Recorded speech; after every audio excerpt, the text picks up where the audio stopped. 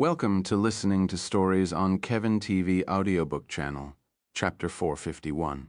Isdis's Night XR18 back on the island, Isdis approached Arad, shaking her chest. He lifted his hand and touched her corset, sucking it into his void. "You really like dancing?" he said. "That's what bards do," Isdis replied with a smile. "Dances, songs, mockery, jokes, and insults. Bards excel in them all, giving them the ability to influence the battlefield in a strange way." Even now, Arad could feel something off as he listened to her sing and dance. Thud, Isdis, sat on Arad's lap, wrapping her arms around his neck. "You have jewelry, right?" She rubbed her face on his cheek. "Can I get some? Why not?" Arad waved his hand, dropping a pile of gold jewelry on the bed. "Pick and choose." He always carried a portion of his hoard in case he needed funds. Isdis gently kissed Arad's cheek. "Thank you. I promise it's in a functional way. I won't ask for them if they were only for looks." She looked into the pile and picked several pieces. Golden wrist and ankle bracelets, 6 silver rings, 2 chain necklaces, and a golden hip belt. "I'm sure you would like those," she said. Arad retrieved the rest of the jewelry, seeing the 2 maids staring at him from their tents. "I should give them some later." Isdis wore them all and did a spin in front of Arad. "How do they look?" "They suit you," he replied with a smile. Isdis giggled with a blush. "Now, look at this." She sat on Arad's lap again and lifted her foot, shaking it and causing the bracelets to rattle against each other. Crack! A small bush froze in the distance. We bard cast magic by using sounds, either by our voice or instrument. Usually people target those 2 to disable us, but I can now use that jewelry as a catalyst to cast magic, she said with a smile. "See, told you it has a use." Thud. Isdis put her biwa on the ground and turned toward Arad. "I've been waiting for this for a while." She reached toward his lips, thought. "You only wanted to use me for the throne," Arad whispered back. "Of course not," she giggled. "No bard would live such a life."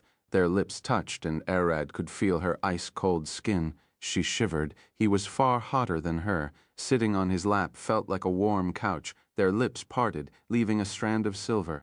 Isdis stared at Arad. "I really didn't expect to be able to choose." With one move, she sat on the ground, reaching forward with her hands to his pants. A gentle move removed them. Isdis turned her head and stole a glance toward the maid's tent. "They are watching, aren't they?" She could feel them there, but she never expected them not to be present. "Do they bother you?" Arad lifted his hand. "I can block them from here." "No need," Isdis replied. "It's the noble life." She opened her mouth, trying to push him into her throat, but she stopped just shy of halfway. "Gah," she gagged out. "It's too long and thick. You don't need to do it." Arad patted her head, and she stared at him with puffed cheeks. "I will do it. I should be able to." She closed her eyes, took a deep breath, and got to it, trying over and over until she managed to resist gagging. It only took about half an hour. Isdis stood, wiping her lips. "How was that?" Extending her hand forward, she pushed Arad onto the bed with a grin on her face. "Don't answer. I know it was half-baked." She sat on his hips, holding his shaft in her hand. "Let me put it in. This is my first time, and I'm sure it will hurt." Arad nodded and lay on the bed, his hands behind his head as he let her take the lead for the start. Isdis pushed her panties to the side, trying and align herself. Slowly lowering her hips, she could feel him stretching her out. "Ow, that hurt," she cried, pulling out immediately. "You okay?" Arad looked at her. That scream was loud. Isdis giggled. "I'm fine. I just didn't expect it to hurt like that." She scratched her cheek.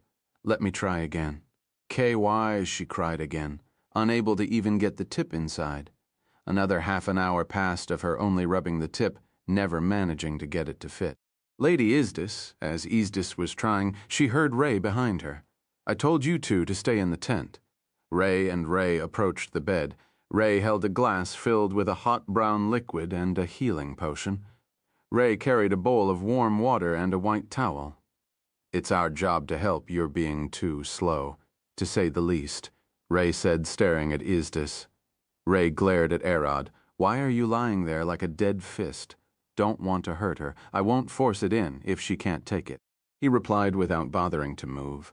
Ray approached Izdis and handed her the glass. Mint tea with dried dates and some herbs. It should help with the pain benevolum. Izdis blinked and looked at the glass. Really? Never heard of it. You didn't take the alchemy classes and opted for art. Just drink it. Ray handed the glass to Izdis. But let me push you down slowly. There is a speed limit. Izdis stared at the glass, confused. Fine, they know what they are doing. In a single gulp, she drank the whole glass. Ray put her hands on Izdis's shoulders. Line yourself and relax. I will push you down slowly. Izdis nodded and did what she was told. Take a deep breath, Ray said. Izdis closed her eyes and took a deep breath. I'm ready. Ray applied a slight pressure on Izdis's shoulders, but suddenly used all of her strength to force Izdis down. Crack. Jwai! I Clea! Izdis screamed as she felt her insides almost ripping apart. It hurt. She turned toward Ray with tears in her eyes. It didn't work. Like such a thing would work. Ray glared at her with a grin. You tricked me. Izdis swung a punch at Ray, but that wimpy hit was easily dodged. Sister, bring the water and potion. Ray looked at Ray. Ray brought them as Ray pulled Izdis away from Arad. Here, drink this to stop the bleeding. In the meantime, Ray reached the warm water and took a towel, soaking it to clean the blood. After cleaning everything and making sure Izdis stopped bleeding, the two maids carried their stuff. Master Arad, Ray looked at him. Lady Izdis hates pain. She only tolerates it when she's angry or annoyed, so please don't mind her. Ray nodded. She only hates it, but she won't get hurt from you being a little bit rough. You two are really cheeky, Izdis growled, glaring at them. Get back to your tent. The two maids looked at her, sitting at the edge of the bed. Do it, or we will take your place. Ray glared back at her. From what we heard from noble ladies of the city, you should have been already divorced, at least replaced by someone else, Ray added. Either do it, or lay down and let him take the lead. Sister is right, Ray nodded. You can't hog the lead and then do nothing for half an hour. The two maids turned around and stared at Arad. You as well, don't let her slow you down. Let her go at her own pace. Don't rush her, Arad replied. The two maids sighed. We know you want to be considerate, but you two will never go anywhere if you wait for her. They stood, bowed, and left back to their tents. Izdis kept glaring at them. Those two, shall we get back to it? Arad looked at her, and she turned. Sorry. She grabbed his flesh on her hand and pushed it inside, all the way in. For a second, Izdis stopped and stared at herself. Wait. She pulled out and touched herself, feeling a slight numbness. What drink works, but it takes a few moments to kick it? Izdis realized, glaring back with an enraged face. Ree, you did it on purpose. Arad laughed. They really played you. He sat up and lifted Izdis by the hips. With one swift move, he laid her on the bed and got on top, pushing himself all the way inside. Ah, Izdis moaned. She might not feel the pain, but could still feel him inside her, stretching her. Ah, ah, ah, ah, ah, ah, ah, ah, ah, ah, ah, ah. Izdis started moaning as Arad moved, slowly increasing his speed and racking the whole bed. Seeing her chest bouncing around, Arad remembered how Ayela's milk tasted, so he went in to try them. He gave her nipples a few licks and started sucking. But to his surprise, they were as dry as the desert. Chapter 452, The Awaited Time. Chapter 452, The Awaited Time. Log in to get LK and view more chapters. The dew of the first sunlight fell from the green leaves in the royal garden, dropping into the ground. Clang. Clang. Gojo swung a wooden sword at the fifth princess, Lucy, but she blocked with her sword. She grunted, struggling to match his speed and power. even though it was clear he wasn't putting in any effort. "Come on, put your back into it," Gojo said with a smile, holding his sword with one hand. "I'm trying," Lucy growled, pushing forth with both hands. Clang! She jumped to the side and swung at Gojo's neck, but got blocked. "You're doing well? That was a good strike." Gojo deflected her attack and swung down, hitting her head. "But stay ready to defend, Thud." Lucy fell to the ground, rubbing her head. "That hurt." She growled and glared at Gojo. "It won't matter if I won with that strike." "That for when you're strong enough to achieve that?" "Most people aren't," Gojo replied. "Keep training. Are you bullying that little girl?"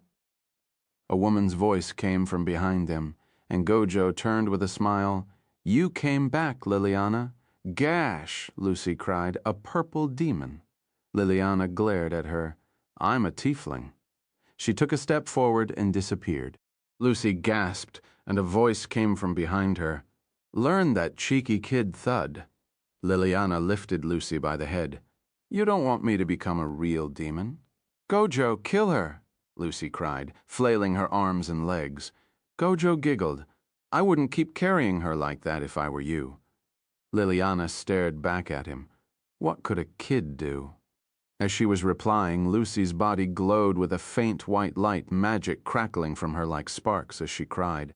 Liliana turned as a powerful surge of magic rushed out of Lucy's body, blasting her back.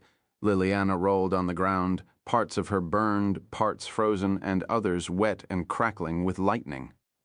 "Gah!" she gasped, exhaling smoke as she barely managed to sit, looking at Gojo consulting the little princess. "Wild magic," Liliana sighed. "You should have told me. It was fun seeing you getting blasted," Gojo replied with a giggle. "But be careful from now on." "She can't control her magic. Not one bit. I don't even know what she's capable of. Only that streams of mana keep violently rushing across her body." Liliana stood. "You know why I'm here?" Gojo nodded. "It's time. You finished everything? Of course. All we need to do now is follow the plan. I did some tweaks on the way as well. Should make it easier." Liliana pulled a scroll from her bag and handed it to Gojo. "Get ready." "I'm always ready," he replied. In the Adventurers Guild training ground, Vars sat on the stairs, reading a book and watching Gug train. Someone had to keep an eye on her. "Gug, Gug!" She laid on a stone benching two adventurers sitting on a steel spear shaft. "I didn't expect this when she asked us to help her train." One of the adventurers sighed, and the other nodded. "What is she even trying to do?" "Flap, flap, flap!" A black crow flew across the sky, landing on Vars's hand. "Liliana's crow, anything new?" He could see a small piece of paper tied to the crow's leg. After reading the letter, Vars looked at Gug. "It's time Liliana is back." "Grr," Gug grunted, throwing the spear away with the adventurers. Luckily, they landed on their legs. "Gug's steel," she growled, staring at Vars. Vars waved his hand, and a black portal appeared on the ground. The handle of a massive sword wrapped in bandages extended from it. Gug grabbed the handle and pulled the sword out. It was a massive chunk of steel in the rough shape of a cleaver, no handguard and proper wrapping. She pulled the sword swinging before resting it on her shoulder. Gug ready. Vars sighed. "Just don't hit anyone with that for now." Eris opened her eyes in Lydia's room. Her head throbbed as if her skull had cracked. She stood up, grunting. "My head!" Lydia, who was asleep sitting on a chair, woke up. "How are you feeling?" Eris stared at her. "Where am I?" "Back at the castle. Zephyr brought you." Lydia stood and approached Eris, touching her head. "Good. All divine magic has drained from your body. You should be fine." Eris looked down.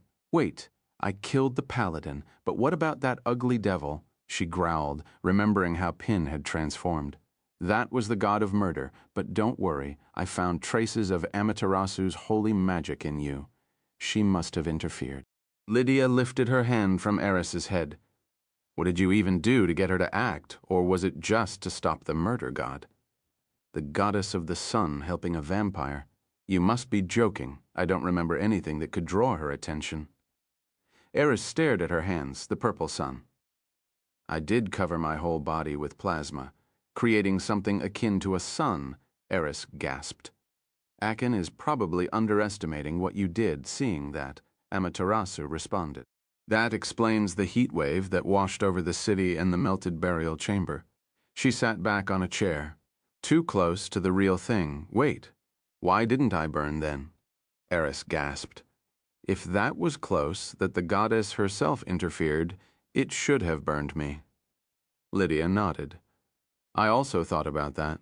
Why Arad isn't harmed by the sun. She stared at Eris. I doubt the blood he got from Ginger is the reason. Since she's unharmed by the sun due to her long family bloodline, Arad doesn't have that. New Milia? You have a guess? Eris looked at her. The thing protecting Arad from the sun is his draconic nature. The light bounces in his void until it fades before reaching his vampiric blood, or his draconic blood protects his vampiric one directly. Lydia lifted her arm, pulling her sleeves back. We humans have an immune system that counters diseases.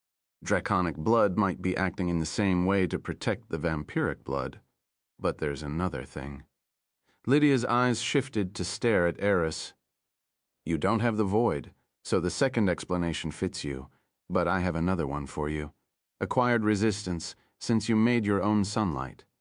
Eris opened one of the window frames and watched the sunlight shine inside the room.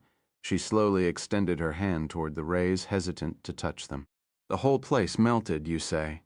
Ayala said, dangling her legs from the chair as she stared at Zephyr flying around. True, I could sense her magic filling the whole cave. She must have created something akin to Arad's void expansion, Zephyr replied, throwing punches. See, told you she can handle herself. Ayala glared at Zephyr. That doesn't the fact I'm not forgiving you for knocking me out. Come on, events proved me right. Zephyr buzzed around like a restless bee. You would have stopped me if I wanted to go fight alone, Ayala grunted. You know you aren't like her or Arad. Those two are monsters in their own right. Well, I'm a fatter monster than them. She looked down, scratching her head. If you're a monster, can't I use your powers? Ayala glared at Zephyr. For what purpose was that contract even? You haven't chanted for me once. Zephyr stared at her. You can't expect power from a patron without giving back. Believe it or not, your mother is the one who wrote that strange script. Chant it, and I may grant you something akin to their expansion. Zephyr stared at Ayala, her eyes glowing with a horrifying green light. A tornado, large enough to cover the city with a rain of arrows? Outside, in the blacksmith shop, the smith and Jack stared at Mira, sweating in terror as she giggled. Lady, that thing looks dangerous, the smith said with a worried face.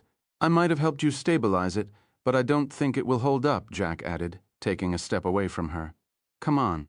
You can't make anything new without taking risks. She chucked a lighting crystal into a small wooden box and strapped it on her back. At least, let Arad test it first. If someone is fine with their back blown away, it has to be him. Jack moved further away from her. With a smile on her face, she linked the copper pipes across her right arm and lifted her sledgehammer with 2 hands. Let's see if it will work. She moved a lever from her side, and lightning crackled across the copper tubes and reached the hammer, electrifying the head. Myra laughed as her hair started spiking up. It's working! It's working! She yelled. With this, I can get more charge than just putting a small crystal in the hammer itself. Crackle, a small lightning spark sparked from her hair and hit her eye. Jai-A. Mira cried, falling to the ground as lightning started stinging her everywhere. It wasn't damaging her, only painful. Stop. Stop it, she cried, moving the lever with a lot of strength and breaking it. Jack, do something. Jack lunged in, ripping the copper tubes from her backpack. You okay? He looked at her.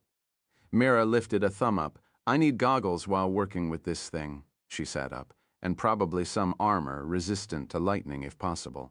You better do, Jack sighed. Arad would kill me if you harmed yourself, Chapter 453. Tickling the Dragon, Chapter 453, Tickling the Dragon. Log in to get LK and view more chapters. Thud. Arad teleported into the castle's garden with Izdis and the maids. We really came back.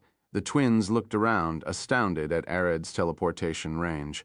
They walked across the garden, walking past the sprawling fountain under the sunlight. But then he stopped. "What is it?" Izdis stared at Arad, and he smiled. "You three head inside. I have something to deal with." Izdis and the maids looked at the keep's door, seeing Eris standing there in the shadows, her eyes glowing purple. With one step forward, she walked out into the sun, plasma cracking from her eyes. "Run!" Arad pushed Izdis and the maids away. He then smiled. "The dragon sent in you has gotten stronger." "What did you do?" Eris lifted her hand, summoning a plasma spear. "You're the one who asked me to be attuned more to my draconic powers," that look on her face. It's the same confidence she had before our fight in Rita City. She's coming for the kill. Arad smiled. "That's more like it. Even the sun doesn't burn you anymore." With a grin on her face, Eris threw the spear at Arad. He lifted his hand, deflecting it toward the sky with a passive face. "That was strangely weak. Crackle!" A long plasma chain with a morning star at the end flew toward Arad at a blinding speed, about to smack his head from the side. So that was a distraction, Arad thought, lifting his hand to catch the chain. Crack! The chain twisted, changing direction and going down, wrapping around his legs so she can control it. Clack! With one move of her arm, she pulled Arad into the sky with the chain, swung him around and smacked him to the ground. When Arad looked at the sky, he could see Eris dropping down on him with a spear thrust. Bam! Eris stabbed Arad in the chest with a smile on her face, but that quickly changed as the scenery around them changed. Arad teleported them into the mountains. Crack! With his left hand, he grabbed the spear, and with his right hand, he grabbed her ankle. "Did you forget that I don't have any organs? Only a void exists in my chest palm." Iris's spear shattered as Arad stood, lifting her upside down by the leg. "You can't match my strength or durability." Think of another way. With a powerful swing, he threw her. Eris smacked into several stones before hitting a massive boulder and stopping. Thud. She landed on the ground, supporting her body with her hands and coughing blood. "Doesn't mean I won't try," she replied. Arad smiled. "I like a strong one." He cracked his fists. "Try beating me if you can." Bam! Iris lunged forward with a smile and a spear in her hand. Arad easily deflected the first thrust with his hand and blocked her shaft attack right after. Barehanded, Iris gasped and swung several other attacks, each one shaking the ground as her plasma pushed upon contact with Arad's hands. No, right before his hand touches my spear, he covers it with a layer of the void, the thud. Arad caught her spear in his hand. "You need more power to harm me, like that lung from earlier." Crack. The plasma spear shattered in his hand as he grabbed her face by the other, throwing her back. Bam! Eris smacked into another boulder. Even now, he isn't taking me seriously. It won't do if I don't get him, at least get serious a bit. Crackle! 5 plasma spears appeared behind her back as she conjured the chain and morning star in her hands. "This might hurt you." She started spinning the chain on her hand, ripping the ground apart. Bab! Bab! Bab! Bam! The spears blasted across the sky, rushing toward Arad like missiles. Swash! Arad weaved to the side, dodging them with ease. There might be 5 of them, but they are controlled by one mind, making them easy to predict, so as long as he has enough speed, dodging them is never an issue. Crackle! As he danced with the spears, he could see Eris flying around him using her plasma wings and chain. Unlike those spears, I don't know if she will run with her legs, fly, or swing with that chain. Her movements are unpredictable. I better set a safe plan. Arad's body glue for a moment as if he's covered in oil. "Are you trying to confuse me?" "I can track you and the spears with ease," Arad said, pointing his hand. Ice ball. He conjured a ball of ice and launched it at Eris, but he missed. Crackle! Eris used her chain, pulling herself toward Arad in the blink of an eye. She conjured a spear in her hand and thrust at Arad's side. Clack! His body twisted, his arm flailing toward her at an incredible speed thwack. He managed to hit her in the face, sending her spinning in the air. "What?" Arad gasped. She didn't bite my arm, was she? Arad was late, and her chain tied him in place. Shit, I fell for it. As Eris's body spun in the air, she landed on all four with her veins glowing purple. Clack. She opened her mouth, her eyes all purple as a roar escaped her throat. Lightning crackled from her neck and back as a ball of plasma emerged in her throat. Arad tried to escape the chain, but the short amount of time he had wasn't enough. Eris roared, a plasma breath escaping her mouth in a concentrated beam of light. She's more of a dragon than a vampire now, Arad thought before his body got hit with her breath, sending him to pieces. Got him, Eris shouted with a smile on her face, sweating from how heavy that was on her body to pull. Thud. A hand landed on her shoulder. Sorry, but I'm fine. Arad stood there. That was a Gemini clone. I dug through the ground as a Molarat. I knew you would survive, but not unscathed like this, Eris said with a sweaty face and a smile on her. Arad lifted his hand. At least you got me to use this. Void, expansion, darkness rushed out of his body, swallowing Eris whole and covering the mountain. The people in the capital saw it and gasped, thinking their hero was fighting another monster, but none was worried. He had beaten a dragon before. What could go wrong this time? Eris could feel her body about to rip apart from the void, but she giggled, putting her together in a ball shape. I was waiting for this. Plasma expansion. Purple sun, a star emerged in Arad's dark void, illuminating the whole place with its magnificent purple glow. What's that?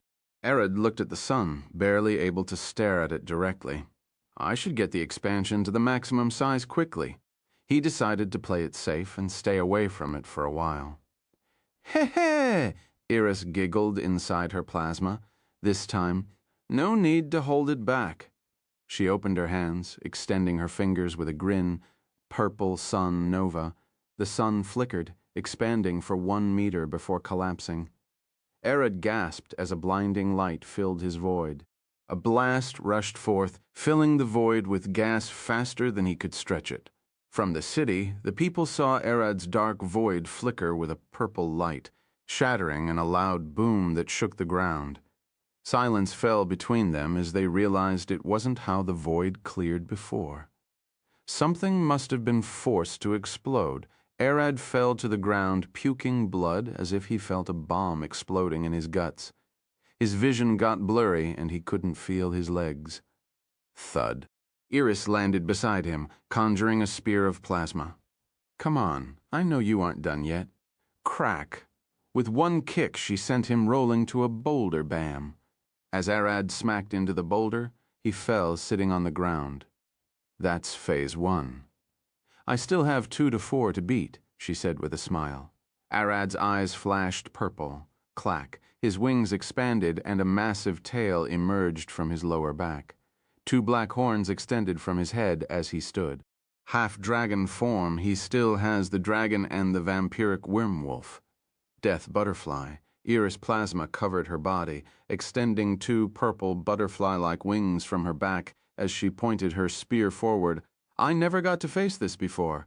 Crack! Arad disappeared from her view for a second, and she went blind, feeling a crack in her nose. Hey! Bam! Her body smacked on a boulder and fell to the ground. Arad dropped from the sky, ready to stomp her stomach, but he stopped at the last moment. You can't follow my movement?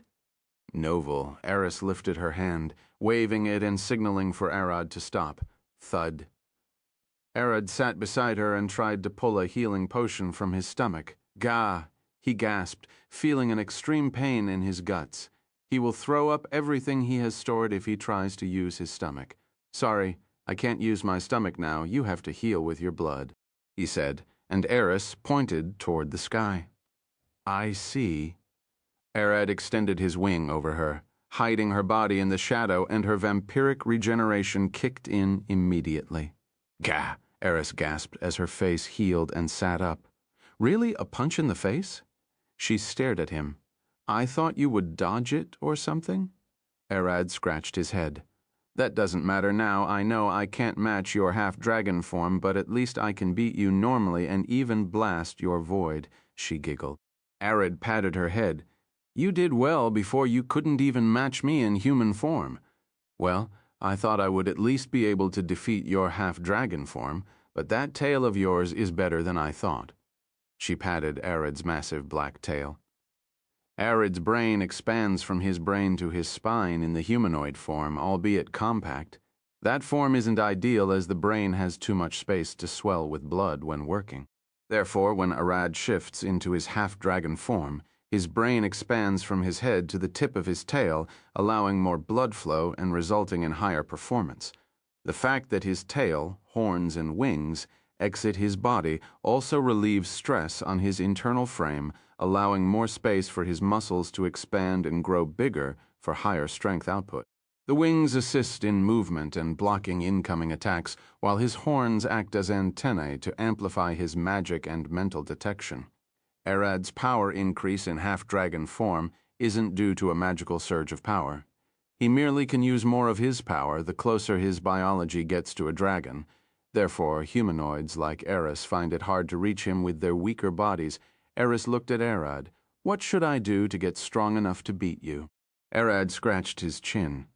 "You should be able to get a half-dragon form since you're a half-purple dragon, but your death butterfly doesn't count as it's merely your plasma covering your body." He looked at her. "Plasma is stronger than flesh," Eris replied. "If you're facing someone other than me, that works, but it means nothing if I can outclass you in speed and reaction time, let alone strength." Arad stared into her eyes. "Can you get one?" "I will try. You aren't going to argue back it isn't possible." Arad stared at her, surprised. "Last time I did, I got nothing. But when I did what you said, I got stronger. This time I will listen without asking too many questions," Eris replied. "Sorry, I didn't take you seriously last time." She stood. "Shall we get back?" They must be worried. Before that, Arad looked at her with a smile. "Come on here," she sighed. "You lost." Arad stood. "I doubt anyone would have remained alive around us." "Fine. I did lose after all." Several minutes later, Arad and Eris returned to the castle. "What happened?" Aela rushed at them. "Izdis told us Eris wanted to kill Arad." "That's true, but she failed," Arad replied. Eris approached Aela, one hand on her hip. "Sorry, but I need to rest in my room. He almost broke my back." "In a fight?"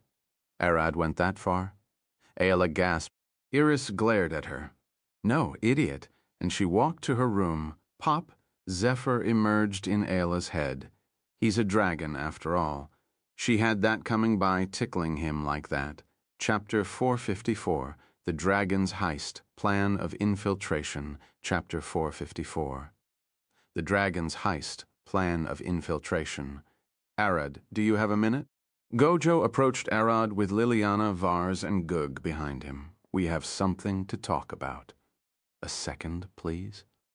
Void step Arad went and brought Jack with a smile on his face. "What? Where am I?" Jack looked around, confused. He had just been sitting on the street following someone for practice. "Time to work," Arad said, and Jack's face changed. "I've been waiting." He looked around, seeing Liliana glaring at him. "Ah, sister, hello, it's been a while." He waved his hand. Liliana grunted, seeing him wave his prosthetic hand. "Sorry, I should have taught you better. I'm the idiot who went against an elder lich." "I deserved it." He smiled, scratching his head. Vars looked at them. "Let's move. The game is about to start." He turned around and started walking. Everyone followed him till they reached outside the city and headed into the forest. Vars stood and extended one finger, waving his hand around with his staff, Lisworth's magnificent tower, inverted crack. The ground in front of them changed into a circle of gray bricks with a trapdoor. "We can talk inside. What's this?" Arad asked, looking at the strange structure.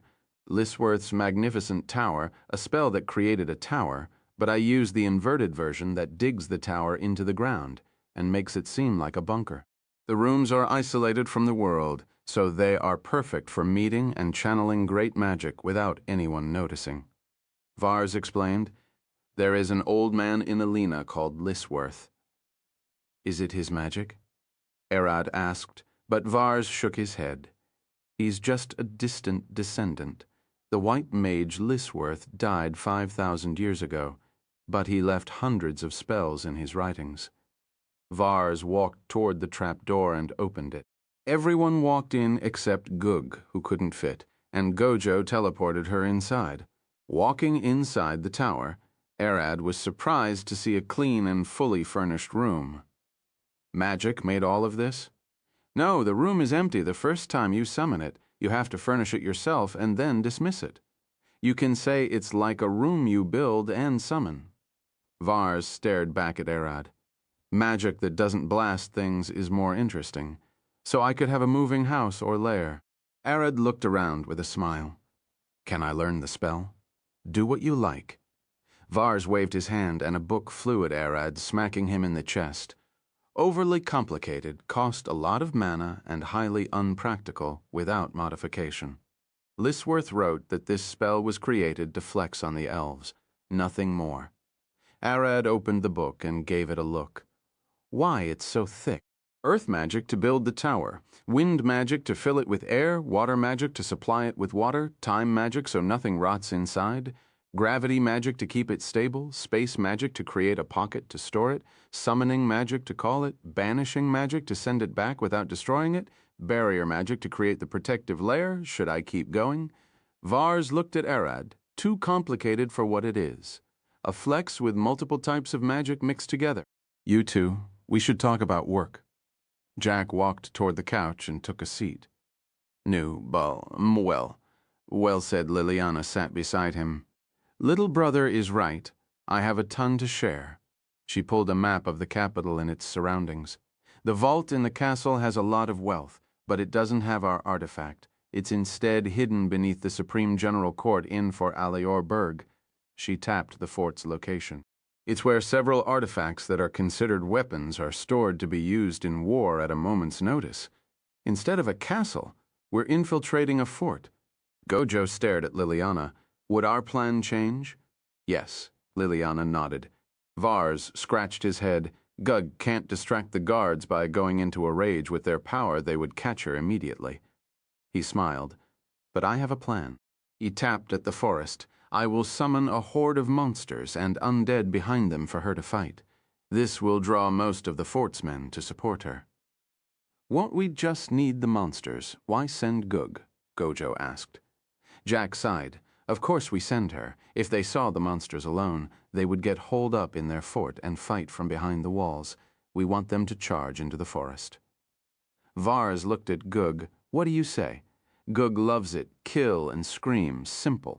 She smiled, smacking her stomach with her fist and growling. Kill only monsters, avoid humans, and protect them if you can. Vars looked at her with a smile. I will make sure the monsters keep coming and remain under control. How do we slip in? Arad asked, and looked at Vars. I'm sure they won't let us through the door. And what about that Supreme General? He isn't a paladin, right? We will slip through the sewers, Liliana added. Vars will handle that. The Supreme General is a warlord, a high-level fighter for all we know, but there is an easy way to send him away. Liliana smiled, pulling a green bottle from her pocket. I already mixed this into his wife's food. She will be having horrible diarrhea for a few days. Her husband and their court maids should be running all around the capital searching for a healer and aren't home today. Why go after her? Arad asked. But Vars replied to him, Of course she's the weakest. Her husband won't even flinch, and the court mage barely has time to eat, and it's hard to get her. The wife who usually eats a lot of sweets can be targeted with ease, and even after the sickness could be thrown at a rotten egg used in cakes or something. How can we slip into the sewers? Gojo looked at Vars and he smiled. Those two will lockpick us inside, and I will use a mass polymorph to turn us into rats to slip through the cracks. Chapter 455, The Dragon's Heist. Gug's Distraction. Chapter 455, The Dragon's Heist. Gug's Distraction. Gojo stood. Then what are we waiting for? Night, Vars replied. We have higher chances at that time, thud. Gojo sat back down, and everyone looked at each other. We wait then. Time quickly passed by, and the night fell. Vars stood moving toward the room's center and tapped the ground with his staff. "I will start now. Gug, move to the forest and get ready." He looked back, and Gojo approached Gug. "Take care." With one touch, he teleported her away. Thud. Gug found herself standing alone in the forest, surrounded by trees and the cold wind. She smiled. "Wilderness, it's been a while." Thud. She took one step and could hear the ground shaking as birds flocked out in terror. She lifted her blade up and grunted. Grrr, grrr, crack. A three-horned buffalo lunged from the trees, growling as it charged forth, kicking dust like a storm. Gug dropped her sword and caught the beast by the horns, stopping it in its tracks. The beast couldn't believe it, but soon felt his skull crack as she headbutted him. As the buffalo stumbled back, disoriented, Gug swung her massive blade down, chopping its head off. With blood splashing, Gug lifted the buffalo's skull up with one arm, flailing it in celebration as she screamed, pounding her chest with one arm. Thud, bam! With one move, she then threw the head forward, smacking a dire wolf in the distance before rushing from with one jump. Bam! She landed in the horde of monsters on one leg as she kicked a tiger with her other leg. Roar! She roared, swinging her blade and ripping through the horde in a fit of rage and carnage. The fort and the castle guards shuddered as they heard a roar fill the sky. "Bring the spyglass," one of them shouted as they tried to look at the mountain foot. "Sir, it's a stampede. Multiple types of monsters ranging from dire wolves to goblins and wild ogres. I can even see some giant snakes and horned beasts," the observer shouted. "It's a hellhole." "What could have caused this?" the commander there growled. "The general isn't even here today. He's out with his wife." He shook the table with his fist. Another notice: a barbarian woman is engaging with the monsters alone. She's holding them back but won't last long. A man came in rushing. Hordes of undead are approaching from behind the monsters. They are the ones causing this. We suspect it's a dungeon break. The commander stood. "Barbarians are like wild animals. They know when something is wrong. We can't let her protect us like children. Stand up." He stood and rushed out.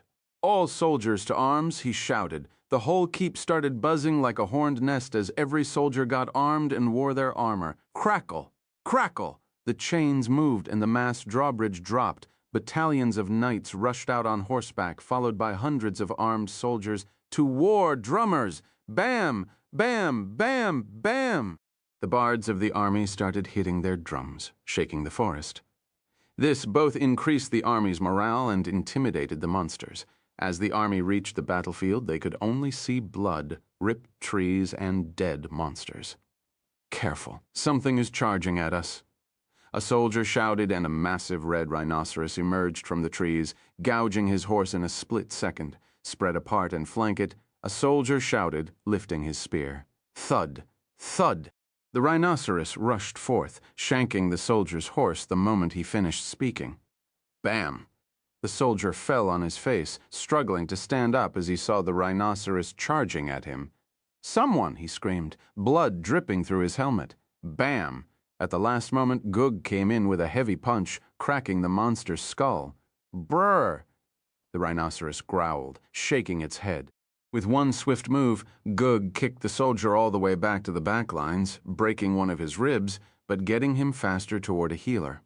No. Or thud. The rhinoceros charged, swinging its horn and hitting Gug's shoulder, barely shaking her with her right hand. She caught the horn and pushed it to the side. With her left arm, she dropped her blade down at the beast's neck. Crack! The blade stopped midway, stuck in the rhinoceros's thick bones. But Gug wasn't that soft. She pulled the blade out and swung it again, chopping the head in the second strike. Woo! Dire wolves surrounded her, 7 of them lunging at the same time. Thud! Gug grabbed the rhinoceros's head by the horn, swinging it like a club and smashing 4 wolves in one swing. The other 3 managed to bite her, 2 on her legs and 1 on her left arm. Roar! Gug roared, biting the wolf on her arm in the head and crushing its skull between her teeth. As the wolf dropped from her hand, she stabbed her sword down, killing the wolf on her left leg and smashing the one on her right with the rhinoceros's head.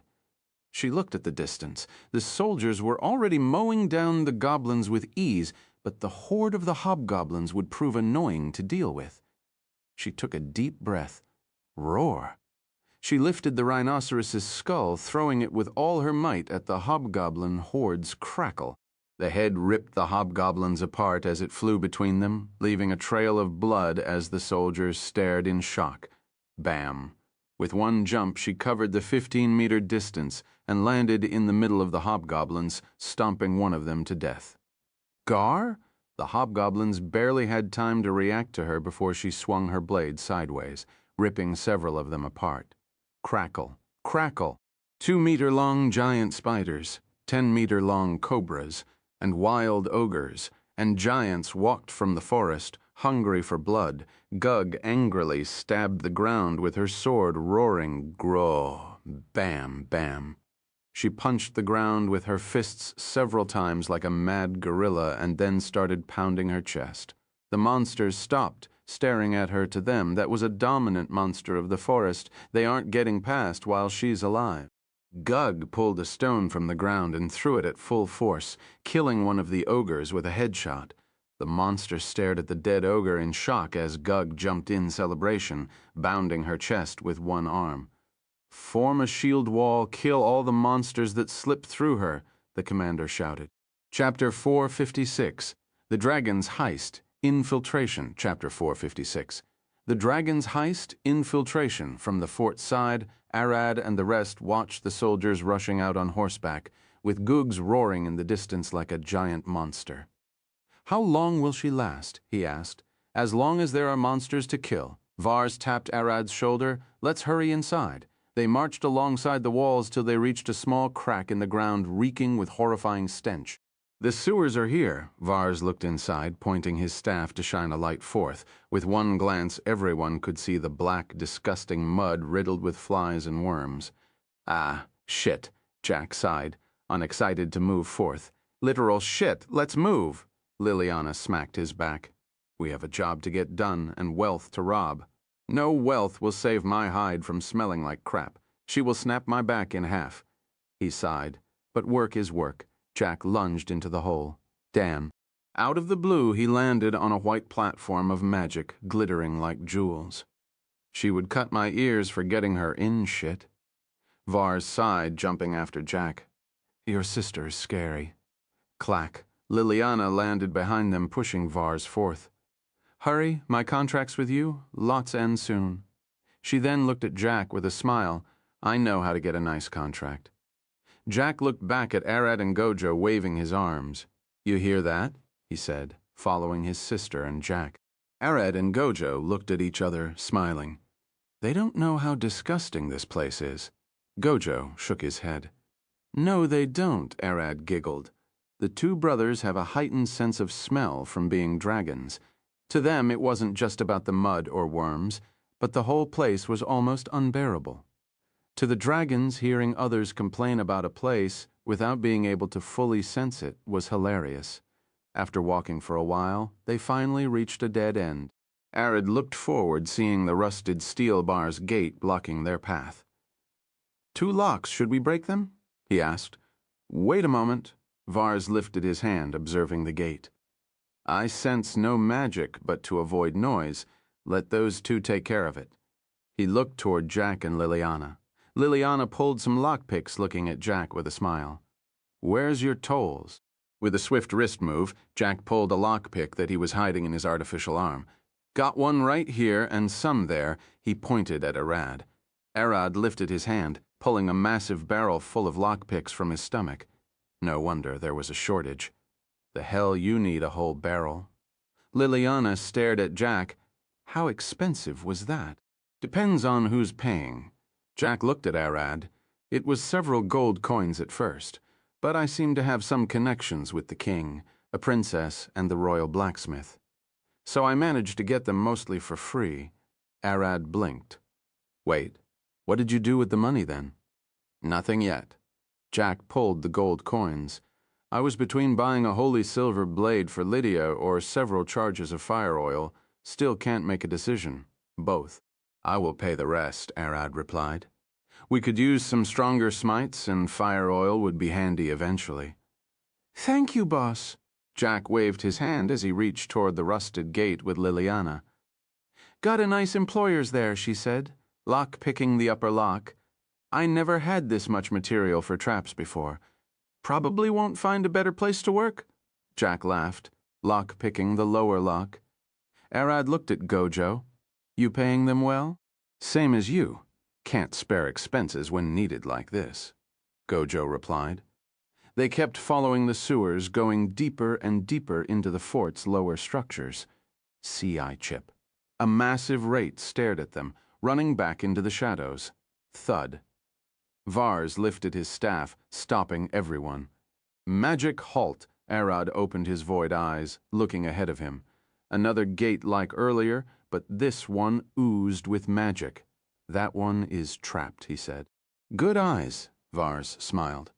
"And not just any trap. That thing nasty." He pointed with his staff at the gate. "You touch it, lockpick it, or dispel the magic. It sends a notification to every mage in the castle. You break it. It releases an alarm and wakes every rat in this old fort." He looked back. "Even if we had the magic key to pass, it will still notify every make that someone had passed, and they will come to check as we aren't registered. Then, what do we do?" "Teleport past it with Void Step," Arad suggested. And Vars giggled. "That would trigger the alarm as your magic will go through the gate to the other side." He walked forward and turned to the side. "We will instead go around it." The magic spread only 3 feet away from the gate sides, grave walk. As he stepped into the wall, the stone opened up into a pocked his side and allowed him to walk right into it. Everyone looked at themselves. "Neat," said Jack, walking behind Vars. Everyone followed them as they walked through the walls around the gate to bypass its magic. Most digging magic would shake the place enough to trigger the alarm, but Grave Walk allows us to seamlessly pass through walls without disturbing it, Vars said as he walked out of the wall on the other side, followed by everyone else. After walking a bit, the sewers started to get tighter and tighter. "Are we supposed to polymorph here?" Harad asked. "Want to check?" Vars pointed up at a small hole in the ceiling. Rack! Crack! Inside the fort's bath, a drain crackled as a fat black rat nudged his head against it. It quickly got plucked out and Arad walked out. He looked around, seeing a maid cleaning in the bath's corner. He already had her detected beforehand. "This looks like the bath. We need to get deeper." Arad turned around, trying to use his detection to find other people walking around the fort. As he was thinking, the maid in the corner turned around, her eyes fixed on the big rat. With her mop in hand, she walked silently toward Arad, determined to crush his head on the spot. Chapter 457. The Dragon's Heist, approaching the vault. Ted swash. The maid swung her mop at full speed, and Arad turned with a surprised rat face. "Chai, Chip!" Seeing the mop racing toward his head, Arad lunged up, dodging the attack with his legs spinning as he tried to act like a scared rat. "Huh," the maid smiled. Out of the blue, her speed increased dramatically, almost doubling as her body spun in place. Thumb with one step, she pinned Arad to the ground. "Chip! Chip!" Arad growled, hesitant to use more force than what a rat could have. Otherwise, this maid might discover their truth. "You're one unlucky fat rat," the maid giggled. "Action surge. Did you like it? I only got a few months ago." A low-level fire, of course, the maids in a fort would be able to move a bit better than normal.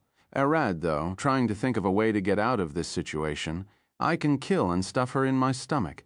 No, a missing maid is the last thing we need." Quark. The maid paused, hearing a toad. She looked toward the sinks, seeing one green, muscular, and ugly toad the size of a human fist staring at her. "What?" she gasped as the toad opened its mouth, dangling its tongue out. As Arad looked at the toad, he knew that was Gojo, but he didn't know if that was an innate ability of his brother or a spell cast by Vars. What mattered most was that his brother was Quark. Gojo opened his mouth, taking a stance and threatening the maid that he was about to jump at her. The maid clenched her fist on the mop, ready to swat the toad in an instant. Quark. Gojo pretended to back away before making one sudden lung toward the maid. She swung the mop as fast as she could, but missed the toad by a hair strand. Stud. Gojo landed on her face, biting her nose. A gra. The maid screamed, stumbling back and lifting her foot from Arad's body. Arad took the chance and lunged back into the sink. Gojo soon followed him and escaped. Thud. Arad landed on Vars's magic platform with Gojo beside him. He sighed, standing back in his rat form. That was close. He looked at Gojo. The toad Gojo replied, "Next time, try something smaller. A fly would be best for infiltration." A maid. Vars looked at them. A fighter maid, probably level 2 or 3. Arad replied, patting his hide. She used action surge to pin me to the ground with her foot. He sighed. I didn't expect such moves. Well, I wish that was me, Vars said with a weird smile. But let's keep it for later. He shook his head. Most people in the fort received at least basic training and could hold their ground against normal people in a fight. It would be exquisite if they would stomp. Cork. Gojo jumped up, hitting Vars in the face. The bath is above us. Where should we go? Vars scratched his chin. Fine, fine. No jokes. If the bath is above us, did you see which direction its door? Arad pointed toward the wall. This direction, but on a slight angle? No, I see so. That means the vault is in that direction. Vars pulled a rough draft of the fort's layout map. How did you get this? Arad shifted back to his humanoid body and asked. I sent a scrying eye into the fort by sticking at one of the servants. Got some rough info from it. Vars rolled the map and gave it to Gojo to hide it. The party kept walking through the sewers until Vars stopped, looking around. I sense a wave of magic. Stop. Lifting his hand, he waved his staff around. Something is off about it. His eyes darted across the sewers. The stench of the hells. Liliana walked forward, her eyes glowing. Probably not something we should worry about. Don't worry. It's only hellstone, a rock brought from the hells, probably stored in the vault. Aside from being dangerously cursed, it's harmless. Even less since I'm here, Doma said inside Arad's head, confirming Liliana's suspicions. That's hellstone. I won't pause a problem, Arad said, walking forward and lifting his hand up. Thud. Vars grabbed Arad's hand. Don't interfere with its waves. My guess is the Archmage left it here to scare intruders, especially mages who got through the gate without ringing the alarm. He's right, Liliana added. The moment we disable or neutralize it, she will come swooping down. That's a possibility. We then should ignore it and keep going. Gojo and Jack looked at each other. They keep hitting us with bait and switch. First, a door will inform everyone of our presence if we went through it, and now this stone, Jack said. Active security. They are assuming any intruder would have the skills to bypass any regular defenses, so they are relying on us making the wrong call, Gojo replied. This would have been much easier if I could run in and snatch it by force. Vars turned to stare at Gojo. Told you that would cause problems. We need to steal it back without anyone noticing. I know. That artifact is the whole reason behind the tension between the elves and humans. Stealing it back in silence will force both sides to shut down for a few years, Vars explained. The humans can't ask about the artifact, since they stole it in the first place, and the elves can pretend they still don't have it, causing both sides to seek a peaceful end, probably by the elves who would pretend they don't care about the artifact anymore. Jack said, and Vars nodded. That's the plan, and the elves are already working on it. Arad walked after Vars in silence. Would Cirilla do this? She seemed like the person to seek a peaceful end. You're wrong about that. From what I know about her, this plan doesn't seem like something she would be involved with. It's either something Vars came up with or the Council of the Elves has planned. Doma quickly stated what she knew about the Elvish Queen. Vars, who put this plan together? Arad asked. Me with a few tips from the higher-ups. This is as much as I can tell you. Vars replied. Higher-ups, those are multiple people, so it's probably the Council. Arad thought Chapter 458, The Dragon's Heist, Crumbling. Chapter 458, The Dragon's Heist, Crumbling. After a few moments of walking in the sewers, they finally stopped, and Vars smiled. We reached it. The vault? Arad asked, and Vars shook his head. No, the entrance to the dungeon. What dungeon? The one they keep prisoners in, Vars replied. This is a fort, remember? We can't go all the way to the vault by the sewers since no one would need sewers there. The closest we could get is the guard's quarter beside the dungeon's entrance. Then we keep digging. Why risk the dungeon? Jack stared at Vars. Tremors or magic could ring the alarms set around the vault. We have to approach it by the front door and get in. Vars waved his staff, pointing at the hole above them. We go to the dungeon. Hold on. Jack approached Vars. You were all about secrecy. Anyone smart enough to make those gates before would do the same with the vault. Opening its door will notify everyone in the fort that someone got inside. Vars pulled 3 potions. I have a plan. We use those. Ghost potions, Liliana stared at Jack. They are one use only, but it will allow Vars, Arad, and Gojo to get into the vault, snatch the artifact, and Void step away afterward. And we? Jack looked at her, and she stared back at him, her fists resting on her hips. Our job is to lockpick the whole way across the dungeon, make sure no one spots us, and then lock everything behind us. Then we leave on our own. Then our job is to take them to the vault and then sneak out. Jack scratched his chin. That makes sense. But wouldn't you have been able to do this without me and Arad's help? Actually, no. Vars shook his head. I have a lot of mana, and I'm hard to move, the same for the artifact. Gojo alone won't be able to get us both out. That's why I needed Arad's help, Bidnov. Arad looked at Vars with a surprised face. Even brother can't. He then turned toward Gojo. Are you two for real? How could I help? The main problem is the artifact. It's almost a divine object, and it's hard to teleport and impossible to destroy. Add to that to keep it in control, I have to constantly cast magic to prevent it from attuning to any of us. Vars lifted his hand and a blue magic circle started floating above his palm. I will be the one drawing the magic of the void teleportation. You only have to assist me. Unless you can teleport high magic or artifacts, Gojo looked at Arad with a smile. I should be able to do those calculations for the artifact. Leave it to me. I can teleport the artifact, Arad replied with a confident face. Doma's skills can't be underestimated. If you say so. Vars scratched his head. If you fail, I will have Gojo teleport us a second time. He walked beneath the hole and looked up, extending his staff. Is it clear up there? I sense no one, Arad replied. And there is no magic, Gojo added. Vars turned toward them and nodded, then take a deep breath. Mass polymorph. Flies. A faint light rushed from his fingers, enveloping everyone. In the blink of an eye, they became a swarm of flies. Jack looked at himself. I'm a fly. I didn't change your voices, so don't talk, Vars stared at them. Let's fly silently through the dungeon.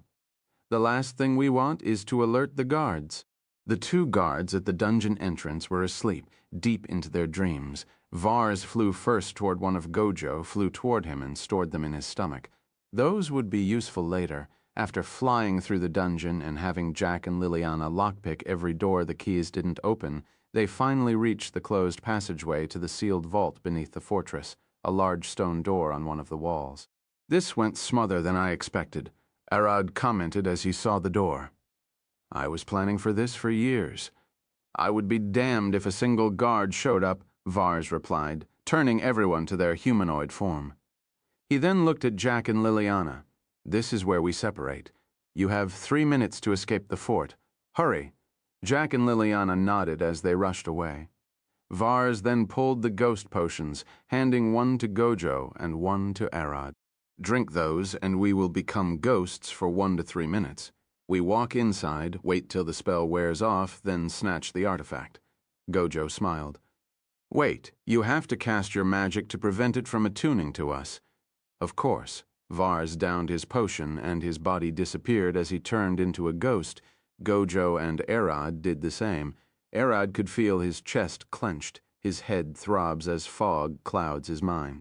Doma and Mom's presence in his inner mind seemed to fade away rapidly as his whole body disappeared. What in the... he gasped, holding his head. Feels awful, doesn't it? Vars giggled. Don't worry, no one can hear or see us. Gojo shook his head, blinking twice to clear his vision. This is worse than alcohol.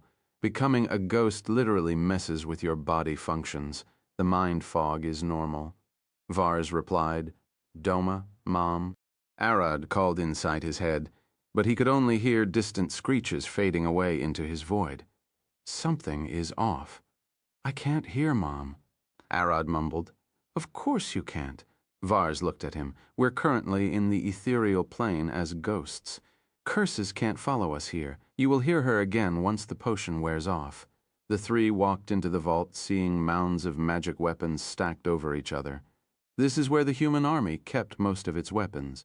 There it is. Vars walked forward, approaching a rusty brown dagger. The blade of death. It's been decades since I last saw it. Hurry. Gojo stared at him. We don't have time, right? We have a bit. Let's wait till the potion wears off, Vars replied as he sat there, waving his hands to prepare the magic. As the potions wore off, Vars lifted the dagger. Finally, it's time, Arad scratched his head. I still can't hear them. Don't worry, Vars clapped his hands. Swash! Gojo disappeared and the cubic artifact he held fell on the ground.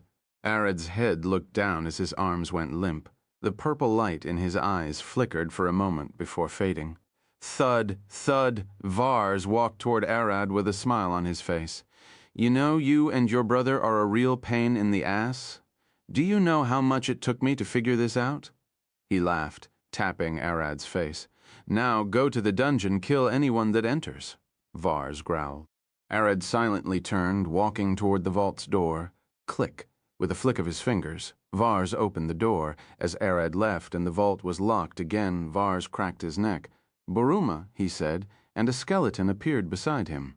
Yes, my lord, it said in a woman's voice. Take this cube and fly as far as you can. Only stop if you reach the other side of the world. He pointed at the cube. The skeleton reached with her hand, but the moment she touched the cube, her arm cracked. What? Vars gasped as the cube started vibrating violently, the ground beneath it getting crushed. You fucking monster, he growled. Raw, ag, arar. A violent roar burst from the cube, shaking the whole fort and reaching the city. The skeleton woman stared at Vars. What should we do? I've spent years preparing for this day, forget 2 hours. This will barely keep him inside for an hour. I must hurry. Vars turned and pulled his staff. I will attune to the artifact. You lead the undead army to the city and start the slaughter. I need souls to ascend. What about the other void dragon, she asked. I mind-controlled him. The witch in his head was a problem, but I pushed her away with that. He pointed toward the ghost potion. He won't be up any time soon. Arad walked toward the middle of the dungeon and stood in the middle of the largest room, blocking the way toward the vault. Who are you? A guard shouted as he saw Arad walk inside. He pulled his sword and approached Crack. In the blink of an eye, the guard's body split in half as 2 swords appeared in Arad's hands. As other guards heard the noise, they rushed in, but none of them made it halfway into the room without being ripped apart. In less than 10 seconds, no sign of life besides Arad could be found in the dungeon. Back in the city, the Paladin General heard Gojo's roar booming in the sky and stood. What's this? It's coming from the fort, and soon he gasped, sensing hordes of undead emerged from the mountains. Call to arms, he shouted, rushing out as fast as he could. Chapter 459. The Dragon's Heist. Undead Rush. Chapter 459. The Dragon's Heist. Undead Rush. Sir Alphonse, a paladin, shouted as he saw the general running across the street, crackling with holy magic. I sense a wave of necrotic magic. This isn't a drill, right? The paladin General Alphonse stopped, staring at the paladin. I pray to the gods each second this was a dream, but it isn't. He looked into the sky. There are thousands of them. An undead overlord must be around. Crack! A bone burst through the ground behind Alphonse. Necrotic magic washed over the place as the paladin roared, swinging his sword at the bone. Divine smite clang. The paladin's strike stopped, his blade shattering upon contact as the bone-pulsed flesh covering it. "Get back!" Alphonse shouted at the top of his lungs. "You can't handle that! Crackle!" A burst of necrotic flame emerged from the bone, and veins and blood expanded as it formed a lump of flesh dripping with magic in the blink of an eye. The paladin lifted his arms to block, but he was late. The bone shard and flesh lunged at him, burrowing into his stomach. "Graue quia!" The paladin screamed as the necrotic lump ate him from the inside out, replacing his organs as he growled in agony. In a few seconds he went silent as green necrotic flames emerged from his eyes. "A well-trained body, it will do," the corpse said with a deep growl. Alphonse pulled his greatsword. "A flesh-eater. Who sent you? Find that for yourself, if you can." The flesh-eater opened his arms with a smile. Shards of bones fell from the sky across the whole city, and Alphonse could hear people screaming as the undead ate them alive. "Damn it," Alphonse growled, lifting his great sword in a wrath stance. Back in the castle, Mira was asleep in her room, exhausted after a hard day. A maid sat on the couch, half asleep, half awake. Her job was to guard Swash. A gust of wind came through the windows, pushing the drapes away. The maid opened her eyes, hearing the flapping of the drapes ding. She could see something twinkling in the night sky. Pew, a sharp bone flew through the window, piercing her throat. Gah, gah, gah. The maid struggled, but couldn't utter a sound as the undead took her place, eating her from the inside out. Now standing over Mira's head, the undead maid conjured a bone in her palm. "My lord wants your life to be snuffed to death your return." She lifted her hand and swung down at Mira's chest. Bam! The wall shattered as Kin rushed in with a claw swinging, blasting the undead maid outside the castle with one strike. "What?" Mira woke up terrified. "What's happening?" She cried. "Stay close to me. We're under attack," Kin growled, fire crackling from her teeth as she glared out of the hole the maid left in the wall. The whole capital boiled, people running all over the place like ants. Flames bursting in tens of houses as screams filled the sky.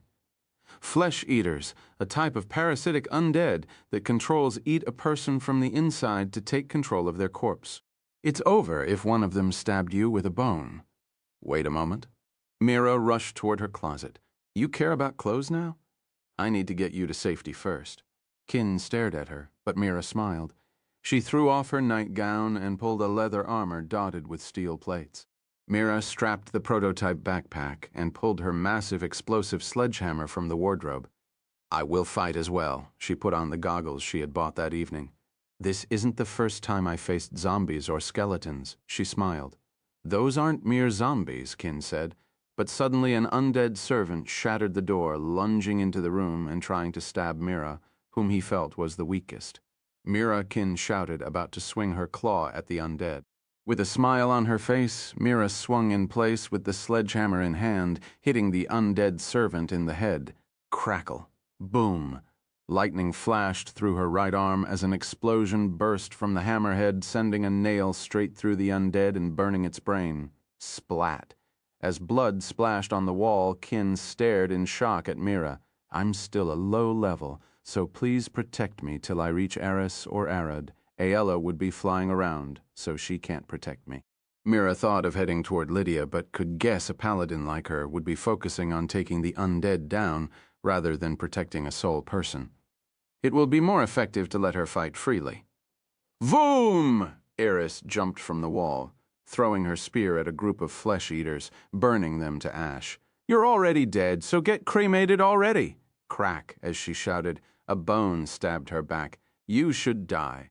"We don't need you," the undead growled, pushing the bone deeper into her back. "That hurt, idiot," Eris growled, and the undead started feeling something off. The bone in his hand was getting hot, smoking even. "What?" he gasped, pulling the bone back to find it had gotten shorter. The end has turned to ask as plasma gleaned from Eris's wounds. Void dragons like Arad have their organs protected by the void. Green dragons' organs swim in poison, while black dragons' organs reside in acid. With Eris being a half-purple dragon, that's slowly forcing her body to utilize more of her draconic power. Her organs float in a thick goo of plasma, making her body uninhabitable to most diseases, parasites, and even melt weapons that stab her. Swash. Eris spun around, crushing the undead's head with her claw. She smiled as the undead surrounded her. I don't even feel like embalming you before cremation. Time to work. Clang. Clang! Lydia jumped from the castle wall, slowing her fall by, clawing with her gauntlet at the wall. Bam! As she landed in the city, she saw two women jump at her, growling, more flesh-eaters. She growled, divine smite. Her blade sliced through them like butter, sending a splash of blood as she stared forward. Bam! Alphonse flew across the sky, landing beside her with his body covered in blood. Are you injured? She cried. Not my blood, Alphonse replied. It's his. He looked forward as the ground started shaking. Mommy blood, the Lord we kill. A gigantic lump of flesh with 100 faces crawled across the streets, growling and burbling with blood as it focused on Alphonse. Glutton flesh eater. I already killed 5 of them, but they keep coming back using the civilians. Alphonse growled, Leave the city to me. Head to the fort. That scream came from there. That was Gojo Arad's brother. Lydia growled, Do you know anything else? You aren't the first I send there. I already asked the A-rank adventurers to head there. Go support them. I will handle the city here with the paladins, Alphonse said, and Lydia lunged forth, straight toward the glutton flesh-eater. Don't leave him to me, Alphonse shouted as he saw Lydia about to swing her blade at the undead monster. Divine cleaver. Clap. Lydia's sword burned with holy light, illuminating the whole street as she cleaved the monster in half with one swing, rushing between his two halves without slowing down. Alphonse smiled. Those monsters are resistant to holy magic. Whoever unleashed wasn't oblivious to the paladin's existence in the capital. But she cleaved right through that glutton with one swing. He giggled. How long has it been? He lifted his blade, pointing at the sky. Benove on In Amaterasu's name. In Jemima's name, in the name of Mother Earth and everything that's holy, he shouted at the top of his lungs. I, Alphonse dear Gromwell, decalers a holy crusade, bring the light of the sun to the depth of night. As his voice boomed across the city, paladins could be heard shouting as blasts of divine magic flashed across the whole capital flap. L.A. flew into the sky, hiding Zephyr beneath her cloak. Are you all right? She cried. I'm fine, Zephyr grunted, her skin burning and her wings rotting. Whoever is behind this attack, he knows us well. She glared into the sky, seeing 7 undead pixies glaring at them with ships of necrotic flames. Someone set us up? She growled. Ayla pointed her arrow and was about to fire a shot, but then rotten vultures rushed at her. Damn it! She dodged the attack in the nick of time. Where are they coming from? She growled, Bam! From the ground, a flash of golden light flew to the sky, slicing one of the vultures in half. Ayla gasped, That's Paladin. Alphonse stepped on one of the vultures, his eyes focused on the undead pixies. He took a deep breath, the muscles on his arms expanding. Action surge, divine cleaver, in the blink of an eye, he sliced the vulture he stood on, jumped forward, and sliced the remaining 7 vultures. His blade flashed as he swung it at the pixies, ripping them to shreds in holy flames before they could even react, and then used the last hit of his 16-attack action surge to propel himself back to the ground. Ayla stared at him, stunned. A fighter paladin, like one divine cleaver, wasn't enough. Someone had to learn how to fire 16 at the same time. That's the paladin general, Alphonse. He can take care of himself. Let's focus on finding Izdis first. We can then search for Arad. He's also capable of taking care of himself. Zephyr growled. I will heal quickly now that those bastards have died. Give me a few minutes, and I will blast all the undead out of this city. Chapter 460, The Dragon's Heist. Turned tables. Thud, Kino stood before the fortress's gate. Open up, he shouted. I doubt they will. Maimai sighed behind him. You can hear them fighting in the forest, and whoever Alphonse sent us to hunt must be messing them up inside. You might be right. Kino looked at Gura. Smash it. Thud. Thud.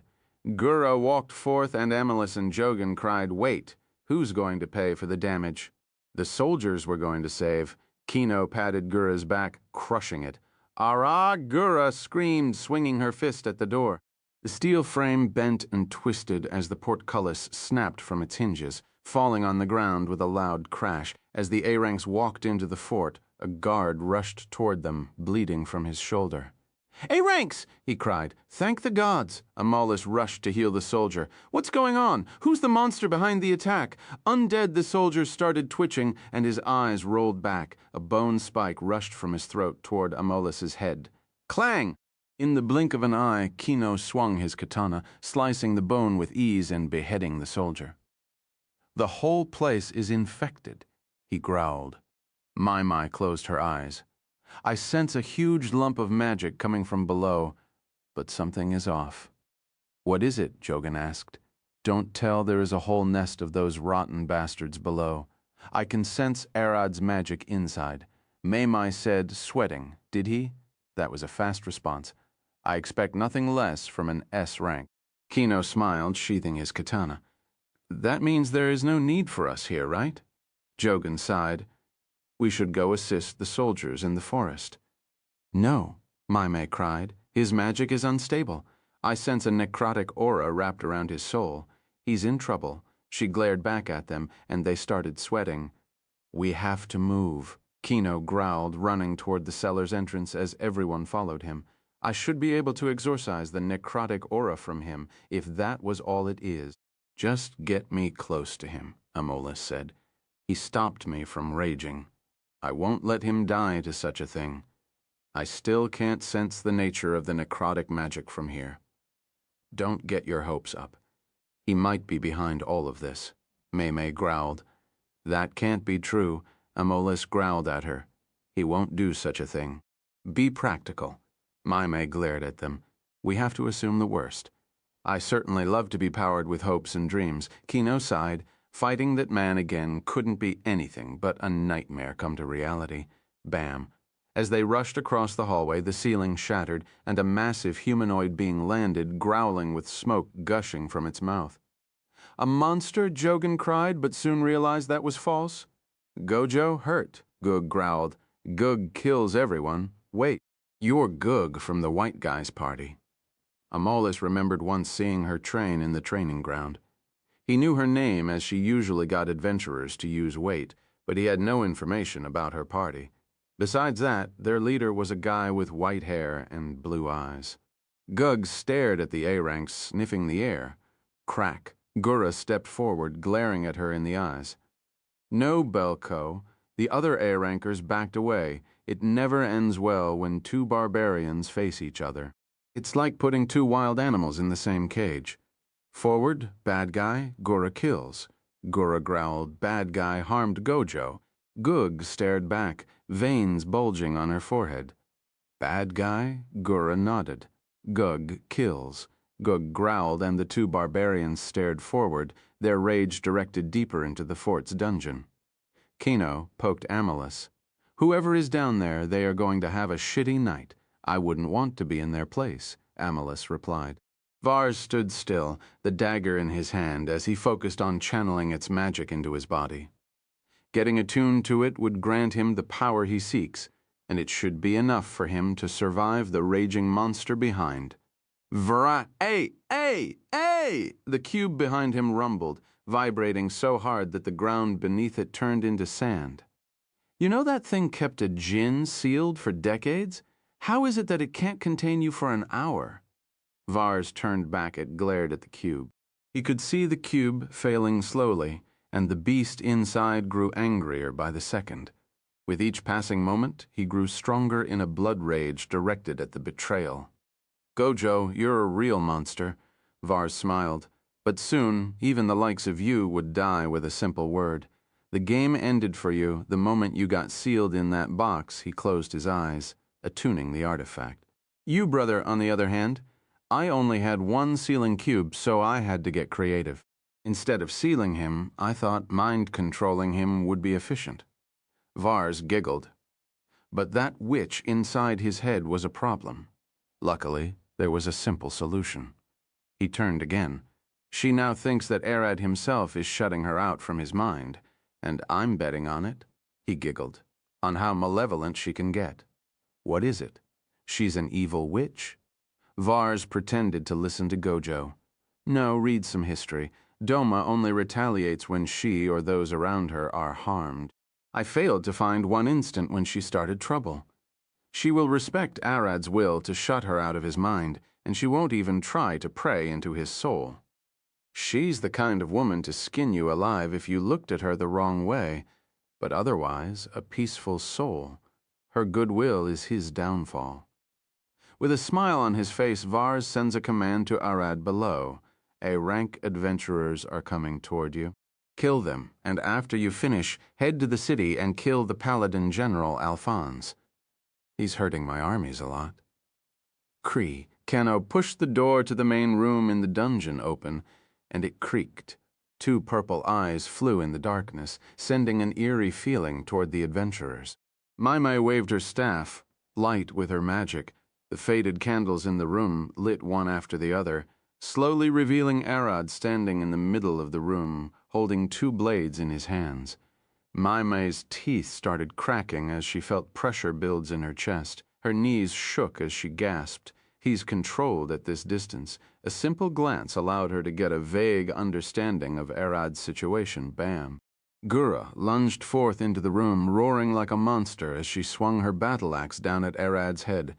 Cling, Arad swung his adamantine sword, cutting her triceps one move as his second blade dropped toward her head. Thud, clang. Gug lunged between them, kicking Gura back and blocking Arad's strike with her great sword. Her knees bent as her feet dug into the ground. She grunted, feeling her bones crack as she gasped. Heavy, his blade slowly cut into her skull. Swash! Kino rushed in, swinging his sword at Arad's arms and cutting his triceps. Crack! But his katana cracked, losing its edge from one strike. Grease. Maimai cast a spell to make the ground beneath Arad's feet slippery. As Yogan jumped and touched his side, force blast clap. With a thunder wave, Arad flew back several meters before landing back on his feet. Alphonse rushed to heal Gura and help her recover faster while the rest stared at Arad, sweating like they were drenched in water. As Arad stared back at him, his arms healed instantly. "We're fucked," Kino giggled, a terrified smile on his face. Chapter 461, The Dragon's Heist. Wild card. Thud, Izdis. Jumped from the balcony, carrying her mother in her arms. "Rotten bastards," she screamed, glaring back at the hordes of flesh-eaters on the balcony. "Izdis the ground," her mother cried, but Izdis smiled, shaking her legs to rattle her ankle bracelets. Cha-chin! In the blink of an ice slope burst into reality, and the 2 slid on it, jumping over the walls. Crack!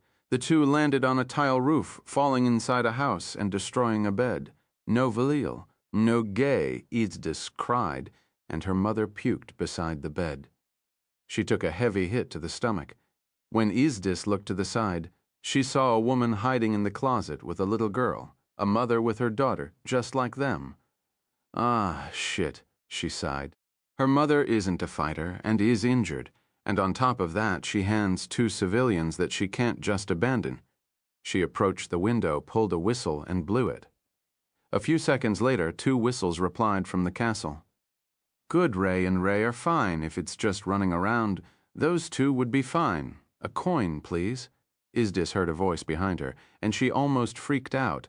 "You scared me," she turned around, glaring at the old lady staring at her. Izdis's mother, the civilian mother, and her daughter stared at the old lady.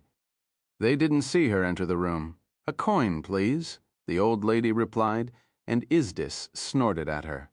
"Fuck off, old hag. We have a city to save. You can beg for money later." The old hag laughed. "Always the same, aren't we? Jin and Kin must have taught you well." "Not enough to save the capital, it seems." Izdis scratched her head. "As the princess, I ask you to blast every undead in the city if you can. Avoid Eris and Arad. You don't need me to tell you that, right? Fine, but I expect an adequate payment. The old hag disappeared. A flesh-eater accompanied by several zombies and skeletons approached the house. They got word that the princess was hiding there, so they came to kill her. Bam! The flesh-eater kicked the door open with a smile on his face, excited to taste royal flesh. He froze in place, seeing something he didn't expect.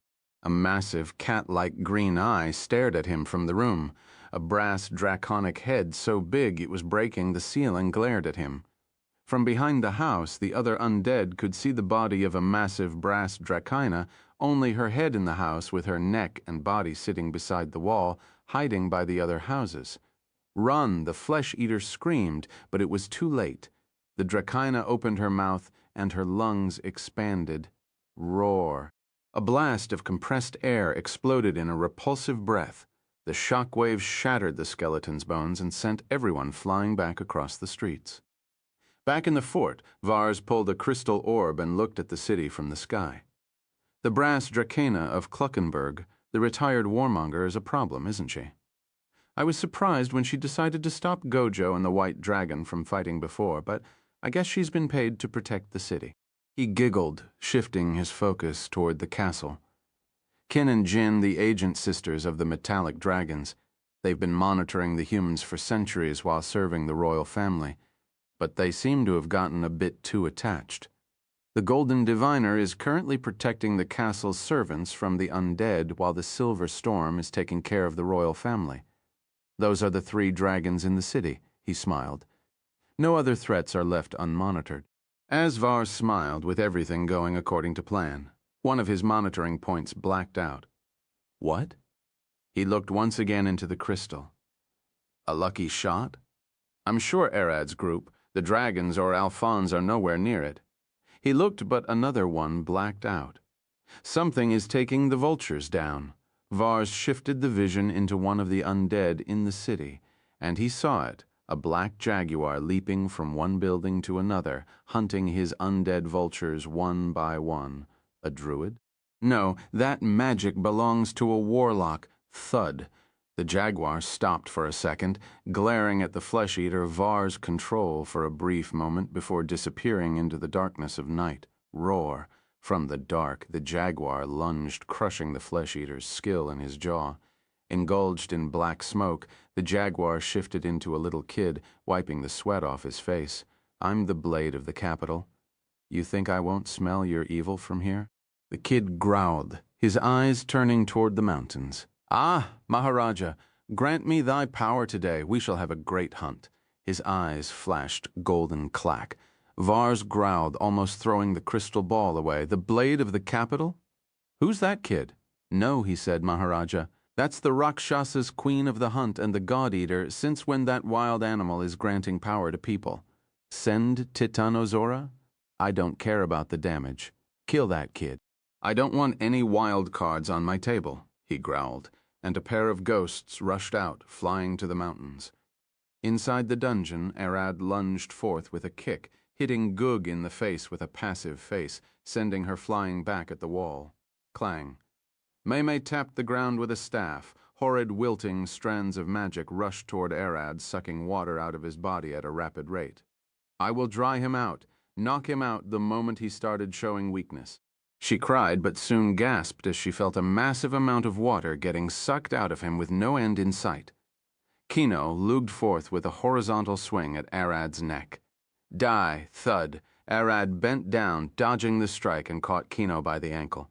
Crack. Kino's bone shattered under Arad's grip in the blink of an eye, and he cried, "Let go of me." Without hesitation, Arad swung a fist at Kino's head. Thud! Gura caught Arad's fist by the wrist and kicked him in the face, sending him rolling across the room. Gagaya! Kino screamed on the ground, missing his left foot. Amalus! Fucking heal me! At once, don't move! Amalus rushed in, but as soon as he started healing Kino, he saw Arad lunging at them. Stop him! He cried. Bam! Gug rushed in, punching Arad in the face, but he retaliated with another punch. Roar!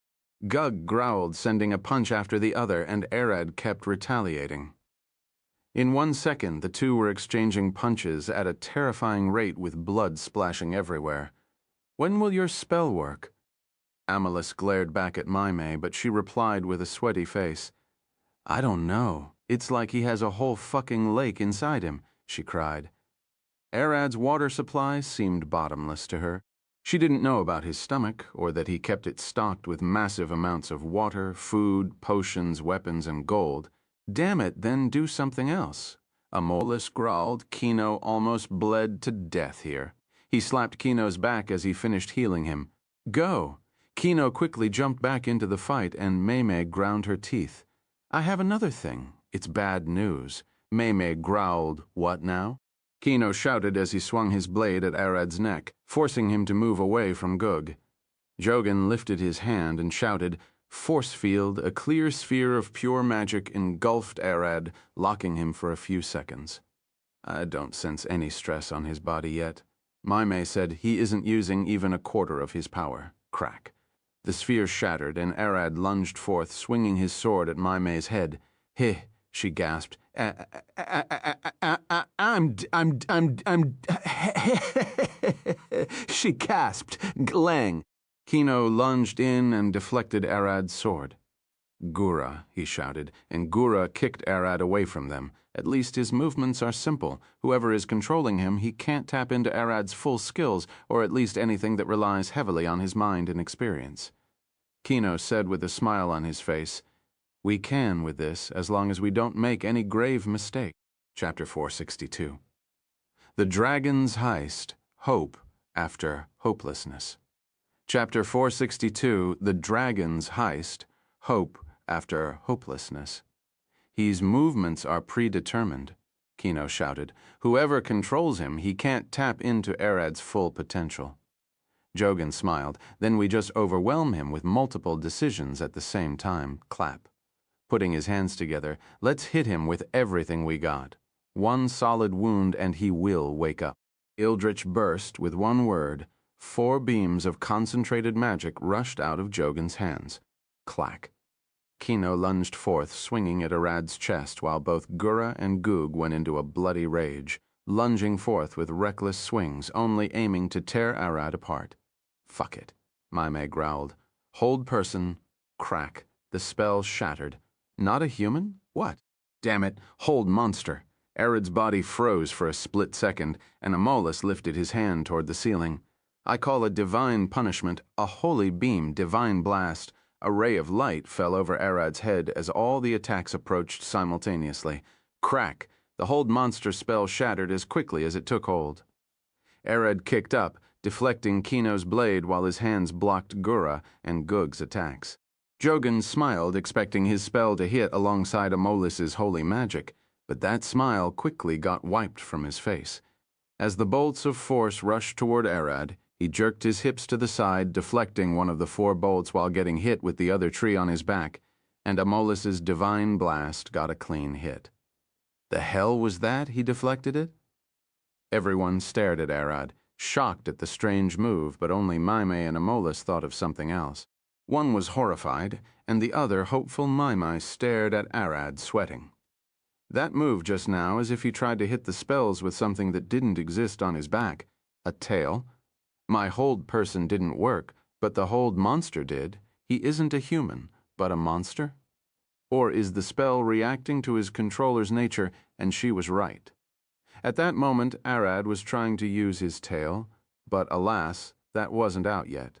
Amalus smiled, seeing Arad's skin burn with his holy magic. Maimei said, "A necrotic spell is controlling him. My holy magic seems to be affecting him nicely. He's weak to holy magic, probably because of the control spell, but the reason doesn't matter. Take those."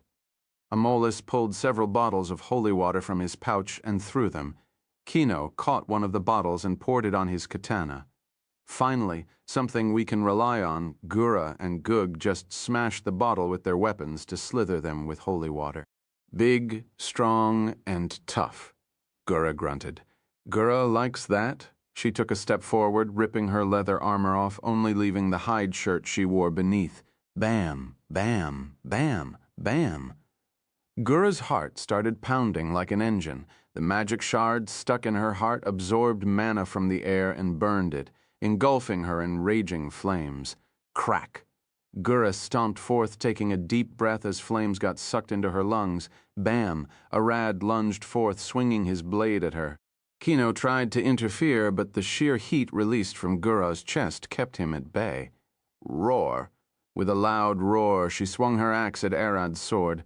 Clan, as the two steels clashed, sparks flashed, illuminating the room with a blinding light. Crack! Gura's axe shattered, the wooden shaft burning into embers under volatile magic released from the shard, stuck in her chest. I always forget. She's also a monster. Kino smiled. That magic she absorbs doesn't only go to healing in her rage, she can release it for a short-time burst of energy as heat. Thud! With one step forward, Gura's foot dug into the ground and she flung a left at Arad's face. Crack! Her fist smacked into his face, caving his right cheek. As Arad's head recoiled back, Gura shifted her hips, sending a right toward his liver. Crack! She could feel something crack. She got one of his ribs. In a fit of rage, she released several more punches, leaving tens of burned dents on Arad's torso and face, finishing with one last hit to the throat, twisting Arad's body backward. As Arad's body bent backward with a smile on his face, his right foot lifted up, hitting Gura in the chest with a powerful kick, sending her flying toward the wall. Crack! Gura fell on her face, puking blood as she felt her organs rip apart from Arad's kick. She stared at him, blood pouring out of her nose and ears as her flames flickered, undominatable power, as heavy as a bull. She growled. Clap! Jogan clapped his hands. Spawn darkness, hungry demons. Half of the room was consumed by darkness. Hundreds of mouths armed with razor-sharp teeth emerged in the middle of the dark, biting Arad from every direction. Jogan glared at the others. Prepare for a coordinated attack while he isn't seeing us. Sent a telepathic message to May Vroom out of the darkness. Arad lunged out directly at Jogan. Wait. How could he see me? No, how did he get away from those teeth without a scratch? It was simple. Razor sharp isn't enough to pierce a dragon's scales, let alone Arad's body that's protected by his void. Swash. Arad swung his fist down, aiming to divorce Jogan's head from his neck. Cling.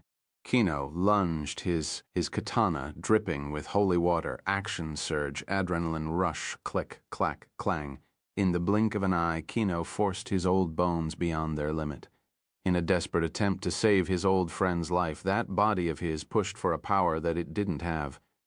At that moment, he could only think of his rival, Alcott. With each millisecond passing, his cells lamented his lack of power. If he only was like him, if only he wasn't lacking, it wouldn't have gotten to this point. No, it filled with regret, fear, and desperation. His cells forget their desire for survival and only focus on clearing those feelings, pushing over their limit like a sad man overworking himself to feel better. Kino's max speed was 8 attacks a second before, and with his skills it usually reached a maximum of 32 attacks. 8 times 2 action surge, adrenaline rush equals 32. But now he could step into a realm that he could only dream of if only for the blink of an eye.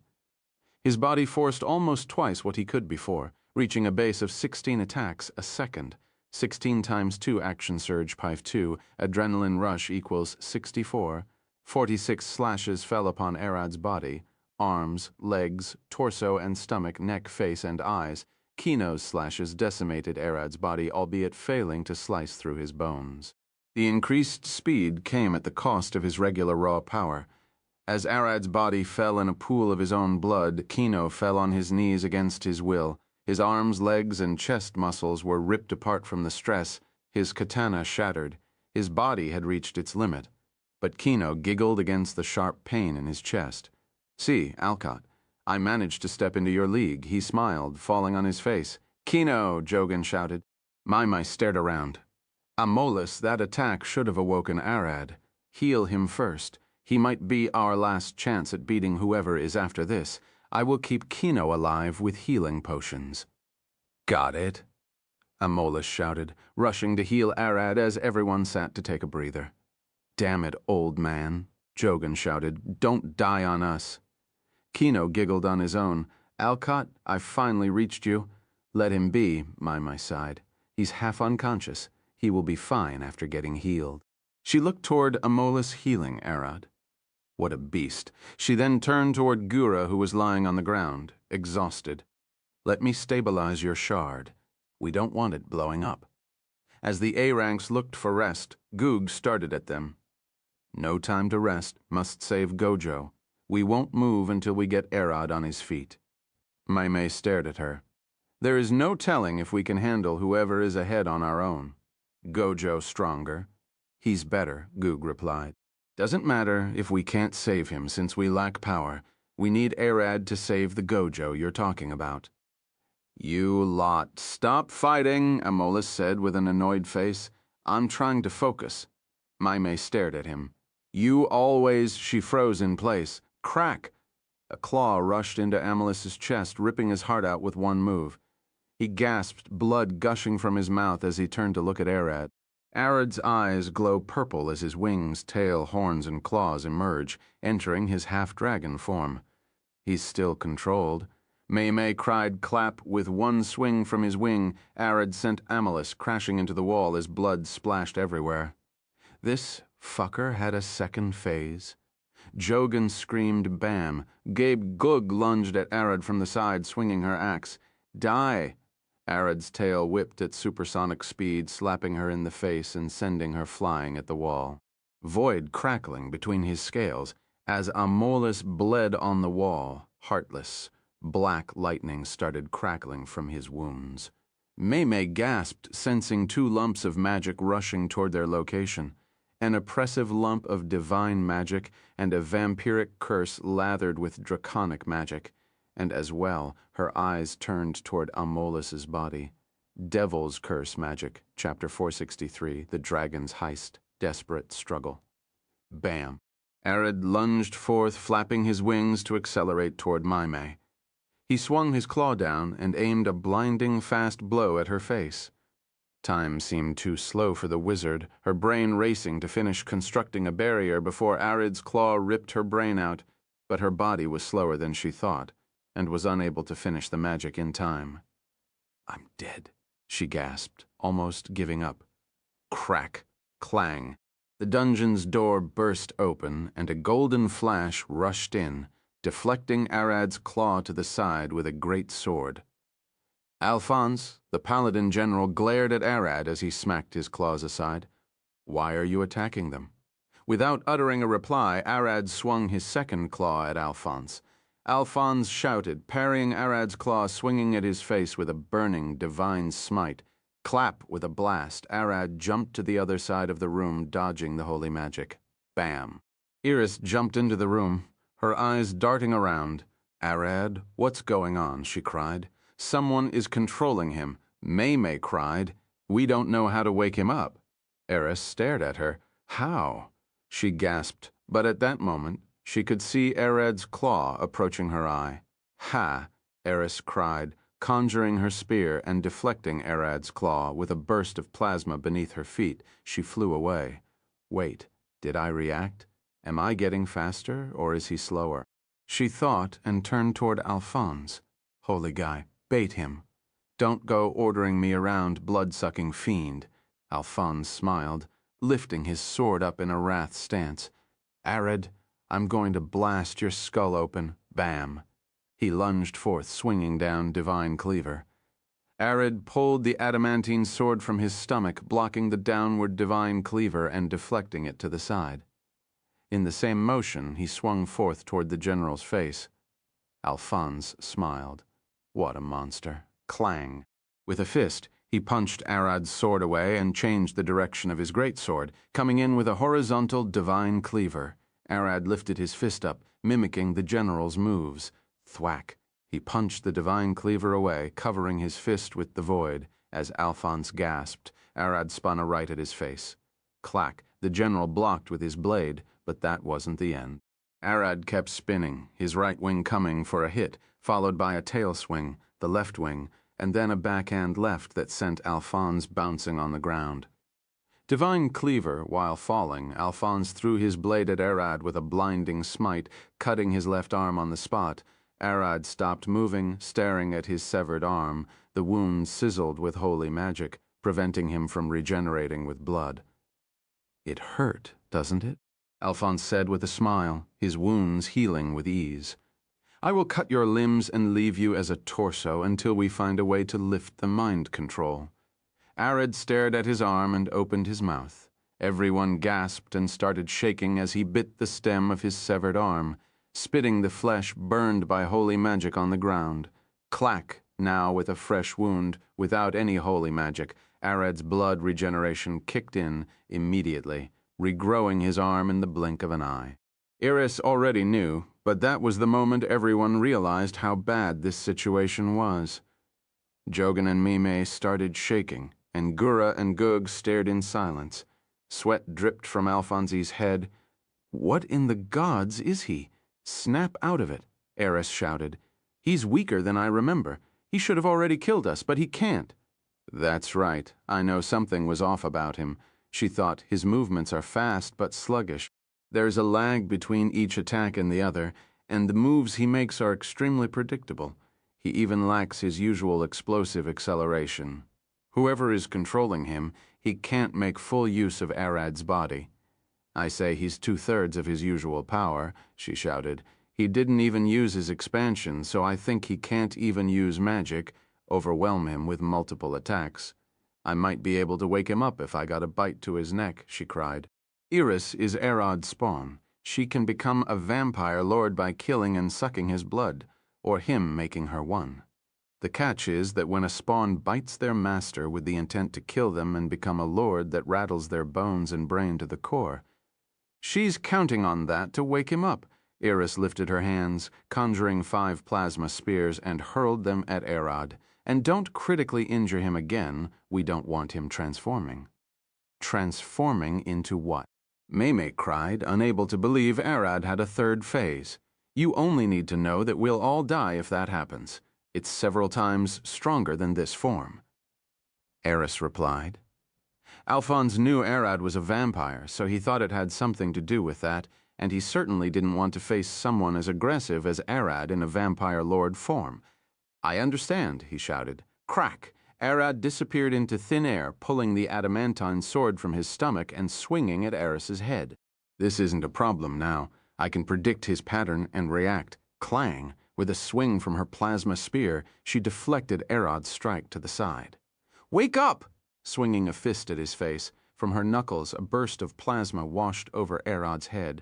The sword disappeared from Arad's hand, getting sucked back into his stomach. "He's going to switch!" Eris predicted that he would attack with the other hand, but the moment she turned her eyes to stare at his left palm, she jumped back in fear, seeing what he pulled.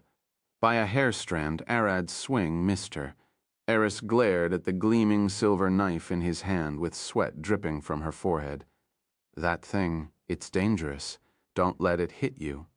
Eris screamed, and Alphonse swung his greatsword at Arad's back. Alphonse's sword burst with light as he swung, aiming at Arad's wings with a furious swing. Arad turned around, blocking with the knife, and Alphonse smiled. She's right, he isn't thinking. "I wouldn't block my greatsword with a small knife." Clang! The knife was forced out of Arad's hand, and Alphonse kicked it into the corner of the room. "You don't know what weapon you're holding. You only understand attack and defense." Crack! With a powerful kick, he sent Arad flying. "Attack. Weapon fails to hit. You pull another from your storage and try again. If the attack was blocked, and depending on the impact felt, you decide whether to attack, counter, or deflect and counter with another weapon." Alphonse stared at Arad with a grin. "You aren't directly controlled. The bastard behind this created a set of rules and integrated them into a necrotic spell that attaches to the soul." He laughed. "I know what kind of bastard can do this, Baelnorn. An elf bound to mission in a form resembling that of a lich, but remaining mostly intact.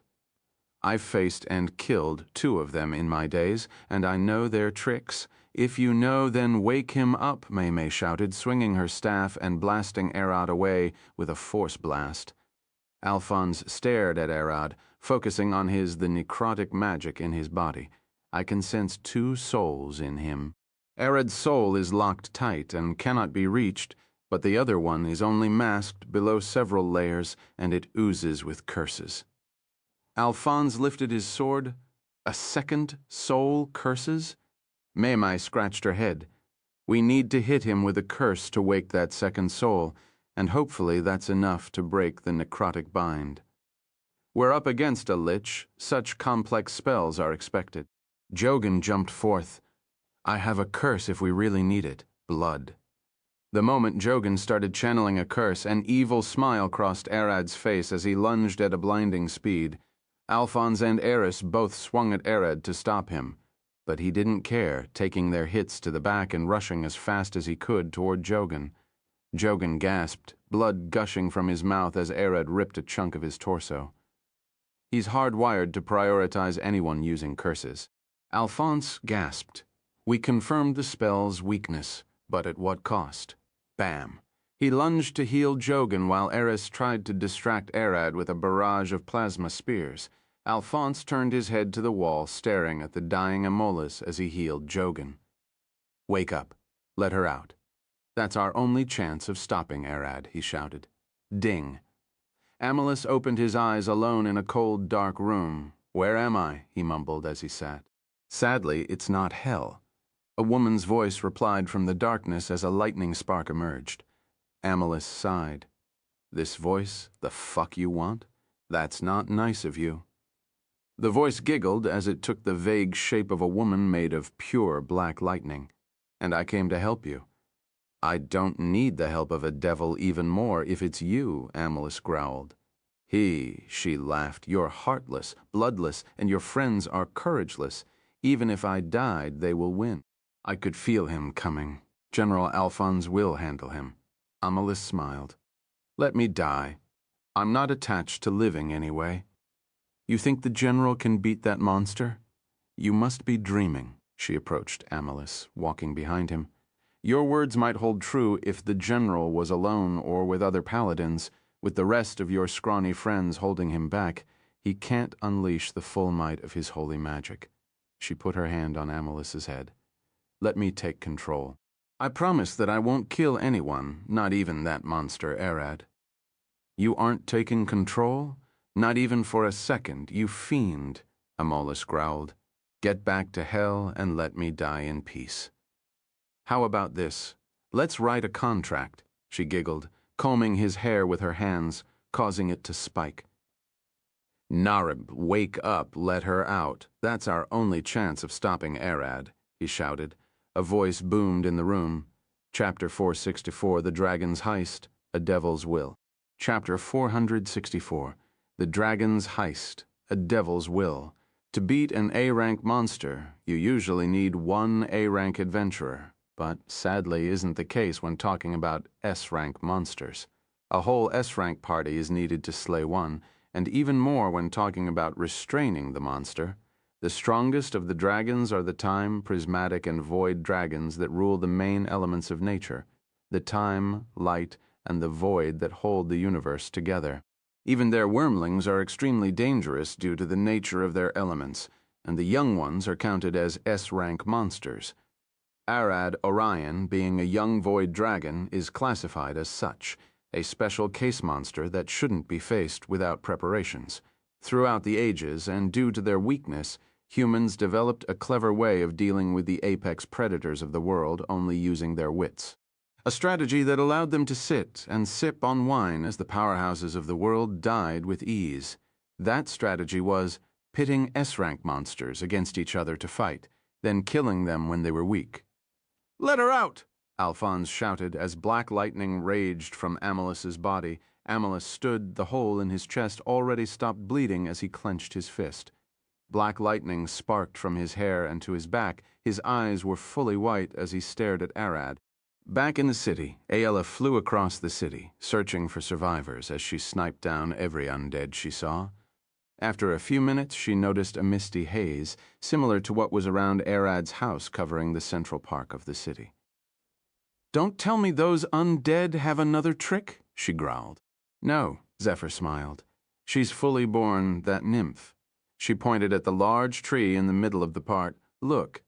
Aella stared, squinting her eyes, and could see a woman covered in black leaves sitting on the tree branches, singing as the people took refuge around it. Thank goodness, with her here, I can fly to Arad. Aella turned toward the fort, ready to fly, but soon froze, her knees shaking as curses washed over the city. Her hair stood from the static electricity as she gasped. What's this? A lightning devil, probably as strong as me, if not more. We need to hurry before it kills everyone. Zephyr gasped, knowing she might be the only one able to stop the devil by going all out on it. Your smile pisses me off, Amalus said in a woman's voice. A black lightning bolt blitzed at Arad, striking his head. Arad lifted his hands, his face healing as his muscles twitched. The devil in front of him oozed with curses, and he must kill it before Doma sniffed it and woke up. From his stomach, Arad pulled the stone greatsword he took from Doma's father.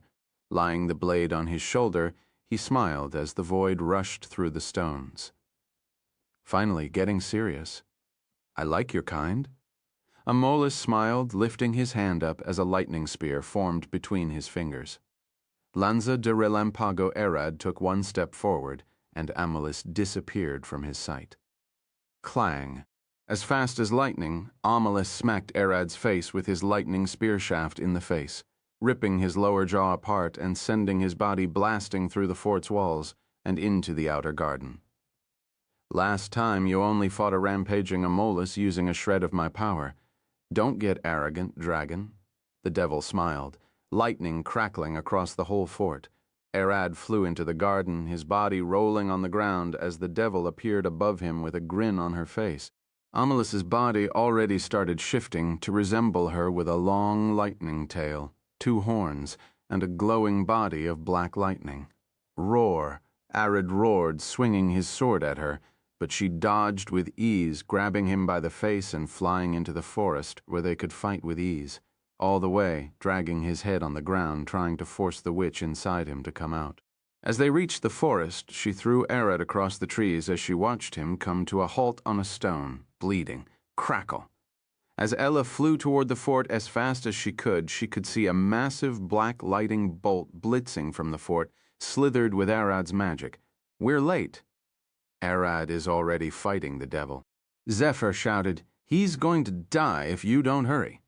Void Dragon, you might be strong in this world, but compared to the suffering of the hells, you're far too naive. She smiled. They are built to torture everyone, including you and the gods. There is no way a devil from the lower layers of hell would lose to a softling raised in this world. Arad's body expanded as he transformed into his draconic form, his roar shaking the whole capital. Crackle! The devil disappeared once again, appearing beside Arad's chest and touching him with her hand. With enough voltage, lighting can jump through gaps no matter how large. Clap. With a thunderclap, black lighting covered Arad's body as it jumped over his void protection and reached deep into his organs. Ra-cray! Ra-roar! Arad roared, his body frozen from the electrical interference the lightning had with his nerves. My curse is simple. People give me an offering and I kill their target with a lightning strike from the sky. I'm here to fulfill such a contract, to strike the witch inside you with a bolt. Another lightning bolt fell from the sky, striking Arad. Arad's body fell on the ground, smoking as it shrunk into a humanoid form. He stood, tattoos emerging on his body as he fixed his hair. That bastard Vars, and you as well? The devil? Doma growled. The fuck happened? The great witch in person, or should I say in soul? The devil smiled. You're lucky my friend Amalus asked me to help get you out. You better be thankful. Your friend more like a slaver keeping you caged, the devil. Doma stared at her with a mocking smile. Do you want me to free you? A thank for helping Arad, Inoarok thank. Orifni? Nah, thank you, the devil shook her head. Do you have your own plane? Or have the humans broken you already? Doma stared at her. Where is your pride? You devils are proud, right? The humans broke me. Joke's on them, I would lick Amulus's feet for the rest of my life if it meant not going back to hell. You know how horrid that place is? The devil's aura faded as she went back into Amulus's body, sealing herself once again. Thud. Amulus fell on his face, the hole in his chest clogged. Doma stared at him in Arad's body. How intriguing. She looked up, seeing Ella rushing toward her. Good. Someone to take care of this dead weight. She cracked her neck. The spell chaining Arad's soul can be broken if I manage to deal any damage to Vars. She looked at the fort with a smile. I will only break the binding and let him deal with the rest. He must learn not to fall for tricks like this again. She lifted her hands with a smile. Void step, thud. Aella landed, looking around for Arad or the devil, but she found no traces, only the unconscious Amulus on the ground. Where did they go? The devil is sealed inside his body, and I sense Doma's curses around. She was here a moment ago, Zephyr replied. We should take him to the fort, or find a healer. Arad's safety comes first, Aella replied, ready to leave Amulus there to die and rush toward Arad. Doma should have sensed us coming. She must have left us to deal with this one. We sure don't want him dying and having that devil out again. Zephyr stared at her, and Aella sighed. Fine, we send him to Lydia first. Zon, Doma, teleported directly to Vars with Void Step. She landed in the vault with a passive face as she looked around. May was lying on the ground unconscious with a hole in her stomach. Jogan, who was freshly healed, stood in the corner, gasping for air as he bled from a lost arm. Kino was nowhere to be seen, and Eris panted as she leaned on her plasma spear, clouds of necrotic rot eating at her back. In the middle of the room, Vars stood with Alphonse levitating in front of him. General, I already knew how you fight, and that you can't go all out with people around you. Your paladin's oath prevents you from killing people you believe are innocent, even if that was as collateral damage from your full power smites. Vars giggled. Vars slowly turned his head, looking at Doma. As expected, you would take control of Arad from me in the blink of an eye. The old witch is unfair, isn't she? It was smart of you to use Gojo as a basis to study void dragons and create a spell powerful enough to dominate one, albeit merely a young one, she smiled. They are monsters. We mortals sacrifice everything, even our lives, cursing our souls to death and barely attaining any power, yet those dragons are born proud and strong. Do you think that's fair? Vars stared at her. It isn't fair, but that's what makes stepping on them fun, she smiled. What makes it fun, you say? Vars looked toward the cube where Gojo was sealed. Gojo is pissed, Doma said with a smile. No matter where you would run, he would chase and rip you apart. I would love to see him try. Mortals can't reach me after I attuned to the murder artifact. I have the power to kill anyone with my mere words. Death itself runs from me. Vars smiled, the artifact they were seeking already attuned to his body. Then, let me teach a lesson with the power of a mere mortal, self-acclaimed demigod.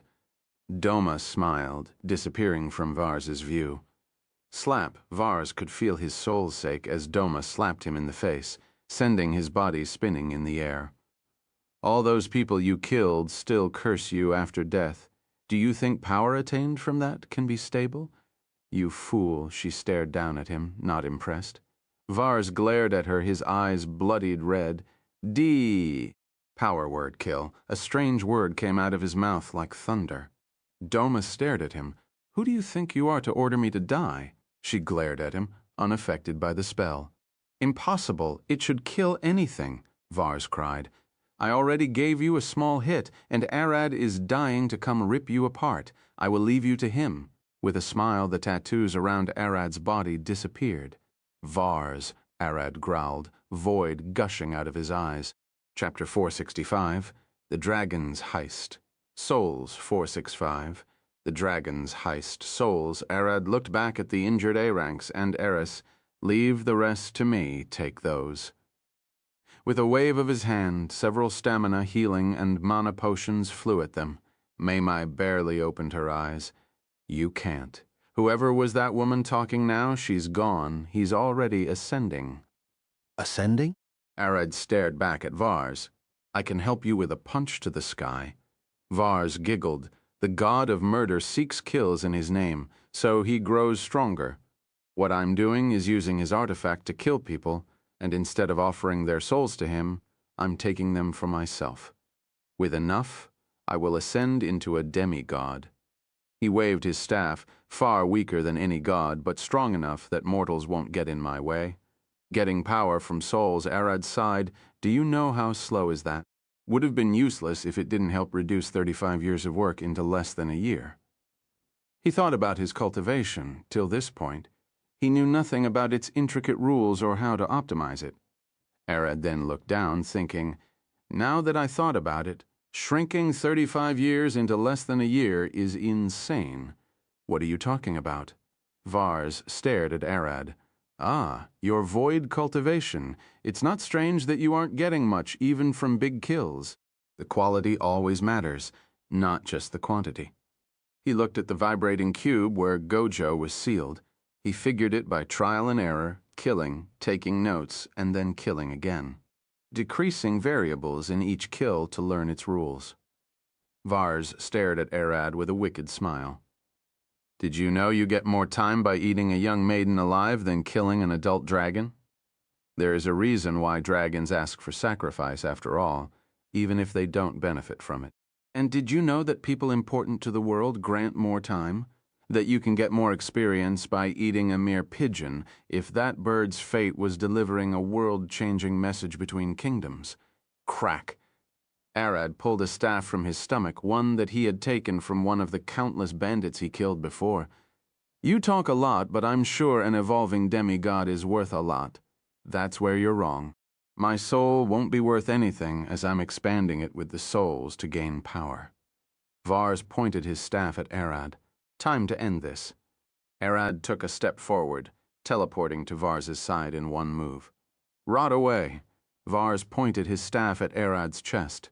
Death missed Clack. With one powerful swing, Arad smacked Vars in the head with enough power that his staff exploded, sending the necromance flying like a tiny ball. Arad looked at his chest, seeing his shirt rot and fall to the ground, as did his skin. Only a scratch. In the blink of an eye, blood gushed out of his skin as it healed rapidly, expelling all of Vars's mist in one go. Arad then opened his mouth, sucking air as his chest expanded. "Huh!" Vars stared at Arad, surprised for a split second. Flame cracked in Arad's mouth. "Roar!" he shouted, unleashing a massive cone of crimson flames. "Holy hell!" Mei created a crystal barrier and several ice spikes to protect herself and the other 1844 adventurers. Where he was keeping all that. Vars lifted his hand, useless bone wall. The flame shifted color from crimson to blue, then to white as Arad refined his magic further, and soon the heat got out of control and the A-rank party started dying by just standing there. Holy hell. Mei created a crystal barrier and several ice spikes to protect herself and the other adventurers. Where he was keeping all that. Thud. Thud. Eris stood walking forward in the heat, unfazed. "I'm not done yet," she growled, plasma gushing from her skin. Death butterfly. Two massive plasma wings emerged from her back as she flew forth, directly into Arad's flames. Swash. Eris's hand extended from the flames, catching Vars by the face. "The only thing I know is that you must burn." In the blink of an eye, a stream of plasma that was even hotter than Arad's flames burned Vars's head, evaporating his skull. Thud. Eris landed on her legs, watching Vars's body fall to the ground. "It's over. Just like this. This isn't a stage you stand on." A voice came from Vars's body as his arm moved, pointing his staff at her stomach. Bone spikes, a large bone emerged from the ground, stabbing Eris from the back and out of her stomach, lifting her body up. Swash! Green flames burned Vars's body as his bones moved. "The more people die outside, the stronger I get. You won't destroy me like this." Swash! Crack! Arad flashed across the vault, shattering the bone-piercing Eris's body and swinging a fist at Vars's chest. Crack! Crack! One punch after the other, Arad cracked Vars's bones, but he could feel them getting harder and harder. First they were crunchy, then like wood, and now it felt like he was punching steel. Vars's skull regenerated as his green eyes glared at Arad. Power word, kill. Arad could feel a wave of dreadful magic wash over his body, but it quickly faded. "What's your game?" With a quick move, he grabbed Vars by one of his ribs and kicked him to the sky. Vars stared down at Arad. "Death magic isn't working. Is that because of that witch?" "No, it's something else." He tried to inspect Arad. "Why is the spell not working?" He then glared toward Eris. Power word, kill. Eris fell on her knees, feeling a severe headache, but it quickly faded. "You tried to kill me." She knew that feeling well. "You bastard," she growled, releasing 5 plasma spears at him. Vars dodged a punch from Arad and stared at the A-rankers, probably since they are vampires. Power word, kill. Maime pooked blood as she felt her guts turning inside out, but the pain quickly faded and Vars stared at her perplexed. "You fucking traitor." A voice rumbled in the air. A cruel and cold divine spark cracked from the blood on the ground. Vars growled. "So it's you, Ketal, the god of murder. What is Vars's real plan?" Chapter 466. The Dragon's Heist. Rampaging Necromancer. "Did you think you could use my power against my will?" The god of murder Ketal fought back to regain control of his artifact. Divine magic crackled through Vars's body, sparking with golden light as his bones cracked and healed. Damn it. I didn't completely sever the artifact's link. Green flame engulfed Vars's body as his magic spiked uncontrollably. The more he tried to use the artifact's power, the tighter Ketal's grip on him got. Vars giggled. "Why, I'm still active. Are you giving me a fighting chance? Or is it that you can't destroy me?" "It's the latter." "I know it. You can't destroy me, you insolent bastard. My power doesn't belong to you, and it shall never yield. My chosen will slay you." Ketal's voice boomed across the room. "That Dracolich got destroyed by Arad, and the paladin you adored so much got evaporated by Aris. You only have me left, and I'm taking all the power down with me." The necrotic magic racing across Vars's body gushed out, burning Ketal's divine magic. "Eris, accept my power and destroy this undead.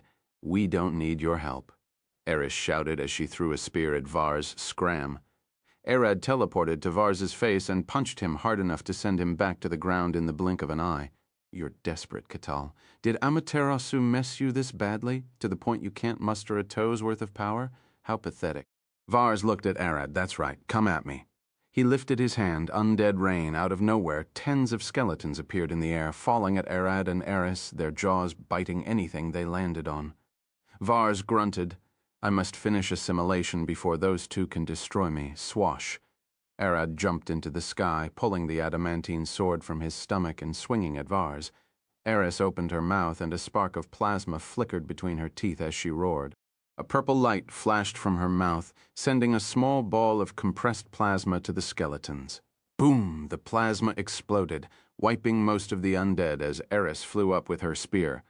"I will cremate those bones. You deal with the elf." Vars dodged Arad's swing to the side, his eyes leaving a green trail. "Stay down!" Without even using his staff, he formed a magic circle above Arad. Earthbind, Arad's body got violently pulled toward the ground, and arms of stone rushed to pin him down. And soon after, bones skewered him from legs to chest.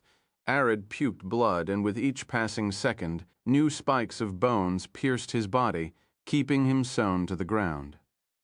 Vars didn't wait a fraction of a second before blasting toward the city. His goal was simple: kill as many people as possible and absorb their souls to finish the ritual. This is a once-in-a-lifetime chance. He shouted at the top of his non-existent lungs. Crack. Arad's eyes changed, glowing with a dark purple flare as black scales started showing in his skin, preventing the bones from piercing him. He stood, shattering the arms and pinning him. His wings and tail expanded as he transformed into his half-dragon form. "You won't get away." With a single flap, Arad blasted into the sky at a horrifying speed. Fireball, Arad released tens of white fireballs at Vars, aiming to strike him down from range, but all were easily dodged. He tried to teleport to him, but he couldn't as the bursting necrotic magic around Vars interfered with Arad's magic, where two mages try casting a spell in the same space, the one with superior control dominance. Vars is a mage with decades of experience and practice, and Arad couldn't match his skill. Thus, he couldn't use the void step to teleport to his side now that he was actively being blocked. "The bastard?" Arad growled. "Be careful. You might have an effective magic area of 4 kilometers. Vars can dominate 300 meters around him unless you're there in person." "Then I must get closer." Arad flew faster, but he soon heard a voice behind him. "I'm coming as well." Eris flew after him. Arad looked back at her. "Be careful, then?" "I thought you would tell me to stand down." Eris giggled. "Not a Dracaina. You won't stand down, even if I told you." Arad smiled. "Now try to keep up." With a powerful flap, Arad accelerated even further. Eris grunted, her wings unable to keep up. "I, too, have some tricks," she shouted, as he was getting further and further away from her with a plasma blast from beneath her feet. She accelerated further to reach Arad. "What do you say now?" Arad turned his head and looked at her. "Let's go." He sent his tail, touching her shoulder. Void step, in the blink of an eye, they teleported to the city. "The city?" Eris gasped, looking around. Thud, Arad tapped her head with his hand. "I told you to be careful." "What?" The moment Eris turned, a bone spear stopped at her eye. Arad's fist clenched on its shaft. "He's here," Arad said as Vars flew into the city. "Void step." "I expected you would come here before me." Vars pointed his hand down. "Sadly, I don't have time to play."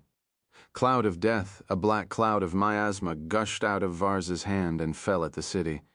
Screams of agony started rising as people rotted alive. Arad flew at Vars as fast as he could, swinging a left at him.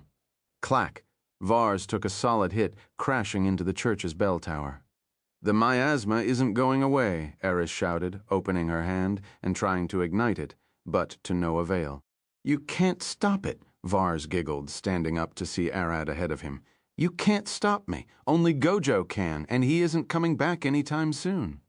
Arad lifted his hand, void expansion limiting his void to 10 meters, so he only covers Vars and does not harm the people at the tower's base. Clack! In the blink of an eye, Vars pulled a red gem from his chest and threw it away. The gem quickly formed a new skeletal body for him, allowing him to escape Arad's void expansion before it could reach him. Arad stopped his expansion and stared down at Vars flying through the city, killing everyone he came into contact with. "This is like what Alcott told me about that dragon attack," he growled. "They knew we can't go all out in the city and kill innocent people. Why they close to fight here?"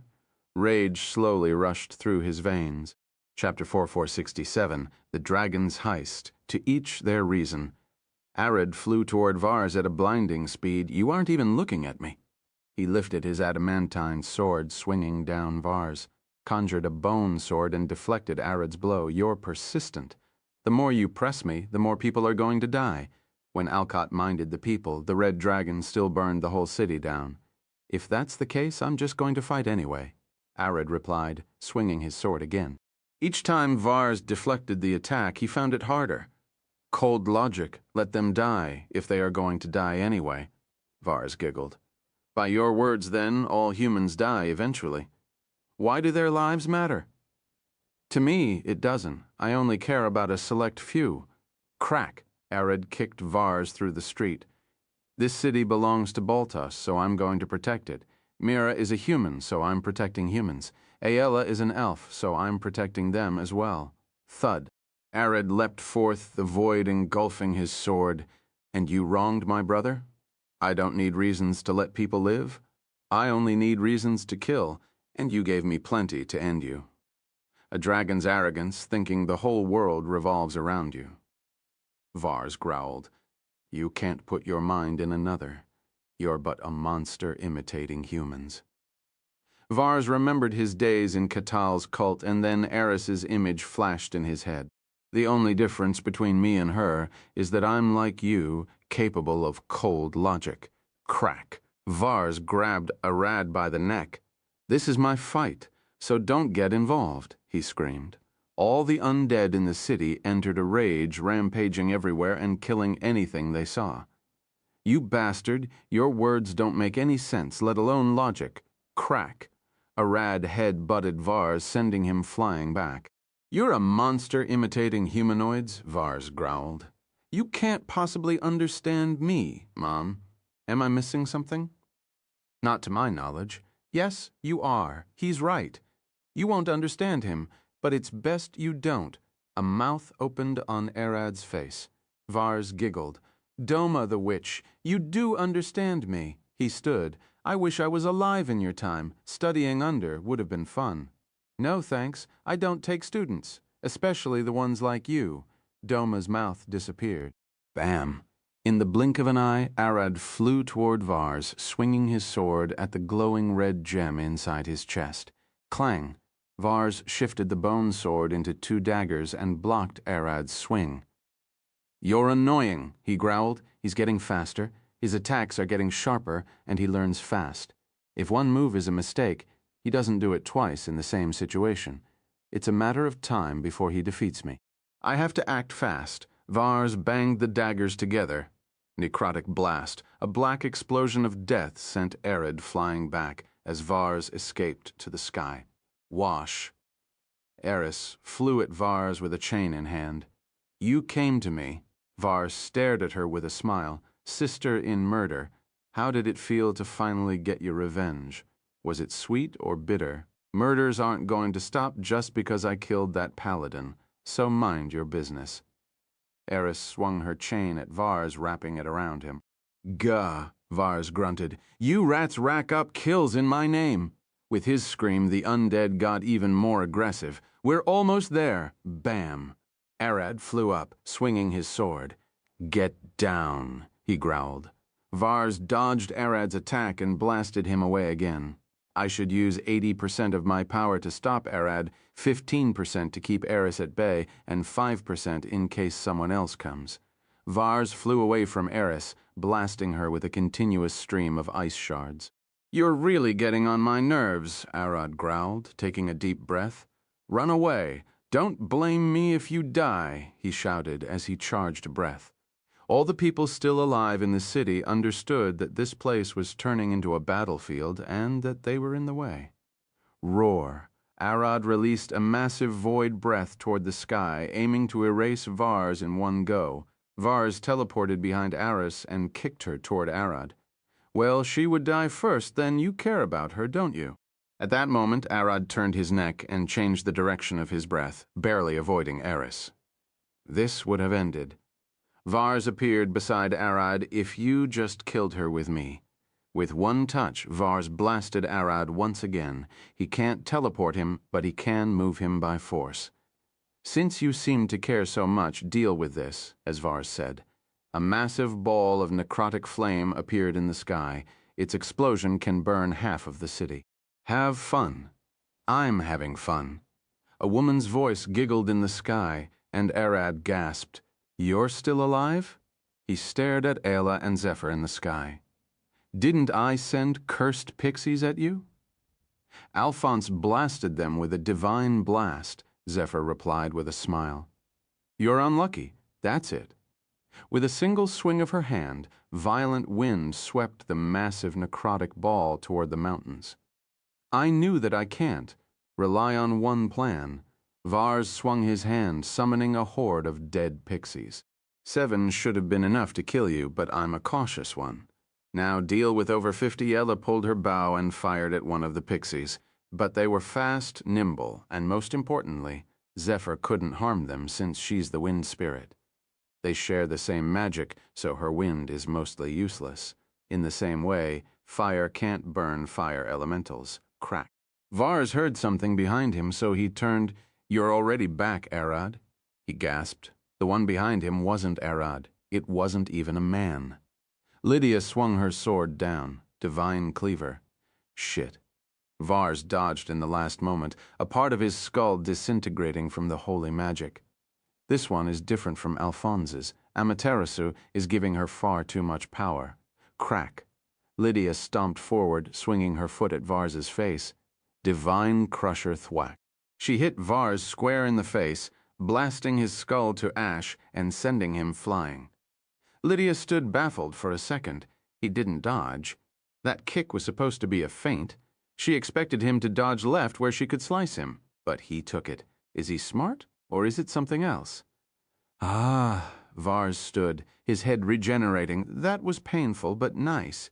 He cracked his neck. Another thing scratched off the list. He nodded. Crack. Gojo's seal cracked. Chapter 468. The Dragon's Heist. Siblings Trap Bam. Lydia rushed forward, her sword burning with holy magic. Sorry, but here you die, Vars shouted. Swinging his staff, rib slasher with his swing. Tens of sharpened ribs flew out, cutting anything they came into contact with. When one of them touches the ground, it leaves a deep gouge. Clang. With a swing of her sword, Lydia deflected one of the ribs away, releasing a holy spark. I knew it. Alphonse might be stronger and faster, but he's ultimately a commander. His movements are calculated, so he's easy to guide away. This woman here is a different breed. She's a frontliner, a suicidal idiot who charges head first. Vars growled, seeing her running toward him directly instead of taking cover. Clang! Clang! Clang! Clang! Clang! Clang! Lydia smacked all the ribs away as she charged forward, her eyes fixed on Vars's phylactery, the red gem in his chest. That's where a lich hides its soul, its true body, and one weakness. Divine cleaver rushing across the blades, she lifted her sword and swung down at Vars. You maniac, Vars growled. Bone spike, a massive bone, emerged from the ground, rushing toward Lydia's chest. Vars expected her to dodge, but she didn't bother moving. The bone went straight through her upper shoulder as she kept swinging down. Clap. With a massive blast, she cut Vars from the shoulder down to the hips but missed the course due to the stab and Vars' dodging thud. Arad appeared behind Vars, swinging his sword at the core. Now this one is faster and stronger than her, as bold even, but he lacks divine magic to finish me off. Vars snatched his core and threw it away before Arad could cut it. You slithery bastard, Arad growled. Gya! Lydia puked blood as she grabbed the bone in her shoulder, pulling it off. The holy magic running in her veins stopped the bleeding as she slowly healed. Are you okay? Arad stared at her. It's only a scratch, she replied. Pin him down for me. I will send him back to dust. Got you on that? Arad was about to fly behind Vars when Lydia stopped him. One question, where is Jack? I don't know. I haven't seen him or Liliana since before Vars betrayed us, Arad replied. Knowing Jack and if his sister is the same, they are probably preparing a plan or a trap, Lydia said with a worried face. Even I can't sense them around, Arad said. But almost immediately he felt something on the castle's walls. Jack hid behind the crenellations with his sister and hordes of soldiers giggling like they went insane. We humans aren't defeated yet. Ding! He pulled a string linked to tens of mangonel trebuchets and the Enter Castle's defensive siege weaponry. Bam! Bam! Vars heard the siege weapons fire from the castle, and he turned around seeing a wave of urns flying toward him. Those urns, I can feel it. They are filled with holy water. The soldiers in the castle stood pointing the arrows at the sky. The bastards! They aren't aiming at me, but at the undead, he growled. Holy rain, a soldier shouted as they fired their arrows, breaking the urns in the sky to rain down holy water on the whole city. As the holy water rained, Vars could hear his undead scream. Such a small amount wouldn't be enough to harm him, but the small minions he relied on were a different story. He turned to fly toward the castle. I bet they have priests blessing barrels over barrels of water behind the walls. If I could kill them, this rain would end. Swash! As he flew, he could see a large urn flying toward him. Useless, no matter how much water they splash on me, it won't be strong enough to harm me. I will take a page out of your book, Paladin. He remembered Lydia charging forth and decided to do the same. As he passed by the urn, time seemed to slow for him as his senses spiked. Something was off. Crack. The urn's lid burst open and a hook flew off, catching a building as Jack emerged, swinging back at Vars with a smile. You only knew sister as a rogue. Jack caught Vars by the collarbone and swung Amaterasu's wakizashi at his core. Liliana ran away from the trebuchet she used to fire Jack and went toward the row of mango Nell. 70 degrees left, fire, then send the horses, she shouted with a smile on her face.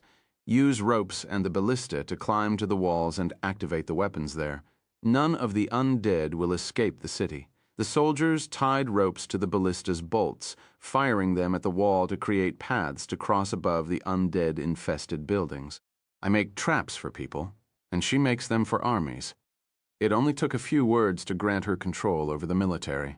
You and your minions are but flies caught in her web. Jack smiled as he pushed the wakizashi toward Vars's phylactery. You're one slippery human, Vars growled, spikes of bone bursting from his body. Gah, Jack gasped as he blocked the spikes with his artificial arm and leg. Vars took the chance to fly away, but Jack wasn't letting him go that easily. Clang. He fired the hook at a building, swinging around it to turn, and then fired the hook again, catching Vars by the ribs as he pulled himself toward him. You're a mere human, Vars shouted. Clack! Jack stepped on a building wall, trying to prevent Vars from flying away. Only the pull strength kept Jack standing on the wall. You can say I'm 2/3 the man I was before, Jack growled, activating his artificial leg to pull harder. Clang! With one powerful jerk, he swung Vars to the ground where Arad, Lydia, and Eris awaited him. Crack! As Vars smacked to the ground, he could see Jack falling after him, pointing at him with his hand cannon. Arad rushed from the front with a void slash while Lydia from the back with a divine cleaver. Eris thrust her spear from the side, burning like a star, and Aella to the side, pointing her bow at his core. Gug! Gug shouted, swinging her greatsword at the cube that sealed Gojo. Gura did the same with all her might. Crack. The cube cracked, and they could finally sense Gojo's raging magic escaping. The moment he's out, this whole thing would end. Chapter 469, The Dragon's Heist. Brilliance. Vars gasped, sensing Gojo's magic across the air. The seal won't hold him that much longer. For real, what a monster. Clang. Arad smacked Vars's head with a punch, sending him straight toward Lydia's divine cleaver. Clap. As the holy blast threw him back, Vars was met with Jack's cannon to the head. Boom. As the shards of his bones flew, Alla picked them up with her wind and threw them back at him, ripping holes in him with his own bones. Seeing Vars almost broken, Eris went in with a plasma burst, trying to cremate those rotten bones of his. I'm not going down. Not now. Vars shouted, hundreds of bone spikes bursting from his body to keep everyone at bay. Bam! He jumped into the sky, pointing down with his staff. Ildrich, crack.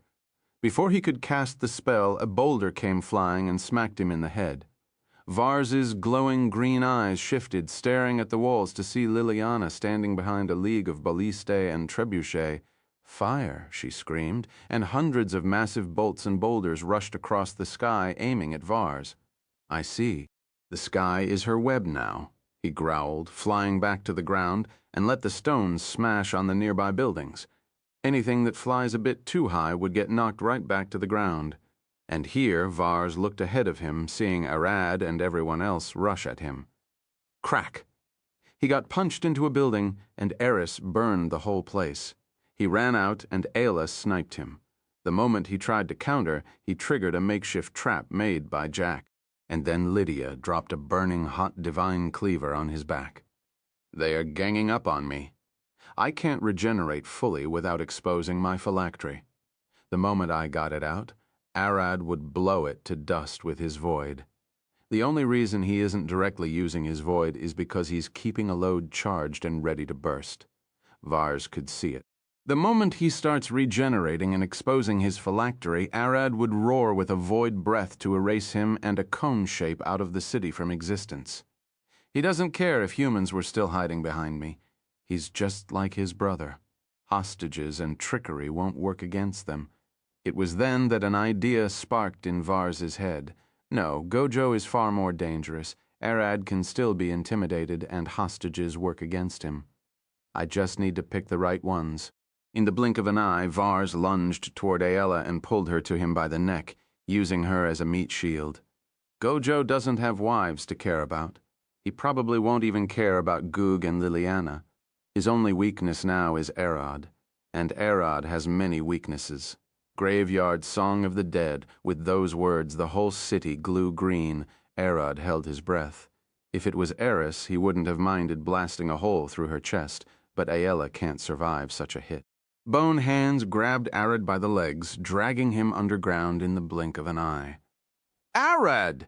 Jack cried, but soon Eris and Lydia got pulled as well.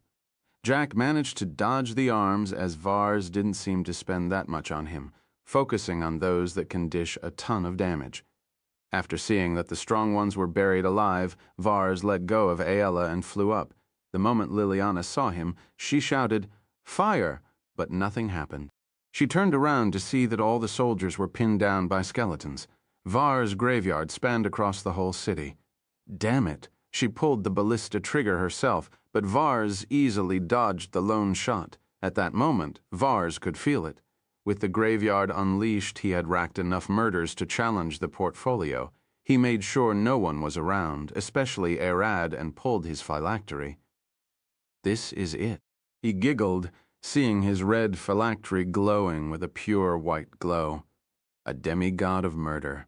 Crack. As if Vars heard it miles away, he turned toward the fort. "It's shattering," he gasped. Crack! Crack!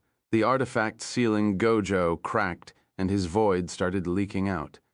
That void then engulfed the whole cube, ripping it apart. Thud.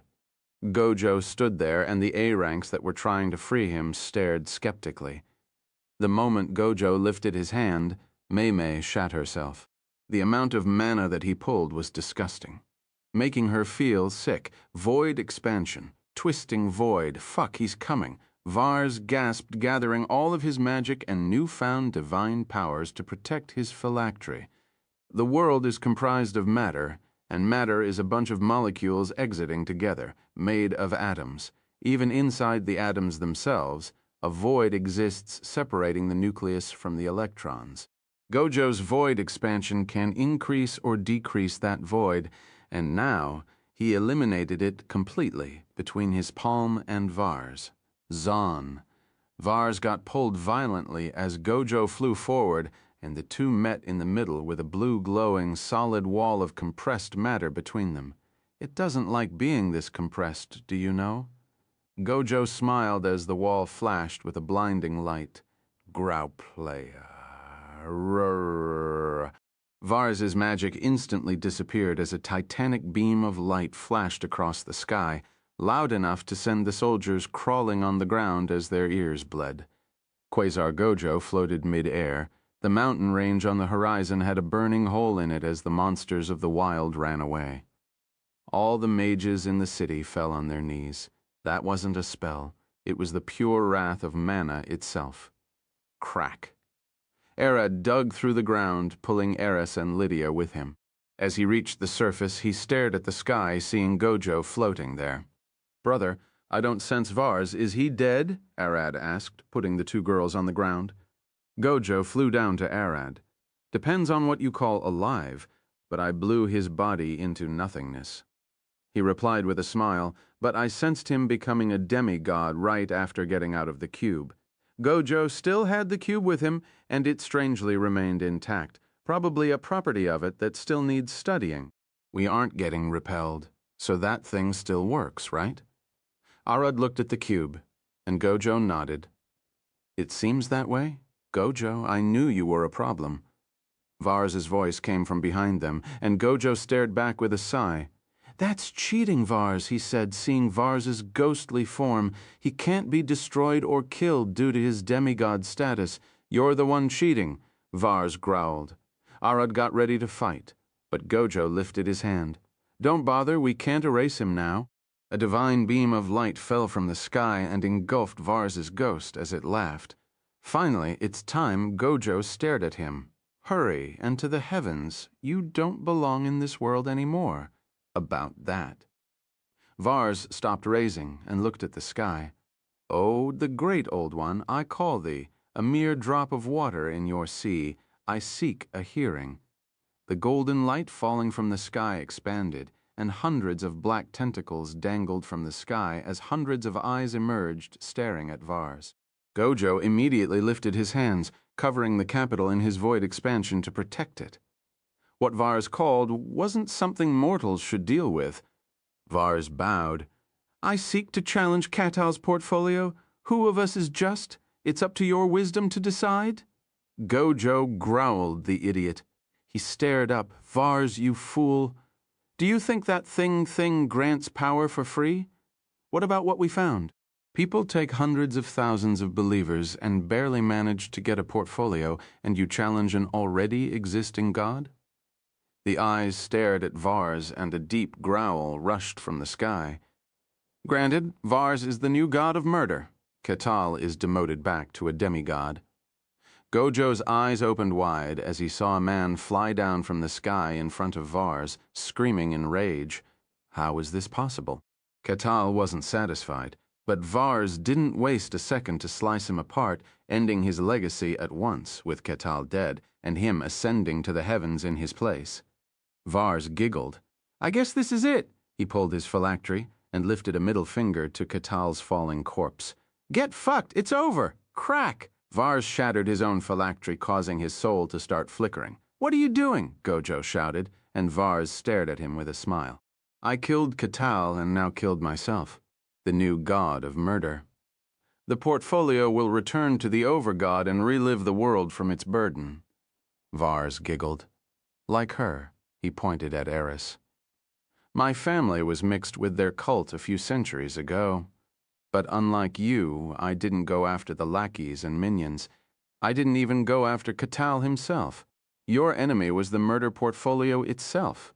You wanted to rid the world of it so no murder god could be born, and no cults killing people should spawn. Gojo scratched his head. You idiot weirdo? Hey, Vars sighed. If I knew beforehand, I would have just begged him to deal with it directly. His soul disintegrated.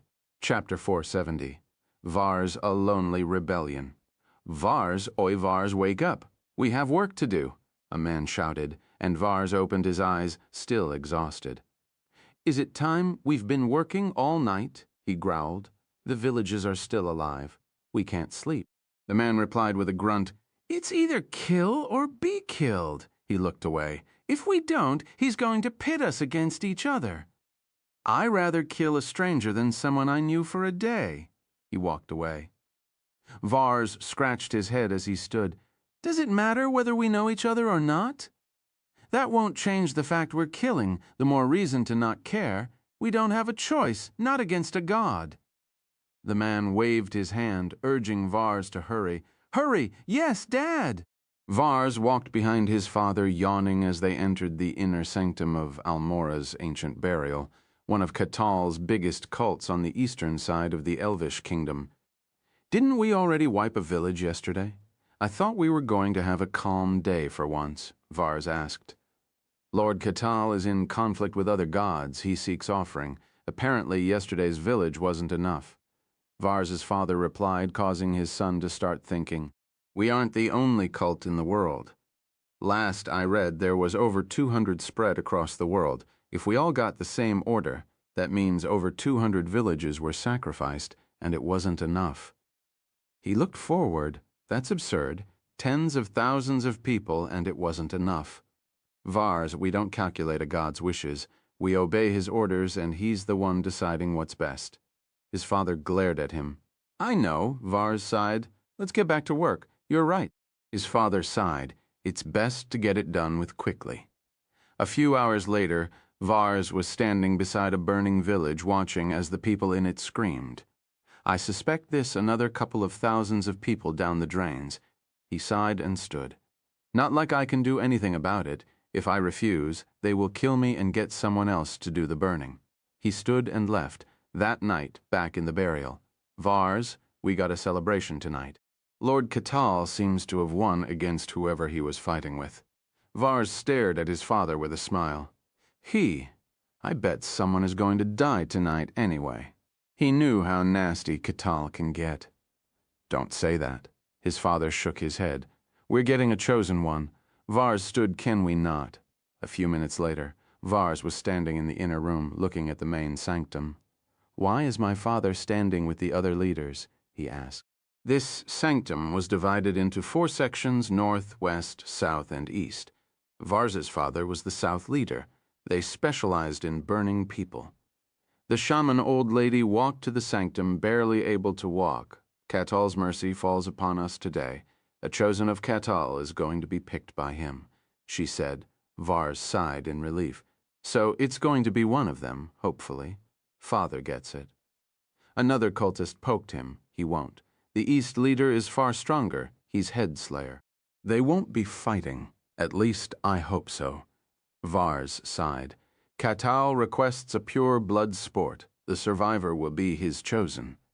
The old lady said, and Vars scratched his head. I knew it. He glared at Katal's statue, that nasty bastard pitting his believers against each other for fun. The 4 men began to fight, and the one winning was the East Lord, the head slayer. One of the cultists poked Vars's side. Sorry for your loss, but I told you. Vars stared at the bloodied arena, looking at his father's corpse as the East Lord shouted in celebration, his wounds healing with divine magic as he became the chosen of Katal Thud. Vars walked forward with a straight face, going down the stairs and stepping into the sanctum ring. Hoy, you! What are you doing? The shaman's old hag shouted, glaring at Vars as he approached his father's corpse, closing his eyes. We killed a lot. We deserve such an end, don't we? He asked. I asked you, what are you doing? The old hag growled, her voice growing weak due to her age. Vars ignored the shaman and stared at the East Lord. That's holy magic you have. Got anything else? The East Lord stared back at Vars. You're his son? What a pity, he glared forth. I got a divine spart. My kills go directly to Lord Katal without the need of a ritual or a shaman as the middleman. Vars smiled. I see, I could work with that. He stood cracking his neck. What are you doing? The East Lord growled. We're a bunch of killers, and today is a celebration. How about we kill each other for Katal's amusement, and the winner keeps the title? Vars smiled. You insolent bastard. The shaman old lady screamed again. There is no way. She stopped. Katal approved you two get to kill each other. A blood sport. She walked out of the sanctum. The East Lord pulled his sword. So you want to meet your father quickly? I will grant you that wish. This is the end, Vars mumbled, lifting his staff bam. The East Lord lunged forth at a blinding speed, swinging his blade at Vars's neck. Crackle. A flaming spark flashed from Vars's staff, releasing a fire blast at the East Lord, setting him ablaze. Gagaraya, the East Lord screamed, but Vars didn't give him a second to think, blasting him again and again with fire. All while keeping a calm, passive face, not even bothering to move. The East Lord regeneration failed to keep up with the Vars's flames. He ended up as a charred corpse just 1 minute after the fight started. The shaman old lady walked into the sanctum. You really did it, she gasped. The title is yours. Vars felt the divine magic rushing into his body, yet it was still linked to Katal. When I kill people, their souls turn into power that Katal takes. I might be able to take it for myself. Crackle. A fire spark emerged in Vars's hair. The shaman gasped. Kill him now, she shouted at the top of her lungs. All the cultists stared in confusion as the fire crackled from Vars's body. This is the beginning of the end, he glared back at them, and soon a blinding flash engulfed the whole burial, a burst of pure white flames.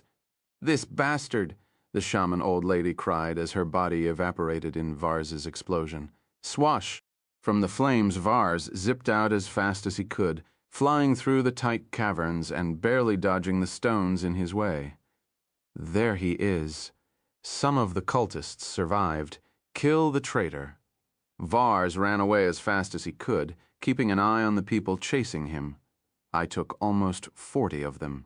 That means 20 are left at least. Only 5 are chasing me, so the rest are injured.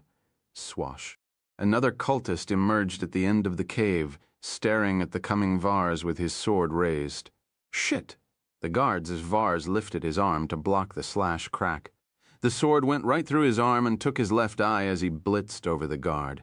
"Damn it," Vars growled, burning his arm and eye with flames to stop the bleeding.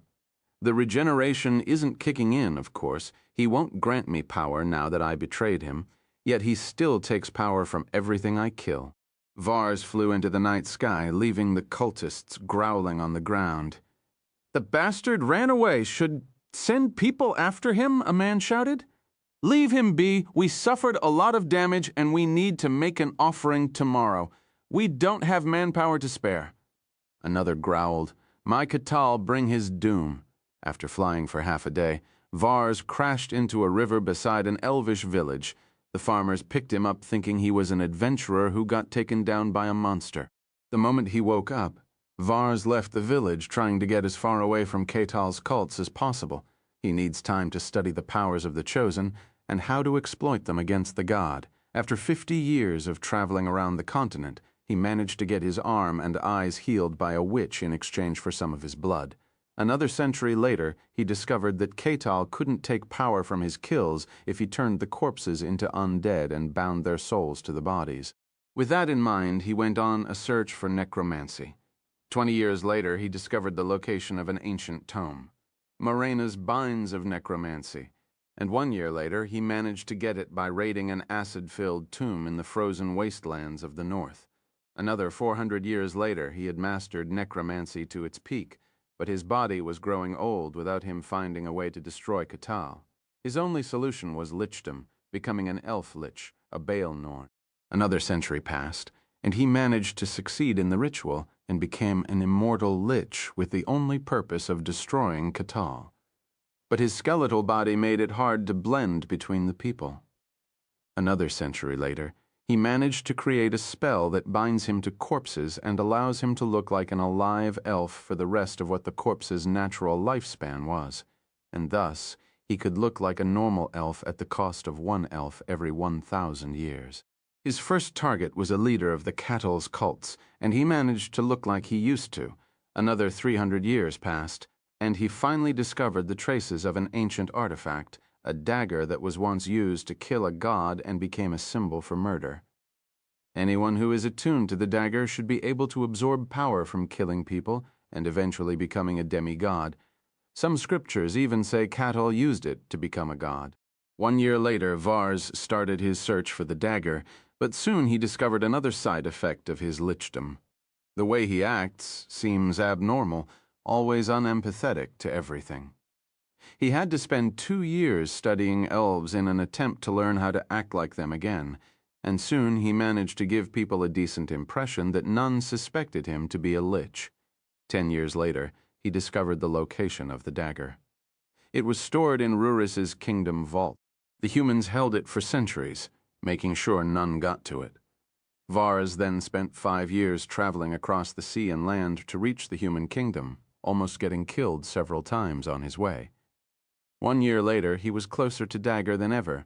All he had to do was take a ride from Alina to the capital, and he could start planning. On his way to Alina, he mistakenly walked into the territory of a clan of barbarians. The last thing he wanted was attention, so he decided to try and talk his way out, but the idiots didn't care. 1 day later, he was tied with ropes and locked in a wooden cage over a boiling pot as the barbarians danced around the flame. This was Gug's clan, and she was dancing down with them. They will cook and feed him to the beasts they raised. Cooking was a common way to make sure monsters' flesh lost its poison, and barbarians didn't care and boiled everything just to be safe. Maybe I should just burn this place. But I don't have any more space to store undead. Vars sighed. He didn't want to kill them and give power to Catal, and he also didn't want to discard any of his already trained undead. What should I do? He sighed again. Maybe making a run for it is the best option. Karoom! As Vars sat in the cage, he felt like the sky fell on the ground. The manna across the whole forest screamed as the small monsters ran away, and the strong ones became wary and terrified. As a lich, he could feel, and arrogance was born. He growled, staring at the forest. Half a day later, a weird, white-haired man walked from the forest, heading toward the clan. Vars could know it at a glance. That man was a monster of the arrogant blood, a dragon. Gug cut Gojo's path, standing in front of him ahead of the clan gate. "Skinny human beast food," she growled. Gojo reached into his pocket and pulled out a whole wooden foot, dangling it with 2 fingers. "I found this. Is it yours?" He looked at Gug with a smile. Vars gasped. "Wait, he raided my camp?" Gojo blinked as he heard Vars's gasp and stared at him. "So it's yours? Why are they cooking you?" He waved his hand. "It's not like I want to be here. Ask them, not me," Vars growled. Gojo looked at Gug. "Why are you cooking him? Do you eat long-eared people? I mean elves, can I have some?" "Not for Gug, for the beasts." Gug pointed at a pen filled with bears and wolves. "You make good food." She lifted her fist, swinging at Gojo's head. Gojo weaved her attack, knocking her down with a backhand fist to the chin. He walked toward Vars with a smile. "I found more in the forest." He showed him the wooden foot. "Forget about that, release me," Vars replied with an exhausted voice. "No way," Gojo replied. "I'm hungry and want something to eat." Vars knew it. To dragons, humanoids were mere food. Greyalaga! The barbarian chieftain rushed toward Gojo, enraged. With a smile on his face, Gojo rushed and ran toward the chieftain, sending him flying with one kick that exploded with the void. He then made a walk to the chieftain's hut and sat on his throne. "This place is mine," he said, staring at the rest of the barbarians. "Free me," Vars shouted. "I can help you." "Food shouldn't talk," Gojo sighed, glaring at the other barbarians. "Any one of you want to be eaten?" "Listen," a voice boomed in Gojo's head. A telepathic message from Vars. "I know you're a dragon. It's only a matter of time before people find out and start hunting you. I'm a mage, and I can help you." Gojo stood. What Vars said aligned with a strange voice in his head, claiming to be his mother, so he decided to trust him for the time being. After 3 years of planning, Vars managed to execute his plan and defeat Catal, destroying the portfolio of murder from its root at the cost of his life and hundreds of souls from the capital. Ding. Vars opened his eyes, standing in pure darkness with a golden throne in front of him. A white-haired woman with 24 pure white wings walked and sat on said throne. "God of murder, Vars, you have died," the woman said with a smile. "I'm Arya, the collective consciousness. I'm here to tell of your life and end." Vars lifted his head. "What happened to the portfolio of murder?" "It returned to the Overgod. None shall have it again," Arya replied. Vars smiled. "Then it's all over. I was asked by the Overgod to state the numbers to you." Arya cleared her throat. "Catal had his cults sacrifice an average of 50,000 souls a month worldwide. He's been doing it for 2,000 years, Vars nodded. "What a horrible existence, don't you agree?" "I only agree with the Overgod," Arya replied.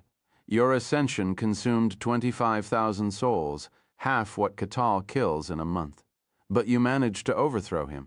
Congratulations, you achieved your life goal." Vars smiled. "Sacrifice 25,000 to save 50,000 each month from now on. Do you think it's a fair trade?" "It's not my place to think of what it is. I only deliver the Overgod's words." She stared at Vars with a passive face.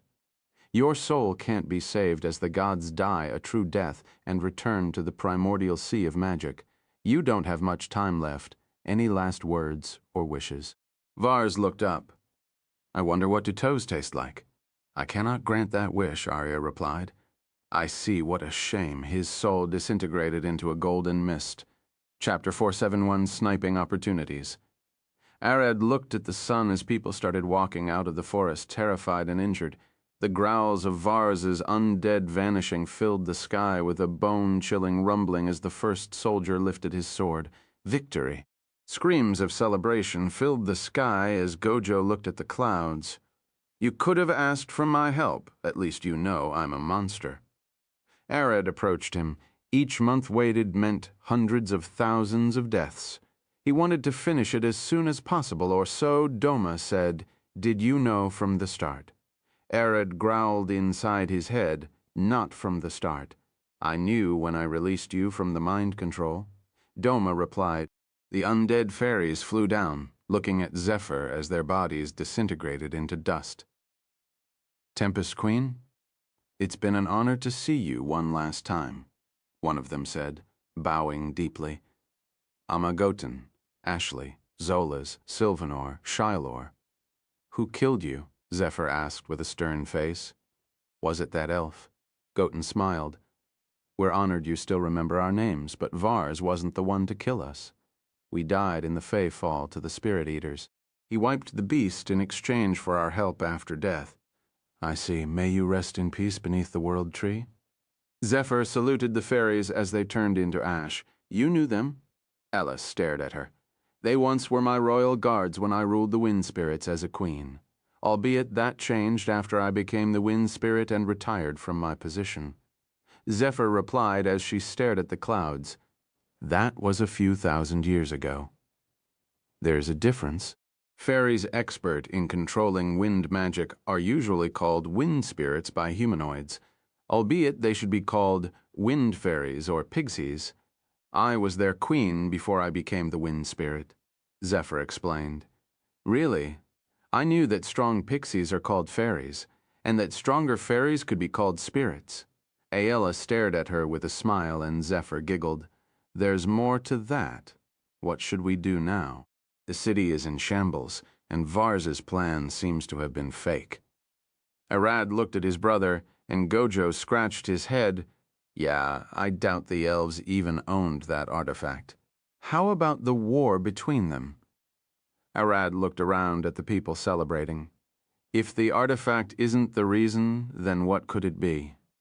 I don't know, Gojo sighed. But for now, let's rest for a while. I didn't get to fight that much, but my head hurts a bit from Vars's betrayal. Arad looked at him. From trying to break out of that prison, it was a headache to deal with. Gojo waved his hand. He wasn't indifferent to Vars's actions, but thinking about them won't solve anything now. The prison. How did it work? Arad asked, and Gojo pulled the cube from his stomach and let it float in the air.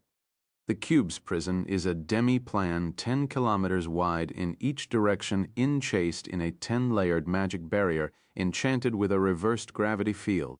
When a creature tries to get close to the barriers, they get repelled back as if they and the wall were magnets. Since the demi-plan is an empty sphere, you would be floating in the center without any support to push from toward the walls, making it almost impossible to even try attacking or applying force on it.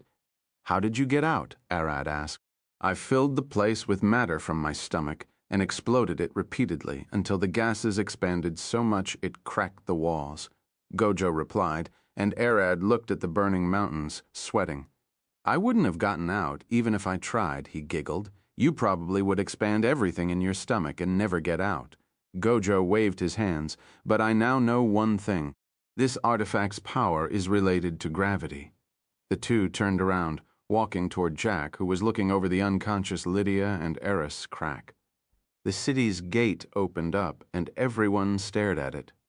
Who's there? Arad growled, taking the front with Gojo. The aura they could sense from behind the gate seemed a bit strange. From the gate, a bloodied kid walked in, leaning on a wooden sword. His eyes darted around and fixed on Arad. It's you again, the kid growled. Are you the one behind this? He pointed his sword at Arad. You are injured, Arad approached him. Were you hiding outside? Shut up, villain. The kid touched his wooden sword. Roar, Maharaja, he shouted, sparks of golden lightning flashing from the sword to his body, but they quickly faded. Crack, he fell on his knees, bleeding from his ears and nose.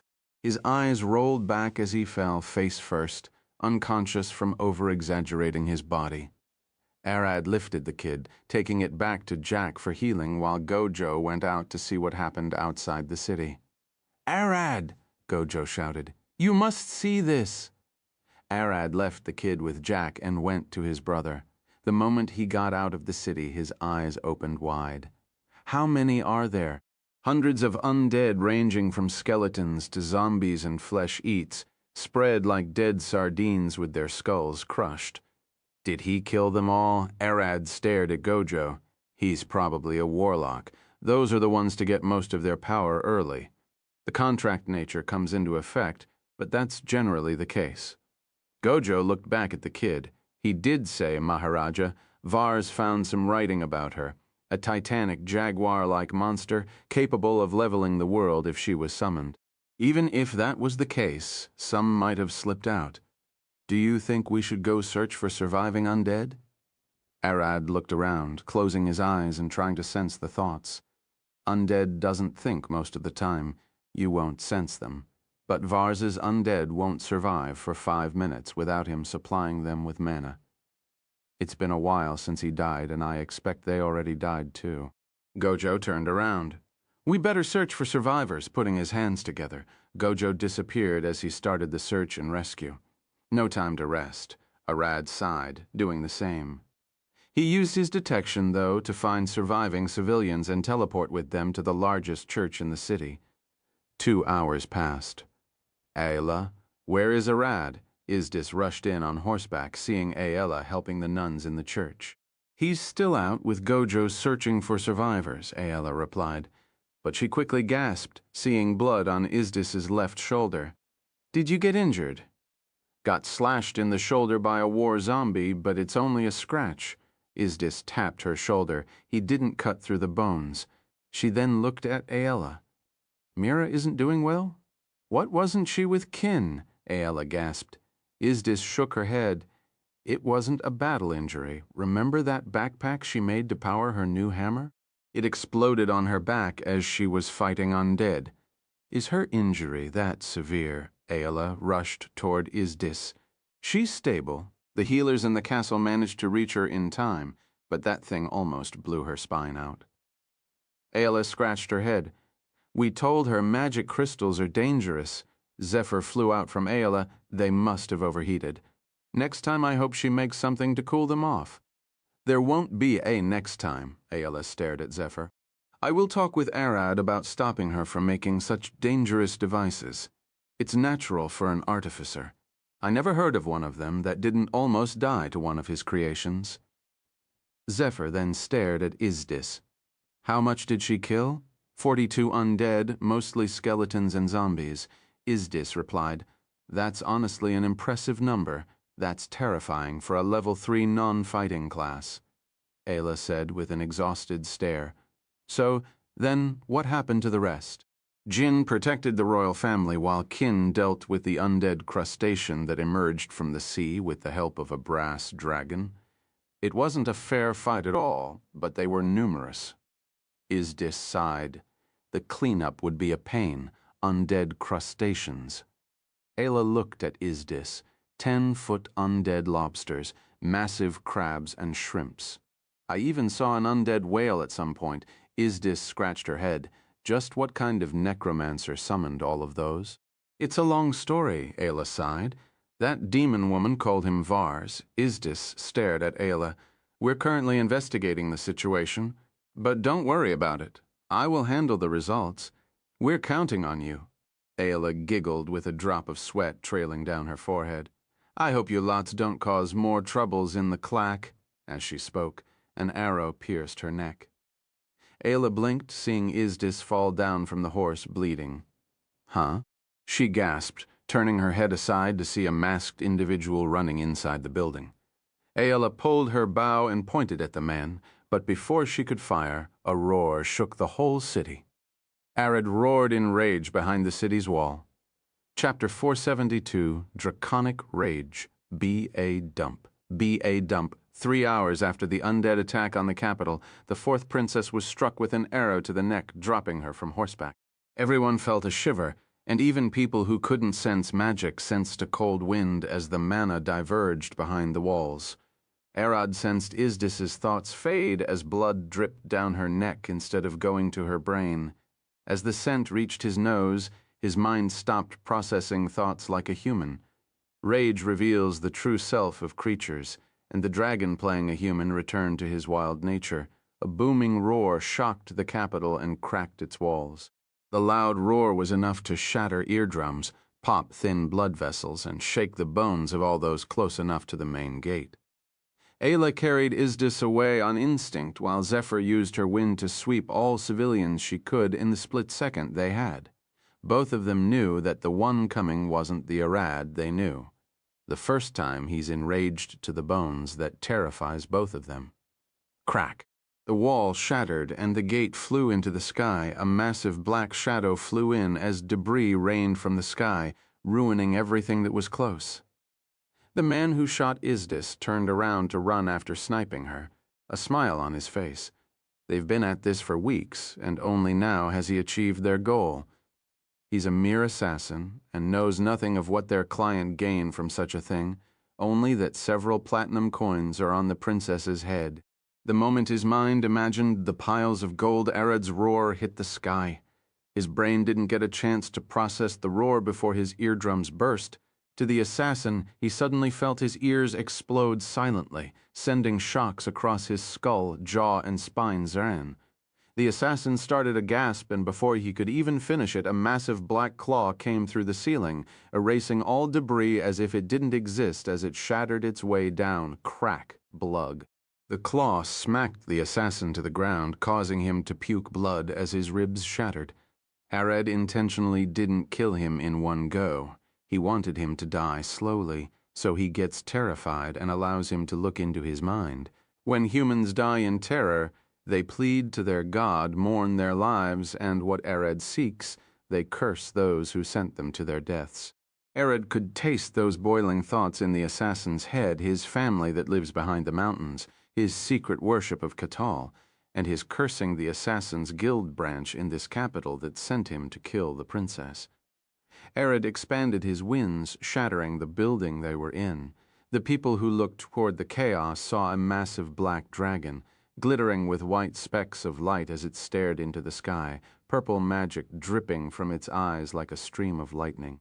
Not a second passed, and Arad had devised a two-phase plan to deal with the situation. Void expansion, like the beating of a heart, Arad's void expanded over the whole capital, sinking it into a maddening darkness. His senses search for specific individuals, clerics, nuns, priests, and any healers. Anyone he could taste a lick of holy magic on. All got struck. Void step Arad's void expansion disappeared as quickly as it appeared. In the blink of an eye, they all found themselves standing in front of Aella, who carried Isdis. She dies. So does the city. Arad's growl shook the ground, and everyone felt it reverberate in their chests. He wasn't giving a threat, only stating a matter of fact. All the healers scrambled to heal Isdis, crying and begging her to wake up. They knew it. If her heart was to stop, they wouldn't even get time to realize it. Flap! Flap! Arad turned and saw a massive brass Dracaena flying toward him at an incredible speed.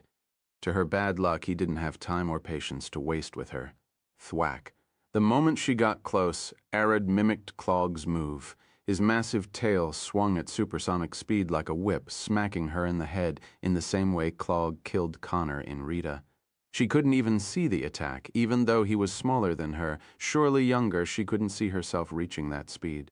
In the same way, a werewolf would gain superhuman speed in his human form. Arad, with his lycanthropic blood, got the same benefits, as even a kid werewolf could get a hit on an experienced warrior if they didn't expect the explosive superhuman power. Crack. The brass Dracaena rolled the building, and two of her teeth fell to the ground. She growled, her mind muddled from the strike that reverberated across her whole body. Thud. As she tried to stand, a human stepped on her head. "That's as far as you go, old hag." It was none other than Gojo glaring down at her. The Dracaena tried to move, but the moment Gojo put pressure down, her head got drilled into the ground. "Don't press me, lady," Gojo said, shaking his foot as he put even more pressure on her head. "I'm quite violent, you know." He looked at her, two veins bulging on his forehead, "especially when my brother's wife is almost dead." He growled, his eyes flashing blue as he pointed at Isdis. Gojo was as pissed as Arad is, but he wouldn't interfere with his brother's revenge or retaliation. The Dracaena's eyes expanded as she saw the clerics and healers scramble to heal Isdis. "What?" she gasped. Arad looked at the assassin beneath his claw. Crack! He finally crushed him to death, then shook the blood from his claw. He then stood on his hind legs, balancing with his tail. Void expansion. He had already located all the assassins from the man's thoughts, and it was time to start the judgment. In the blink of an eye, Arad's void expansion reached its maximum radius of 4 kilometers, engulfing the whole capital in darkness. It disappeared in the second blink, leaving trails of Arad's magic on all the assassins. Everyone in the capital started freaking out, and Arad clapped his claws. Clap! Gravity magic. Amplify, one of the assassins, had just put his beard down and started looking around in confusion after hearing the roar and seeing the sudden flashes of darkness. Suddenly, the gravity around his body rapidly amplified, crushing his flat on the ground like a pancake. Clap! He clapped his claws again, letting them slide on each other. Gravity magic twist. A woman of the assassins was sitting in the garderobe when the gravity around her swirled like a whirlpool, twisting her body like a rag thud. Arad put his hands together and then parted them. Gravity magic, 2 sources. An assassin ran across an underground tunnel when his body froze in place, his legs pulled toward the ground while his head to the ceiling, ripping him in half. Swash! Arad wiggled his claws. Gravity magic, dancing source. Another man who locked himself in a room to be safe felt a strange aura around him, but that was late. His body flew toward the wall, then at the other wall, to the ceiling and ground. He got smacked around like a bouncing ball till his body got crushed. Clap, clap. Arad clapped his claws twice. Gravity magic single source crushed 2 assassins who ran away together after finding their friend crushed in the bar quickly met their demise. One of them got crushed flat vertically and the other horizontally. Arad shifted his head. Noticing that 3 mages of the assassins already dispelled the traces of magic, he left at them with void expansion. But that wasn't a problem. He extended his claw forward. A bolt of pure white flame emerged, spinning at a rapid rate. Fire bolt. Pew. He fired it forward, dome of gravity magic. Control gravity formed around the fire bolt, directing it through the city. The bolt zipped across the building and through windows, passing above people crying as she shifted direction toward a manifold to the sewers. It flashed across the dark tunnels until it reached another hole, getting out right beneath the mage's feet. Crackle. The bolt pierced one of them from the crotch to the chest before he could even realize it was there. The other 2 conjured barriers on instinct. The bolt shifted its direction, guided by Doma's precise control. Crackle. It pierced the second mage's skull, roasting his brain, but exploded on the third one, leaving him only with a burning robe. In the blink of an eye, the mage pissed himself, realizing his mistake. Those flames contained the magic of whatever demon was killing them. Arad put his claws together, moving them as if he were squeezing a rag. Gravity magic, twist, crack. The mage could see his feet twist and crumble, then his knees, hips, and stomach. He cried his last scream as his chest twisted before his neck and brain. Clap, clap, clap, clap. Clapping, as Izdis taught him that night, he chased every assassin his mind spotted. After a 5-minute performance, over 100 assassins were killed. Arad opened his jaw. Void expansion, one last beat, pulling all of the corpses and blood toward him. Gravity, magic, one source. He then compressed it into a ball, which he swallowed. Crack. Arad dropped his front claws, standing back on 4 as he turned to walk toward the clerics and Izdis. He glared at them, sending waves of magic. With one look he could see that Izdis was stable and her wounds healed, yet the clerics kept trying to make sure she was alive. One slip up and they are all dead. Hearing his growls, everyone ran away as he approached Izdis, sniffing her to make sure she was fine. Swash. He shifted back to his humanoid form, sitting on a nearby piece of debris, his face twisted with rage. Ayla approached him fearfully. "Arad, are you okay?" "No," he replied. Chapter 473, A Dragon on the Hunt. Arad sat beside Izdis, staring at her with a stern face. Something kept boiling inside his head, and it never seemed to calm. Killing those assassins only fueled his rage further. They were hired to do the job, but the one hiring them was still out there. Thud. Gojo smacked Arad's head with a chop.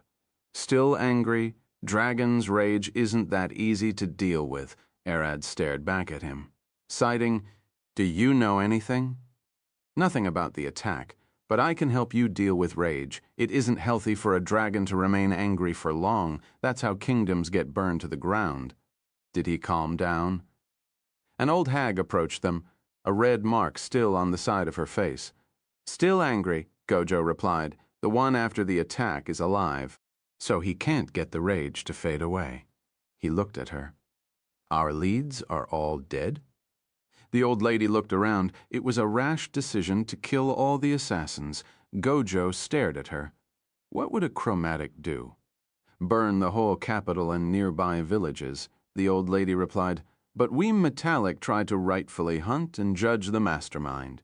We aren't metallic. Gojo stared at her with a smile. You're already asking too much of him not to burn the city. All dragons have anger issues, most more severe than the others. He looked at Arad. He's far more in control than I was. You raged before? Arad asked. Several times, Gojo replied with a smile. The last one was with Vars. I erased him with those. He pointed at the burned mountains. Do you know how many lives were there? Animals or adventurers? I don't know, since I didn't check. I just blasted him away. He at least checked first and only killed those responsible. The old lady stared at Arad Thud. Gojo tapped Arad's shoulder. I will take care of everything here. You go to the forest, build a temporary lair, and gather minions. There are plenty of monsters and bandits to enslave. Amass power and track the one who hired the assassins to kill Isdis. You will only calm down when they are dead. There is no need for that. The old lady stared at Gojo. Judgment will be served. He should wait for the city to investigate and find the one behind it. We'll eventually get them. It's not like we dragons don't have enough time to wait. You should know that we don't wait for our rage out. Arad would snap again before they could find the culprit. And let me tell you, Gojo pointed at the city, they have enough to deal with now. An investigation might not start until months later. I will find whoever did this. Arad stood. I'm a druid. It won't take long. Arad shifted into his draconic form and flew into the forest. I hope he doesn't go overboard, the old hag sighed, walking away. Dragons always go overboard. What else could humans expect from trying to kill the wife of an apex predator besides blood? Gojo stared at the old lady. Don't get in the way, Metallic. I will not stand for anyone getting in my brother's way. You better not drag the whole city into this. The old hag glared back at Gojo, her eyes glowing green. Show scary. Show scary. Gojo looked back at her with a smile. I'm shivering about Arad. Aella stared at Gojo. Will he be fine? She asked. He will be fine. Just let him vent his rage first. Kill whoever tried to assassinate Isdis. He stood. He isn't just angry, he's scared, Gojo said, looking at the sky. Scared of what? He's a dragon. Aella looked at Gojo. Zephyr emerged from her head. He's afraid this is going to happen again. She sighed. Each second, he can't help but imagine all of his wives dying in the same way. As long as the main threads remain alive, he can't rest. We're weird creatures, aren't we? Gojo stood walking toward the castle. We cook up hundreds, if not thousands of plans for one thing, making sure everything goes down as we want, all to fight our fear of losing our wealth, life, and freedom. He looked back. I give Arad a week. Whoever did this would know the horror of being chased by a dragon to the end of the world. Won't it be against that purpose to leave us alone? Aella stared at Gojo. He didn't leave you alone. I'm here after all, Gojo replied with a smile. My eyes are on all of you until he comes back. Flap, flap, flap, crack. Arad landed in the forest, shaking the trees. The animals and monsters around him froze in place, knowing that he would come after them if they ran away. Dragons were like big cats. Running in front of them means you're a prey. Arad turned his head, staring at the side to see 3 goblins standing in place, sweating as he approached them. He could sense it from them, terror. Zoho, Vagan, Dil Morris, Arad growled, and the goblins started shaking. Daros Vim Oz Seri, he approached them. They can't understand Draconic, yet they understand his words. Ants, you aren't alone. Where is your lair? One of the goblins turned toward Arad. What do you want from us? We aren't worth eating. Arad's eyes stared at them, glowing with a horrifying intellect. Those goblins spoke a different tongue than the one at his lair, but it was similar enough for him to pick up on its meaning. I seek servants, one who would patrol the forest and report on any humanoid passing by. Arad glared at them. Go! The goblins ran away as fast as they could, rushing back to their nest. A dragon appeared in the forest, a new alpha predator. If they don't serve him, they will end up on his dinner list. Flap. Arad lifted his wings. Birds of the sky gather. He roared, and flocks of ravens, sparrows, eagles, and pigeons flew in, all landing on the trees, heeding the call of the druid dragon. Be my eyes? Survive the city. His magic extended to all the birds as he did to the rats before, sending them back to the capital as he looked for a cave to set base. Arad walked through the forest, making sure to order every animal or monster on his way. In less than 2 hours, his mind was already flooding with visual information from all the animals he linked with, looking and hearing through their senses. He stopped, sensing several humans on the other side of the forest. He lowered his body and started approaching them, skulking like a cat of prey. Dragons are adept at hunting on the ground as well as they are in the air. The soft tissue padding on the palm of their claws resembled that of a cat's paws, silencing their footsteps. They use their tail for balance while making sharp turns, and use the extreme power of their wing muscles when jumping at their prey for a finishing bite with their powerful jaws. Arad lacked only one thing adult dragons have: the ability to camouflage themselves like lizards. Some humans had the misconception that most dragons are loud and always come roaring. That couldn't be further from the truth, as dragons are practically silent and invisible when hunting. They are like tigers, solitary ambush predators. On the other side of the forest, bandits were setting their camp, getting ready for the night. "Boss, should we really get close?" The undead just disappeared. One of them said with a worried face, "You fool, we're stealing everything of value we find in the rubble." "It's our golden chance," the boss replied, glaring at the man. "Anyway, you're always," the boss saw his men's faces twist, their knees shaking as they backed away from him. "I'm not that scary, am I?" One of his men pointed back, and the boss turned to see Arad standing behind him, a massive black dragon glaring down at him. "Who's the boss here?" Arad asked. "Me, Crack," the boss spoke, but Arad bit him in half immediately. "I'm the boss now," he glared at the bandits. "Any objections?" "You," one of the bandits growled, but Arad swatted him like a fly. "No more challengers?" The bandits stared at their friend's corpse crushed on a tree like a fly on the wall. "No," one of them said, looking at Arad. "No other challengers. You're the boss. Form an assassin guild, go to the capital, and spread words," Arad said. "You shouldn't have any competition. Find clients and report back to me." "Anything we need to know?" one of them asked, carefully picking his words so as to not offend the dragon. "Mention my presence and you're all dead. Run and you're dead. Fail to get clients and you're dead. Waste time and you're dead. I feel you're trying to trick me and you're dead. Go," Arad growled, and the bandits immediately headed toward the city in horror, whoever sent the assassins the first time. He never gave up, even when Arad killed them night after another. These times won't be different. They would look for another killer to do their dirty job. The moment someone seeks assassins to kill Izdis, they are directly contacting Arad's servants. Arad retreated to a cave and lay down, observing everything he set. The birds and small animals fly across the city as scouts, listening to anyone speaking about the assassination.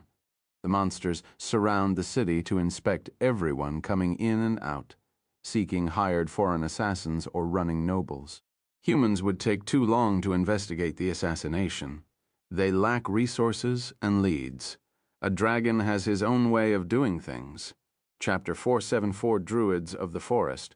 A man walked through the city streets, sitting in the local tavern, watching people haul the rubble away. It's been 2 days since the undead attacked. Rumors about a dragon rampaging close to the main gate were the hottest news. Was it mere hallucinations or a reality?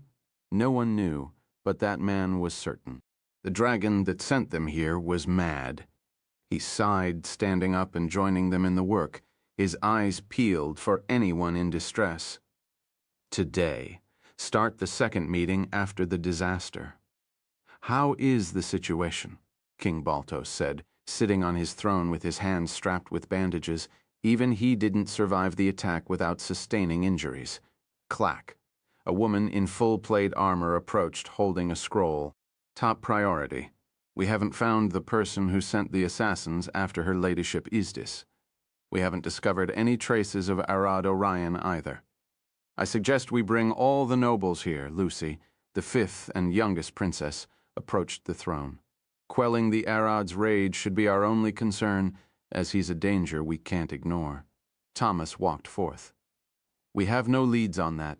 It's best we focus on restoring the city and its citizens first. Whoever tried to kill Sister Isdis will eventually show up. You must be crazy, brother. Charlie looked at Thomas.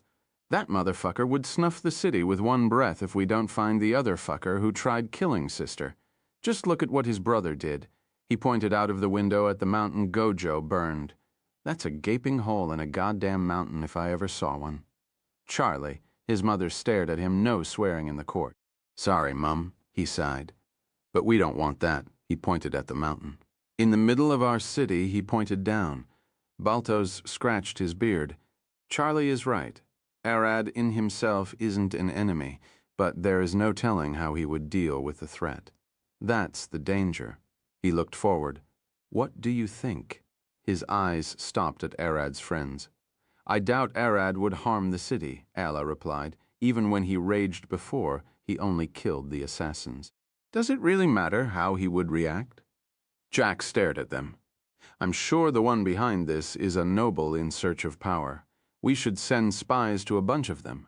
A divine judgment. Some of the clerics should have lie detection blessings, Lydia said.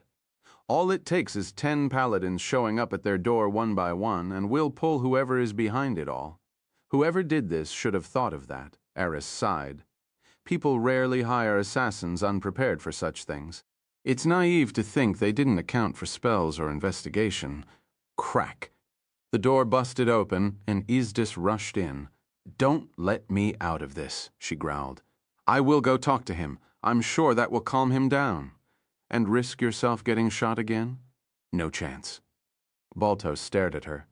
Arad killed all the assassins right. Isdis stared at her father. I will be fine. We can't be sure of that. The last thing we want to enrage him further. You're staying in the castle under surveillance. Flap, flap, flap. As Gojo sat on the castle's roof, he looked at the sky to see a flock of pigeons fly and spread across the city. He lifted his hand, and one of them landed on his finger. Staring at her eyes, he smiled. You're watching, brother. They are safe. Feel free to focus on finding the culprit. He lifted his arm, and the pigeon flew away, a disturbing purple glow in its eyes. Kids played in the city plaza, running with sticks after a squirrel. Come back, one of them shouted. The squirrel jumped through a stall and climbed a tree, lunging into a house through the window. You kids? A woman shouted. Stop bullying the little thing. She patted the squirrel, feeding him some old bread, but the moment she turned around, she felt as if someone was watching her. Who? She rapidly stared back, seeing only the squirrel there. Inside an old tavern, people sat to drink after the morning hard work. This place is always a shithole, one of them sighed. Why don't you clean it? Look, there's a spider there. They looked at a massive black spider dangling by her web from the ceiling. Another man stood lifting a stick. It pisses me off. He tried killing it, but she ran into the wall and kept watching them. All across the city, animals and bugs became Arad's eyes and ears, allowing him to spy on the whole village. 4 days after the disaster, the king held another meeting as they had unusual guests showing up. As the throne room's gate opened, an old lady wearing clothes of animal hide walked in with 2 buff men at her side, wearing the side kind of clothes and carrying wooden staves. What brought druids to my castle? Your people rarely like to interact with civilization. Baltos said. The old lady walked forward and stared at Baltos. You know why I'm here? She said, her voice shaking. Nature is angry. The forest is crying, she gasped. And what that has to do with us? We couldn't help it with the undead attack, Baltos replied. I can give your people shelter if that's what you want. The old hag shook her head. No, you don't understand. Your people are the problem. 4 days ago, we felt the presence of a dragon in the forest and went to check on it.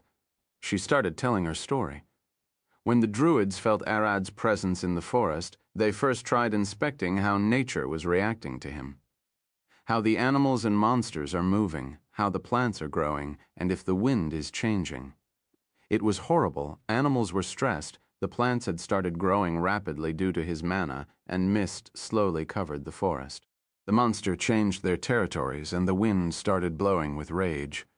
The dragon was furious. They could feel it for miles. We tried appeasing him, she said. The druid picked 2 of their finest maidens and a dozen cows, painting and decorating them before making a pilgrimage to what they thought was the dragon lair.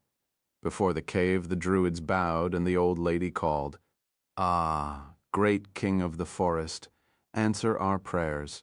She lifted her hands. "We brought you a sacrifice."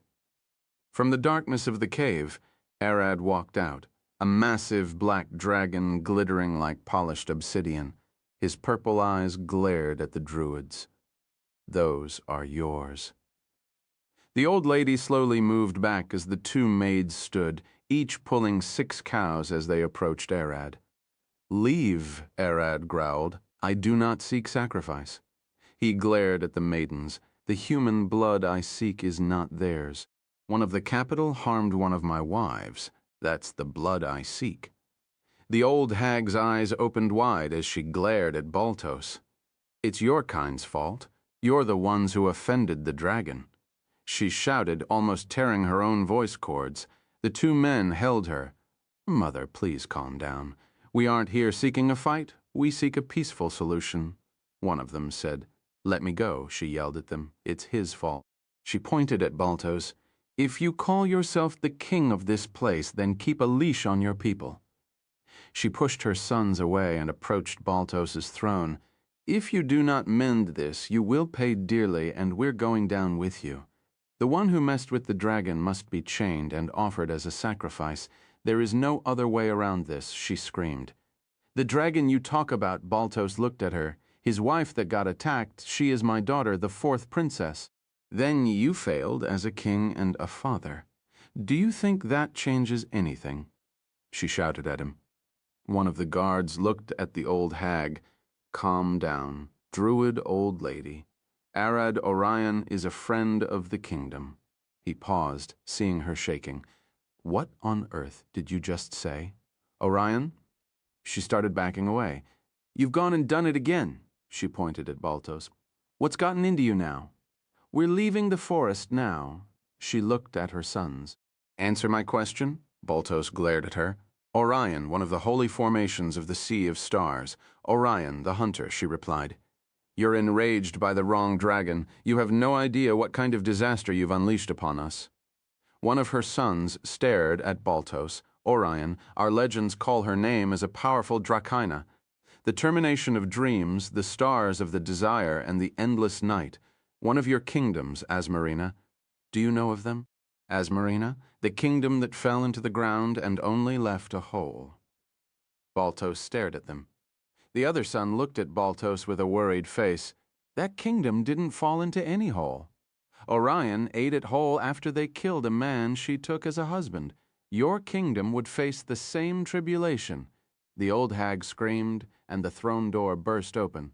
"Your Majesty!" A guard rushed in, sweating. Count Almor, his wife, and oldest son were found dead. Their bodies were ripped apart in their house. The youngest kids, the maids, and the servants were found and didn't even hear any noise. So it's beginning. The old hag looked out the window, seeing a black crow flying across the sky. He sniffed them out, and it's time for termination, a judgment from the stars. Chapter 475, The Bee-Rat is Back. Hoy James, one of the bandits that Arad sent to the city, approached his friend. "Can we go?" he asked. "Go where, Araman?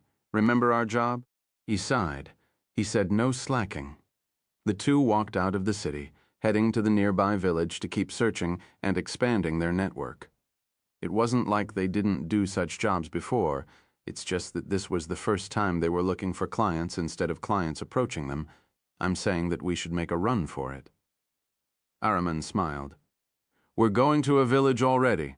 All we need is smear ourselves in some shit from the animal pens so he won't track our smell and ride a carriage to another city. Flap, flap, flap. A crow landed on a tree near them. Gwag-ah-eh. The two looked at the crow for a second before looking at each other. What do you say? Ahriman's smile. You must be insane. I doubt that would get us out of his grasp. Dragons are relentless. James pointed at Ahriman's face. Take that silly idea out of your head. If you aren't coming, then I hope you won't die later.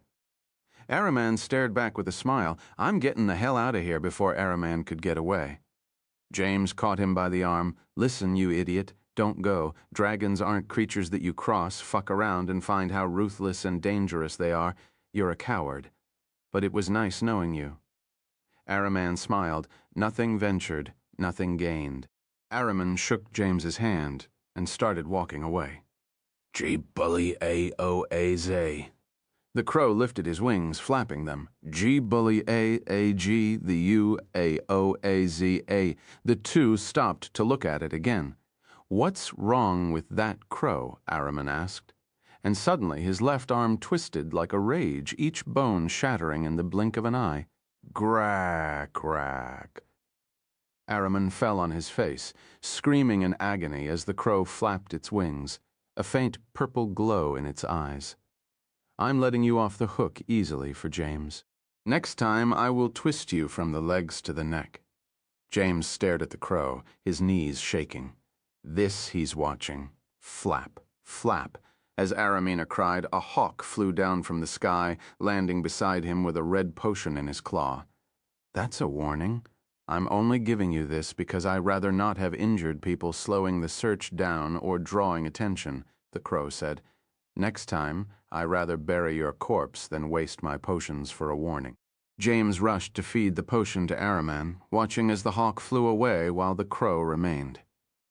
On the other side of the city, a rat controlled by Arad walked into a large mansion, sneaking beneath the expensive wooden floor and listening to everyone inside. It's Count Almor's mansion. Damn it, she survived. A voice growled and the rat stopped, listening closely. We can always try again. Our orders were clear and we got the funds to back it up, a woman's voice replied with a sigh as if disappointed. Aren't you two complicating it? Just hire a carriage and drug the horse so it's ramaged toward her, a plain accident, and it's over. A third voice replied, No need to rely on stupid assassins. Inside his cave, Arad stood, a purple flame gushing from his eyes. Their next words would decide if he doesn't care or if it's their last day in life. The guards would never let such a thing closer to her, Count Almor said, standing beside the balcony with his wife as their son sat inside the room on the couch. Tch, the son growled. We would never know if we don't try. Can't we hit her another way? The father snorted, staring outside with his wife. Son, you're still too naive. Such silly tricks are easily traceable. We need to lay low for some time and hire another assassin later. The Count sighed. Albeit they've been ignoring our messages later. Are they chickening out mid-game? We thought they had the spine needed for a royal assassination. His wife put her hands on her thigh. That princess is just too lucky. We'll get her eventually. Crack! As the two spoke, they heard a crashing sound behind them, followed by snapping wood. The two turned, and their faces turned pale.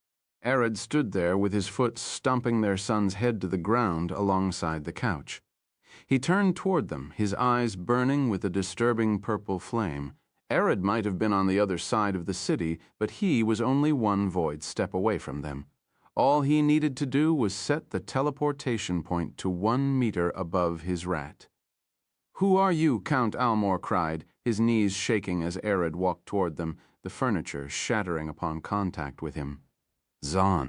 Arad teleported directly into the wife's face, staring her down with a raging face. His mere height and bulk dwarfed her.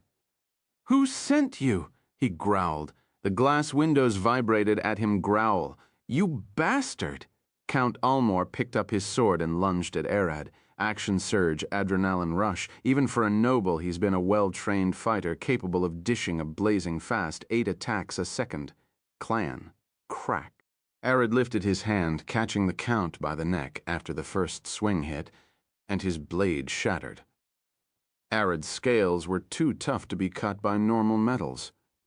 "I ask you again," Arad growled without even staring at Count Almor. "Who sent you?" Crack! He broke the Count's neck with one hand while still interrogating his wife. The wife gulped down. "Ha, ha!" She swung her hand at Arad's neck. Crack! Arad opened his mouth, biting her hand off and spitting it on her face.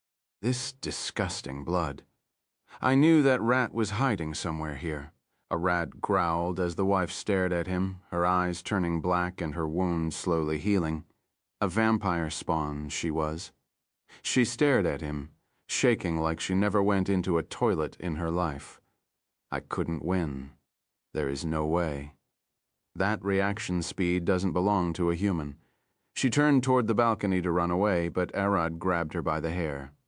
"Doma," he said with a passive face, his blade carving her back. She screamed, but no voice came out.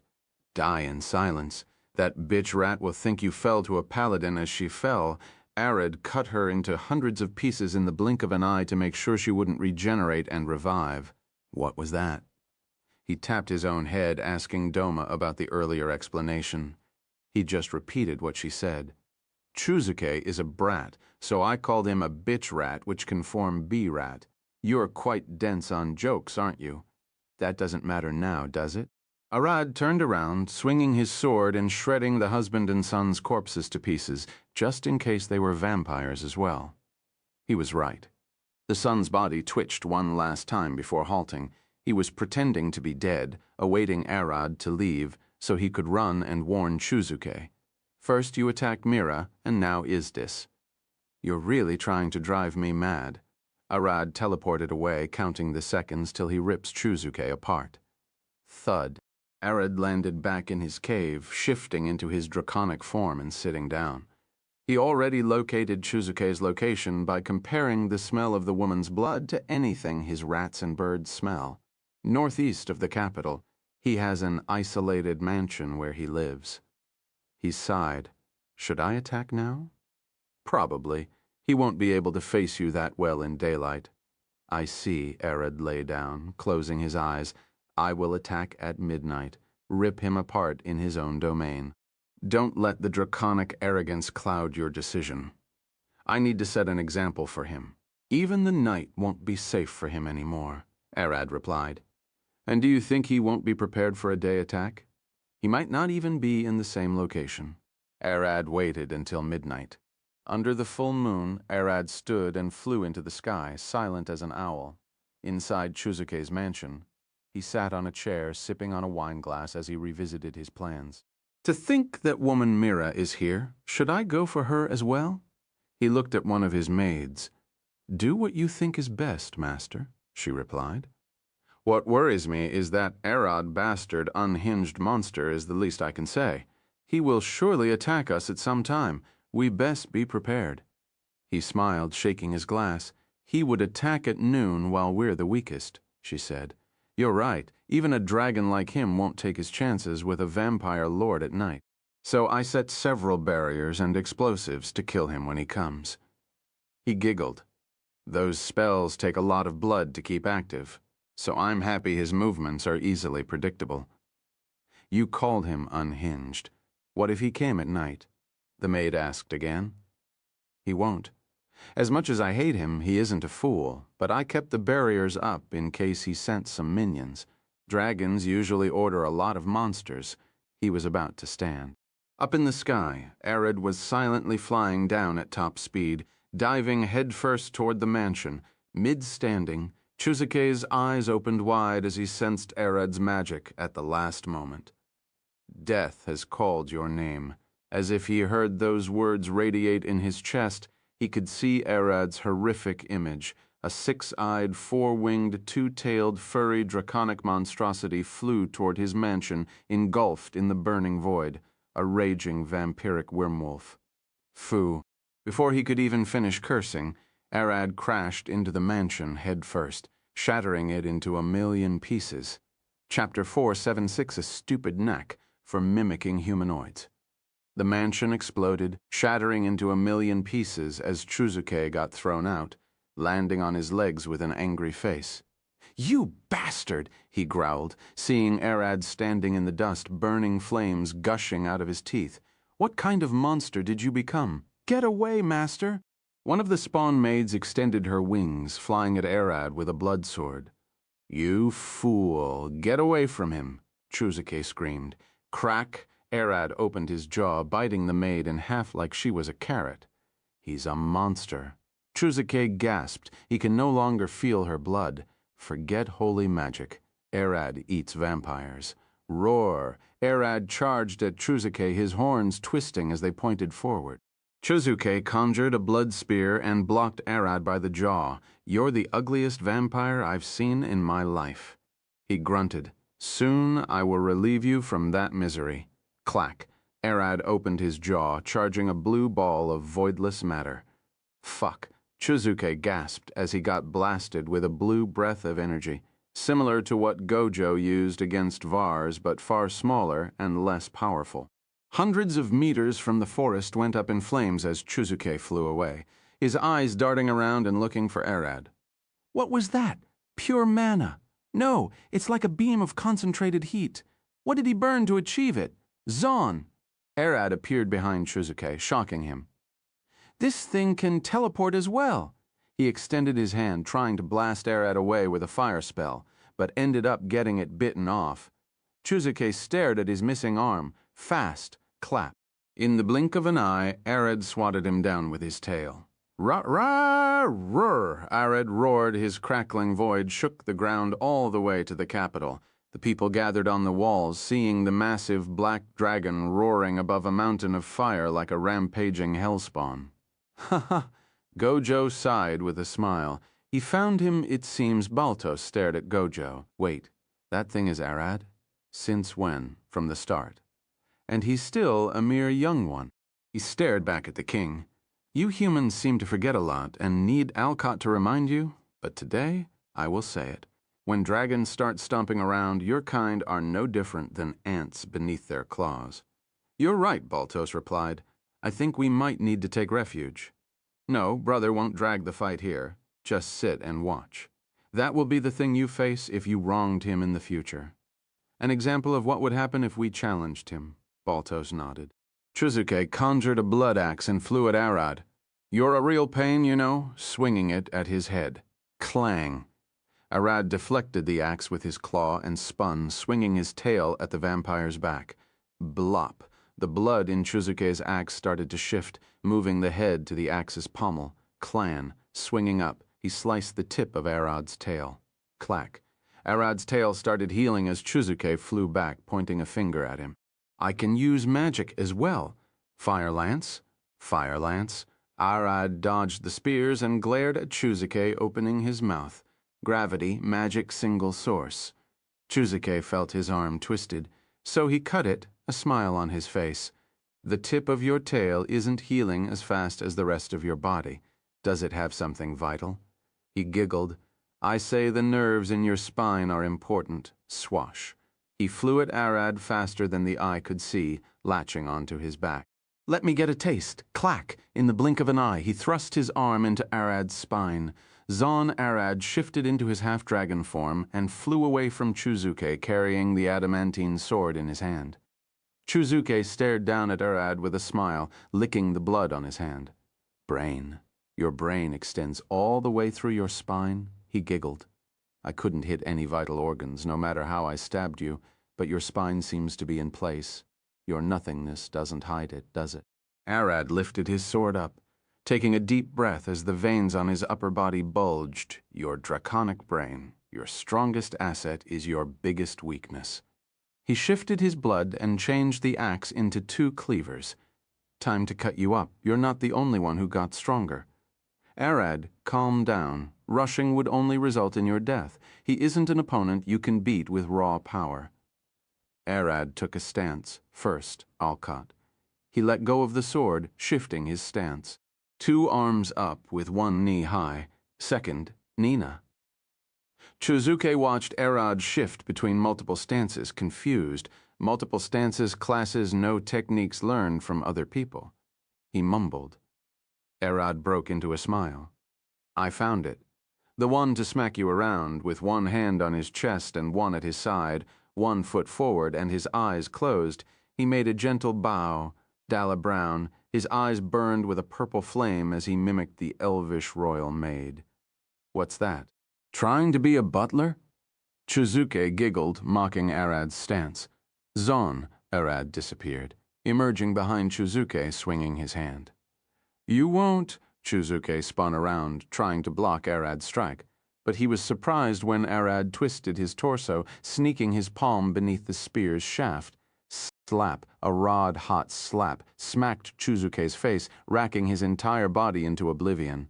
All his nerves screamed, and his silent vampire heart screamed. Dalla lacked the strength and weight to fight, which is why she developed that fighting style, a weapon for the weak to challenge the strong.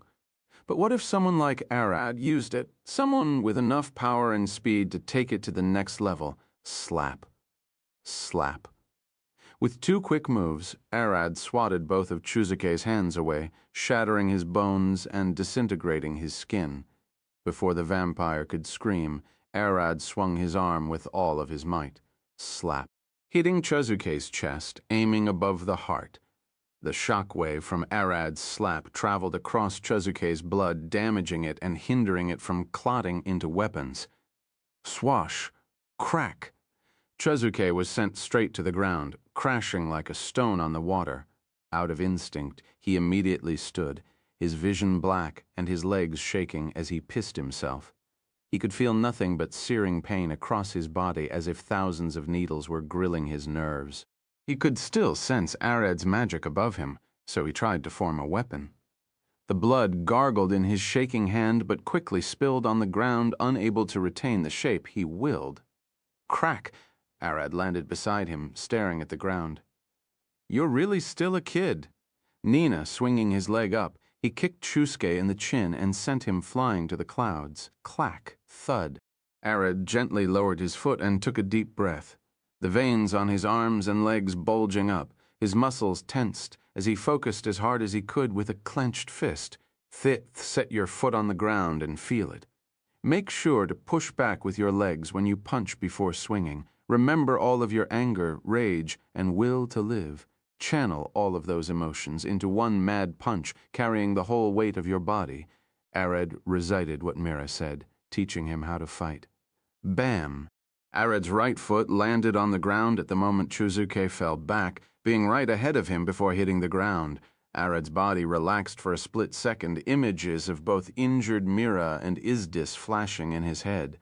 Vroom! Arad's heart beat fast enough that his veins started bleeding, and the bones from Arad's leg up to his fist cracked as his muscles clenched over their limits. The nervous signal blazing across his nevers flashed like lightning, sending ripples of pain across his body. Punch as if your and their whole life depends on it. Roar. Arad roared at the top of his lungs. Arad's fist connected with Chuzuke's chest, right above his heart. The vampire's body started expanding, his blood boiling as his skin disintegrated and bones cracked into dust. Arad's arm cracked, his bones shattering and his muscles tearing as he pushed them over the limit. Chuzuke's body exploded into a red mist as a powerful shockwave exploded, ripping the ground and trees around Arad into pieces. The shockwave expanded, ripping trees apart until it reached the city's wall, shattering it and pushing everyone who failed to hide, dropping them from it. King Baltos cried as his eardrums ripped apart, as did everyone else who didn't cover their ears. Gojo whistled, sitting on the wall unfazed. As expected from my little brother, that would put me down for sure if I took it. He giggled. You would die? Kin asked, as she stood there with Jin and the old lady. Nah, but it would hurt a lot. Surely would get me to puke. He looked back toward where Arad stood. He seems to have inherited his mother's talent. Your mother? What talent did she have? The old lady asked. A stupid knack for mimicking humanoids, both in manners and fighting. Gojo smiled, Chapter 477, Hunting Vampires. Arad stood straight, his right arm dangling from his shoulder with blood dripping on his fingers. He looked at it with a passive face. It's broken, isn't it? He sighed, feeling the bones from his legs to his arm crackle. He wasn't used to such exertion. Blood rushed across his veins and his bones started to heal, sticking together as he looked forward at the red mist. I know you aren't dead. I don't have holy magic after all, he growled, clicking his teeth. I have to eat you so you die, right? He remembered the last time they fought. Chizuke had regenerated from a blood drop. Thud, Arad stepped forward and pulled a long chain and a mace from his stomach, linking them together at the pommel as Eris did. The blood mist gleamed, pure red, shimmering as a skeleton formed. Swash, swash. Arad started swinging the chain and mace in his hand, ripping chunks from the ground with a smile on his face. Time to hunt some vampires. Veins and muscles covered the skeleton in the air. A bone-chilling cry boomed from its throat across the forest, a twisted bat-like face, two messed-up wings on its back, claws and fangs. A terrifying monstrosity showing the true nature of vampires, monsters taking the shape of humans. Groar! Chizuke roared, blood mist gushing from his deformed mouth. The ground beneath Arad's legs turned red, with countless spawns jumping out. Look who's ugly now! With a smile on his face, Arad swung the chain and mace in circles, ripping the closest spawns to him apart. With one stomp, he sent the mace forward toward Chizuke. Swash! The vampire lord dodged to the side, pointing his hand at Arad. Crack! Arad jerked his hands, sending a wave through the chain, forcing the maid at its end to spin and wrap around Chizuke's body, tying one of his arms to his torso. Pew! A blood beam rushed from Chizuke's finger, piercing Arad's head through the left eye. Groar! Chizuke roared, and his spawns lunged at Arad. Arad's body twisted back as if he was playing limbo, stopping at a really uncomfortable angle, all the attacks missing him. At them, Arad said, with his left eye glowing red, his spawns jumping out of his body to fight Chizuke's spawns. Chizuke gasped. He already felt Arad's vampire blood, but didn't know he was strong enough to have spawn, let alone have them stand to his own. Tap, tap, tap. Arad's feet started tapping the ground as he pulled the chair toward him, dragging Chizuke closer. Crackle, a burst of lightning exploded from his body, bolts rushing toward Chizuke from the chains. Clack. Chizuke swung his claws, cutting the chains and turning away to run. He doesn't want to get close to Arad and get slapped again, and fighting at range is disadvantageous to him.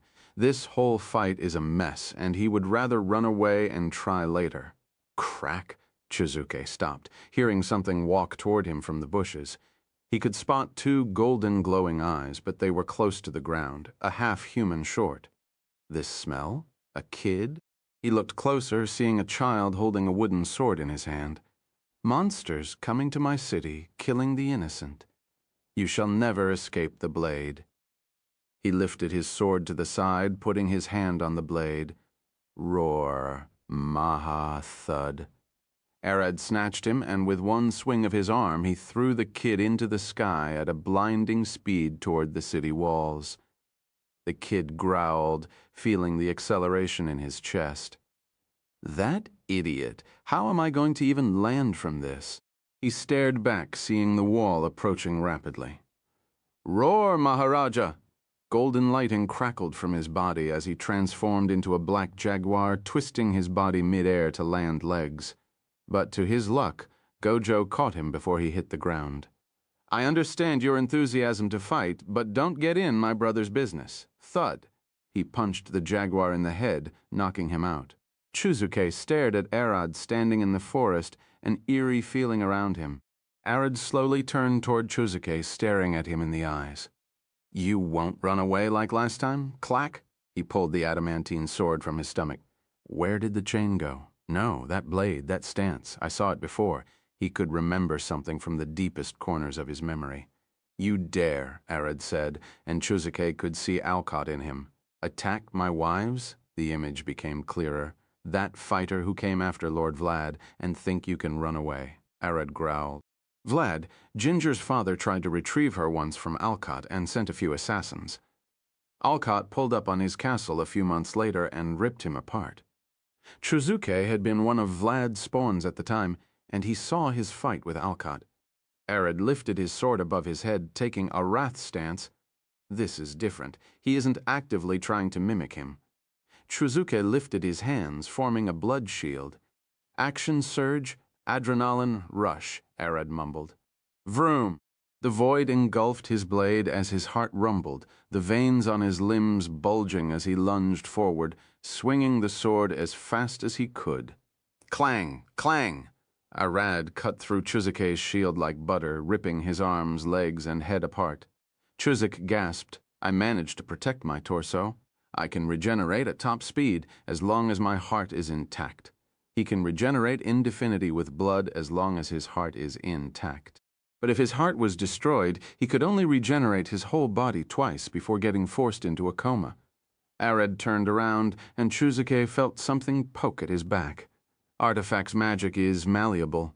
Their effect can shift slightly depending on the mana poured into them. Explosions can be changed into cones from spheres to get more penetration. They can even be directed upon impact. 2 beams of concentrated mana formed, piercing Chuzuke's chest, lungs, and heart, all originating from his nipples. You can't block it, can you? Arad said behind him, holding the explosive nipple knife in his hand. Blue.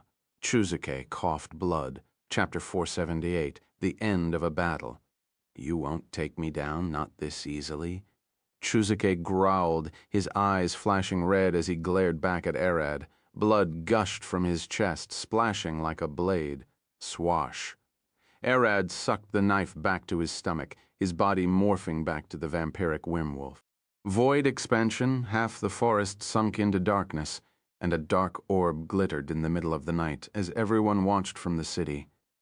He didn't even use his constellations, did he? Zephyr sighed. I wished to see that vampire dealing with Orion. Come on. Ayla stared at her. It's over now that Arad trapped him in his void. We're talking about a vampire lord. If I was in Arad's place, I would find a way to deal with him as quickly as possible. She looked back. Isn't that right? Lydia wasn't where she was standing before. Where did she go? Jack shook his arms. She disappeared once Arad unleashed his void expansion. He must have teleported her to finish him. Zephyr sighed. So he isn't completely blinded by rage. She looked at Ayla with a smile. You don't have to fear anything. He's in control. Gojo stared at them. Did you really think Arad would snap like a madman? He looked at Arad's void. We dragon rarely go into a fight without prior planning. My guess is that he planned to eat the vampire, but that failed, so he called Lydia. If that failed, he would bring Alphonse. And if that failed, he would pull the whole paladin army into his void and have priests bless barrels of water as he stalls for time. All those plans? Baltos sighed. Aren't you overthinking it? This overthinking is what makes us such a pain to fight. You can't expect to beat a dragon in planning, even if you have the power to kill it, and would eventually be overplayed. He tapped Baltos on the shoulder. Your kingdom would have already felt for that white dragon if Arad wasn't there for you. You're his brother. What do you suggest we do? Gojo scratched his chin. Well, if I was to think of my brother's future, your flag looks a bit bland, only a blue rose growing on a staff. How about you add something there? Tying him down is a bad thing. Even I know as much. Baltos stared back at Gojo. I know you aren't tying him down. You're tying the country to him, changing your own flag to accommodate a protective beast that would give him a rank above any noble while allowing him full freedom. Gojo giggled. Anyone attacking the kingdom would have to think about Arad, and everyone wanting to mess with Arad has to think about the kingdom that backs him up. You deal with small, annoying things like diplomacy, while he deals with what he knows best, the brawn inside the void. Arad rushed toward Chuzuke, his jaw wide open. A white fire breath charged between his teeth. Arad's only goal was blasting his defenses away. Chuzuke lifted his hand, creating a sphere of blood around his body. I need to get out of here before he reaches me. Boom! The flames burned Chuzuke's defense as if it was nothing. Now that he lost his regeneration, he started getting weaker rapidly. Unlike Arad, who had lakes of blood stored in his stomach and had his organs protected by a seemingly infinite void, Chuzuke looked far inferior, crack from the burned blood. Lydia rushed in with her sword burning with divine magic. Arad had already tried Chuzuke's blood, and it hurt his stomach.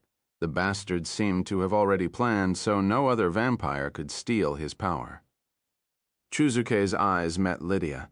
So it's you again, that crazed paladin. Divine cleaver clap. With one swing, she cut Chuzuke in half. Thud, his body fell on the ground as Arad lifted his void. His blood burning in a red flame. Lydia stared at Chuzuke with a passive smile as his body evaporated into ash, burned by the holy magic. You're finally down, blood-sucking fiend. You dance with death, mortal. Chuzuke giggled. One day you will meet a horrific end, paying for dancing with immortal monsters. Clang. Lydia stabbed Chuzuke's skull, evaporating his head with holy magic. We paladins never expected a nice end. With blade we live, and with it we die. Drip.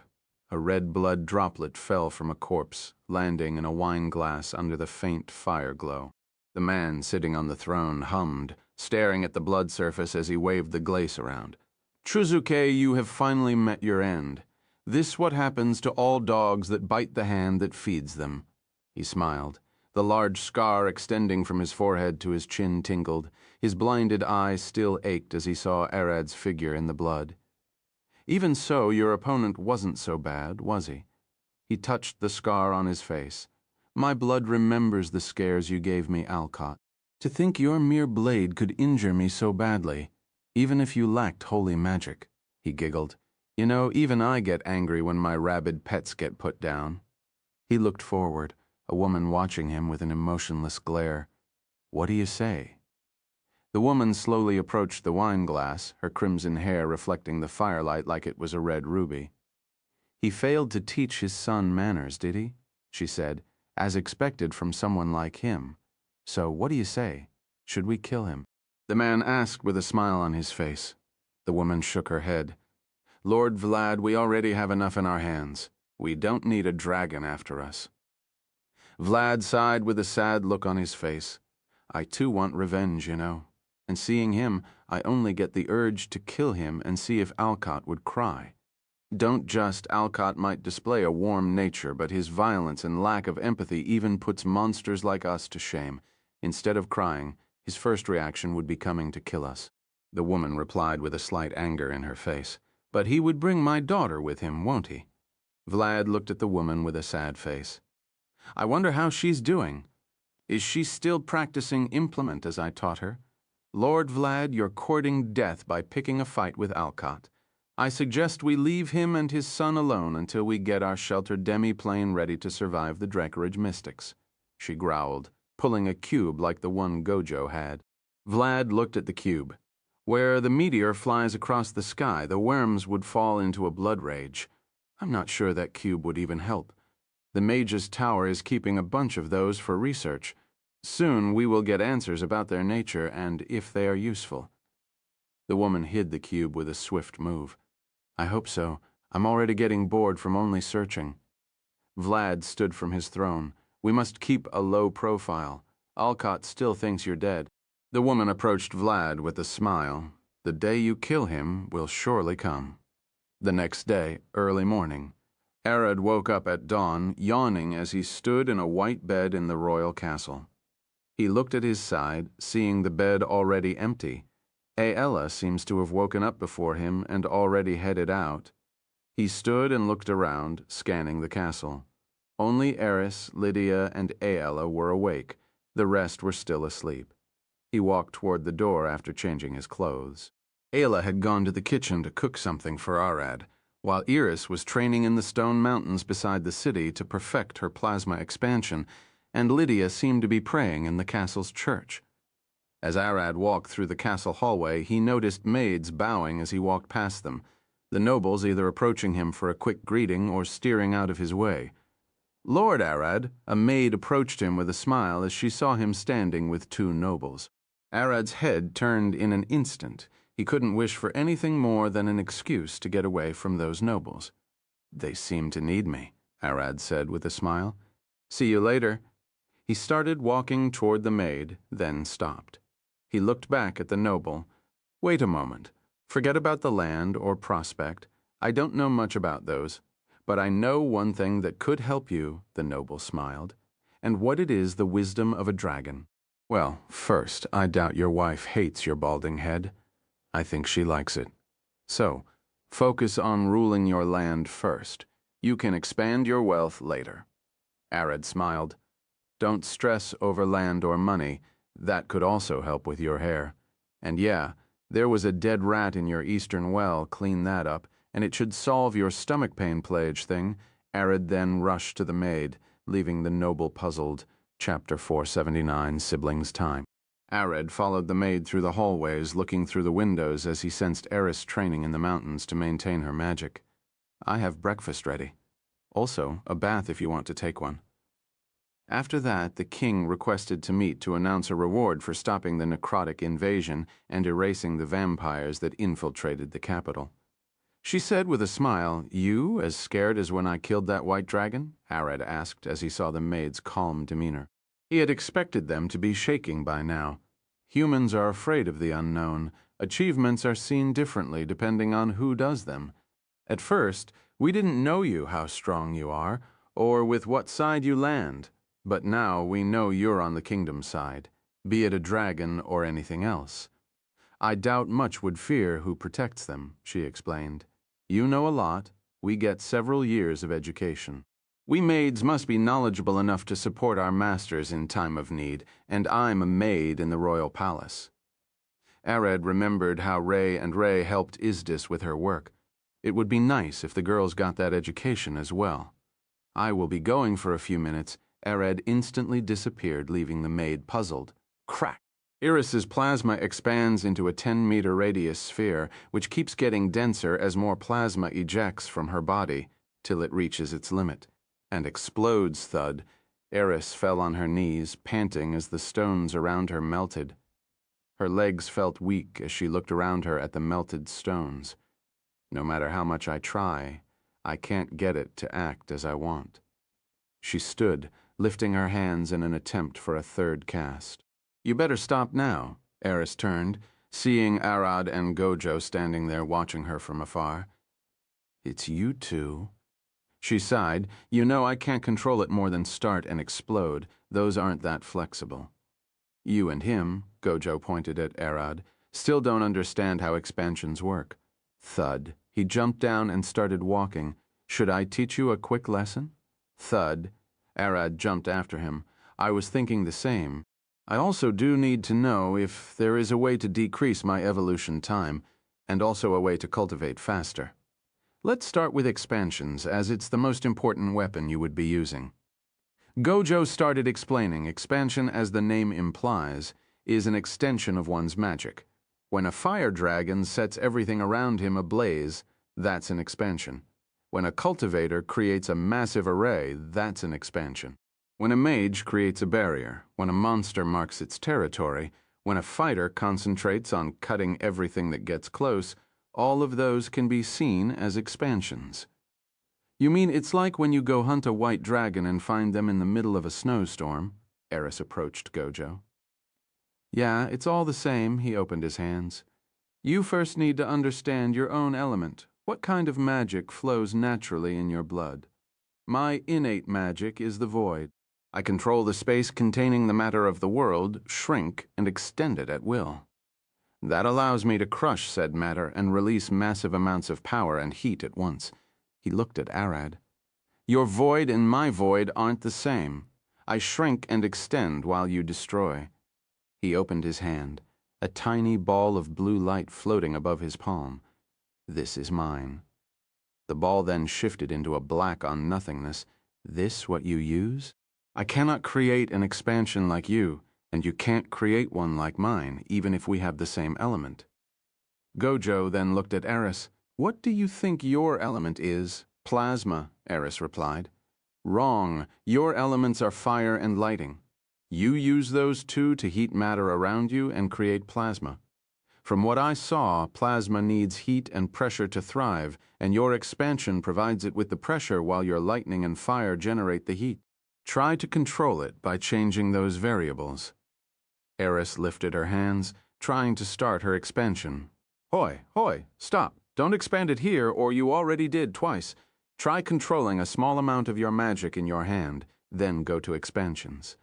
As Eris nodded and ran away to the train, Gojo looked back at Arad. Now, it's your turn.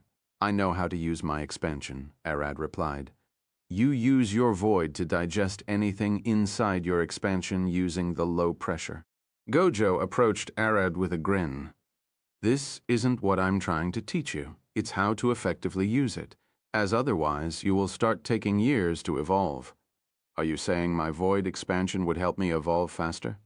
Have you ever wondered, why did you have an adult mind after just being born? It doesn't make sense, does it? Gojo smiled, lifting his hand. You're kinda right. Isn't that because we get a shard of Mother's mind? That's partially true, but it goes deeper than that. Gojo looked into his hands. We were born far before the things we hatched from weren't mere eggs, but an extension of Mother's void expansion, a protective bubble of her power. He smiled. Our minds were alive in it, feeding off Mother's magic and psychic energy to grow both physically and mentally.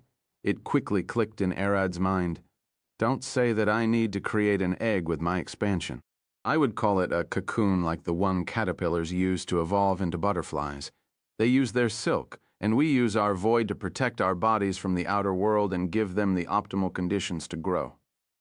Arad sat down, thinking. So, the density of magic and the emptiness make it easier for our bodies to transform and change, but doesn't that mean I need to keep focusing on my expansion while unconscious? I did manage to do it, so you can as well. Gojo smiled. I don't mind babysitting you in my domain as you evolve as well if you want. No, I will do it on my own. Arad shook his head. The information alone was enough, but this mean Mother did care about us. Gojo scratched his chin. That's the one thing I can't understand. For once, I'm certain she raised us in her expansion before dropping us as eggs into the world. But what I can't wrap my head around is why she attacked me when I flew over the Dark Elf Kingdom. Probably you were a problem child? Arad looked at him with a smile. Or Gojo looked back at the castle. I had a bug on my face, and she wanted to slap it. He mumbled and looked at Arad. Keep an eye on that old man Sebas that I brought. It's either Mother who hates me or wants him dead. Sebas, Arad started thinking. Won't it be best to drop him in another city and let him go free? Live his life away from us. That could be a solution, but I think it's best to get to the bottom of why she wanted to kill him. Gojo sighed. We'll keep an eye on him. Arad stood, closing his eyes. Should I start training now? He asked. Probably not. You still have that meeting with the king. I talked him into giving you a lot of nice things. He started stretching. Want to spar a bit? A fight against you? Arad smiled, cracking his fists. That should be fun. Eris's head turned so quickly she almost snapped her neck. I'm dead if those two started to fight. Time to run away. She flew as fast as she could. Arad rushed forth, throwing punches at Gojo, each one faster than the one before, and he even activated Taurus. With smooth moves, Gojo dodged each strike with grace. He was faster than Arad, and even more seemed to be able to predict his moves before they were even sent out. He's looking at your mana with his void eyes to determine your attacks. Control it to deceive him. Gojo laughed. Something moved inside your head. Is it that witch speaking? I'm sure she noticed thud. He caught Arad's fist. She's right. Use weapons and spells, mix your attacks, and make them unpredictable. Arad kept switching between weapons, yet he wasn't able to land a single hit on his older brother. At last he gave up and lifted his hand. Void expansion, devouring void, Arad's void digests everything it consumes. It's an extension of his stomach. The moment Arad's expansion covered Gojo, he could feel that something was off.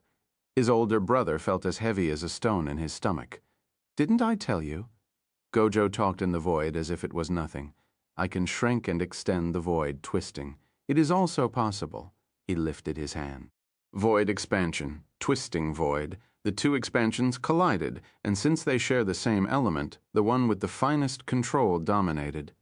Arad's void twisted into a thin string in Gojo's palm akin to a hair strand. It then burst into a beam of light, ending the fight. Crack. Gojo approached Arad, who was stuck in a rock, bleeding. "Sorry, I got a bit rough. You still alive?" This hurt a lot," I said sorry. "As a void dragon, I almost forget I can hit your organs." Gojo helped Arad down. "What you're feeling now is what a human feels getting stabbed in the liver. It isn't pleasant. It shouldn't be." Chapter 4 had read Gojo's lesson. Arad got out of the stone he was stuck in, approaching Gojo and holding his chest. "That hurt." "Come on, I wasn't that serious. I could have unleashed tens of blasts like the one I erased Vars with." He giggled. "As long as I have matter to compress, with your stomach full and the land around your expansion, I expect that can go for a long time." Arad thought about it. "You can do the same, but I don't think to my level." Gojo lifted his hand and created a ball of void. "For now, let's get you older quickly. I guess you know a way to make it faster. The cultivation is faster than growing normally, but I can't seem to understand how it works." Vars did explain it a bit, but I don't think I would enjoy eating sacrifices or the like. Arad lifted his hand, pulling 2 chairs from his stomach. As the two sat down, Gojo waved his hand. "That's a way, and definitely the cheapest, but there is an expensive one. What is it? Eat magical items, artifacts, or anything of the same nature. But be careful not to eat anything sentient or malevolent. It can affect your soul or mind," from his stomach. Gojo pulled a silver sword. "Witch Hunter's Blade is an A-rank weapon that deals more damage to people based on their mana capacity by shorting their magic. Try eating it." Arad looked at the sword. "An A-rank? How much did this thing cost?" He, don't mind that and eat it. It wasn't that expensive." Gojo smiled. "It was 6 platinum coins, though, but it's a bit useless with my and my brother's power now." Arad lifted the sword, hesitant to eat it. "Are you sure how useful this weapon could be? It's a waste to just eat it. The damage increase is pretty pathetic, up to 10% depending on their mana. But I only managed to get up to 6% against strong opponents." Gojo sighed. "Unless you're going to an even battle, it's usually better to grab an ally or a scroll." Arad gave the sword a second look. "Fine." He sucked it into his stomach, digesting it almost immediately. Age 42-43. It was worth a year. Arad smiled. Gojo nodded. "I see. To me, an identical weapon was worth a week. The older you grow, the more expensive cultivation gets. You have to be on the lookout for strong opponents and rare magic items." Arad nodded. "So I can either buy magic items for cultivation or try hunting for them by taking on quests. How much do you think this will give me?" He pulled the exploding nipple knife. "A true damage weapon. Those things are more than rare." Gojo inspected the knife. "It uses the target's own mana to attack by concentrating it in the mammary glands. Upon release, that mana bursts up, leading to the damage from within." Gojo laughed. "In the last battle, I saw you direct the explosion toward that vampire's lungs and heart." He gave the knife back to Arad. "It's a bit difficult to control with how fast the explosion happens." Arad looked at the knife's blade. "I wonder how it was made." "Artifacts are made from the insanity of their creators. Someone must have dedicated their lives to make this thing, and it's a powerful weapon." He pointed at the knife. "Master it, and you would have a guaranteed 2 hits that bypass defenses. How many years do you think it's worth?" Arad had the urge to just eat the knife, seeing how powerful it was. "I never ate an artifact before, but seeing that the strongest magic item I ate gave me around 50 years. This would be far more than that, especially since you're still young." "Should I eat it?" No, that would be a waste. True damage weapons with guaranteed hits don't grow on trees, and this one gives you 2 hits at the same time. Gojo pulled a dagger and a sword from his stomach. Since it's a knife, you can dual wield it with a sword. Sneak some attacks in. Gojo thrust the air with his dagger. By the way, what weapon do you use? Arad asked as he pulled the adamantine sword from his stomach. I mainly use this. He then pulled the dragon slayer. And this one for dragons. Gojo hid his weapons and pulled a large staff from his stomach. This is my weapon. The staff was large, the head decorated with a crystal ball, and the pommel had a wooden shard nailed on it. Don't tell me, Arad said with a worried face, with a playful smile on his face. Gojo pointed at the staff. This is a staff for power. I glued this crystal ball to the top of accuracy and nailed this wand to the pommel for speed. Each increases my power by 80%. He looked at Arad with sparkling eyes. It's an art piece, isn't it? That's cheating, Arad sighed. As long as I win, it doesn't matter. If a problem can be resolved with a fair fight, it should have been resolved with a conversation first. He stored his staff back in his stomach. You're right. If it got so bad between 2 people that they had to fight each other to death, I think it doesn't matter anymore. Everyone gives it their all to survive. Gojo pulled the staff again. How about I show it to you? It's my greatest creation, and the only one that still works. He pointed it at the mountains with a grin. Long range with the crystal? Arad asked as soon as he saw an image appear on the crystal looking at the mountains. No, I can even target things in Alina from here. With a giggle, the image shifted to show Alina. Look, it's that herbalist old man Kane. They could see Kane sitting on a rocking chair in his garden sipping on tea with Jemima standing behind him. I can heat his drink from here. Do you think he will be surprised? Gojo giggled. Goo. Both of them froze, feeling a chill down their spines. Kane's maid had turned her head, glaring directly toward them. Gojo couldn't tell if she had noticed them, or if she was looking at something else and happened to stare in their direction. But then Kane turned to glare at them as well. His eyes emitted a faint blue light. He sighed and returned to drink his tea. Jemima, what's for dinner? I didn't decide yet, she replied. Grilled dragon meat seems like a nice option. Zon Gojo stopped his magic immediately, sweating. They didn't notice, did they? He looked at Arad. I don't know. Don't ask me, Arad sighed. The two sat in silence for a few moments. Well, the crystal allows me to aim perfectly at distant objects, and the wand makes the latency of my attacks lower so I can react and shoot people without missing. The power from the staff helps as well. I said it before, but that's cheating, Arad stood. You're a wizard. Do you know any useful spells? I do know a lot of spells. Gojo waved his staff. What kind do you want to learn? Crowd control spells, damage, illusion, or transmutation. Anything you think is useful. How about, as Gojo spoke, his void disappeared. Did it work? What was that? A silent spell erases all sounds in a given area. You can either cast it through magic or control the void in the air to stop it from vibrating. Gojo looked at Arad. You gotta explain how it works. Sound is merely vibration through the air. It travels in waves like those in the sea. But they can't travel in the void, so either create a barrier with the void to contain the sound, or disperse the waves like you're running your hand across the water to stop them. Like Grara! Rara! A loud screech filled the air, and Gojo closed his ears. You made your words ineligible, but you instead created a bunch of new waves. You need to dampen the waves without creating more. Arad looked at his hands. Can I use this sound? Sound magic exists. Gojo pointed his finger at the horizon. Use the void to vibrate the air particles. Boom! A sound wave burst forth, ripping the ground apart. Sonic blast. I made this with magic and not the void. Use whatever you feel is easier. Isn't magic limited? Arad asked. Depends on who is using it. We void dragons find it easier to create effects without void, but to humanoids, magic is their key to the mystical world of spell casting. He smiled. A fire dragon would be better with fire than any mage with fire magic.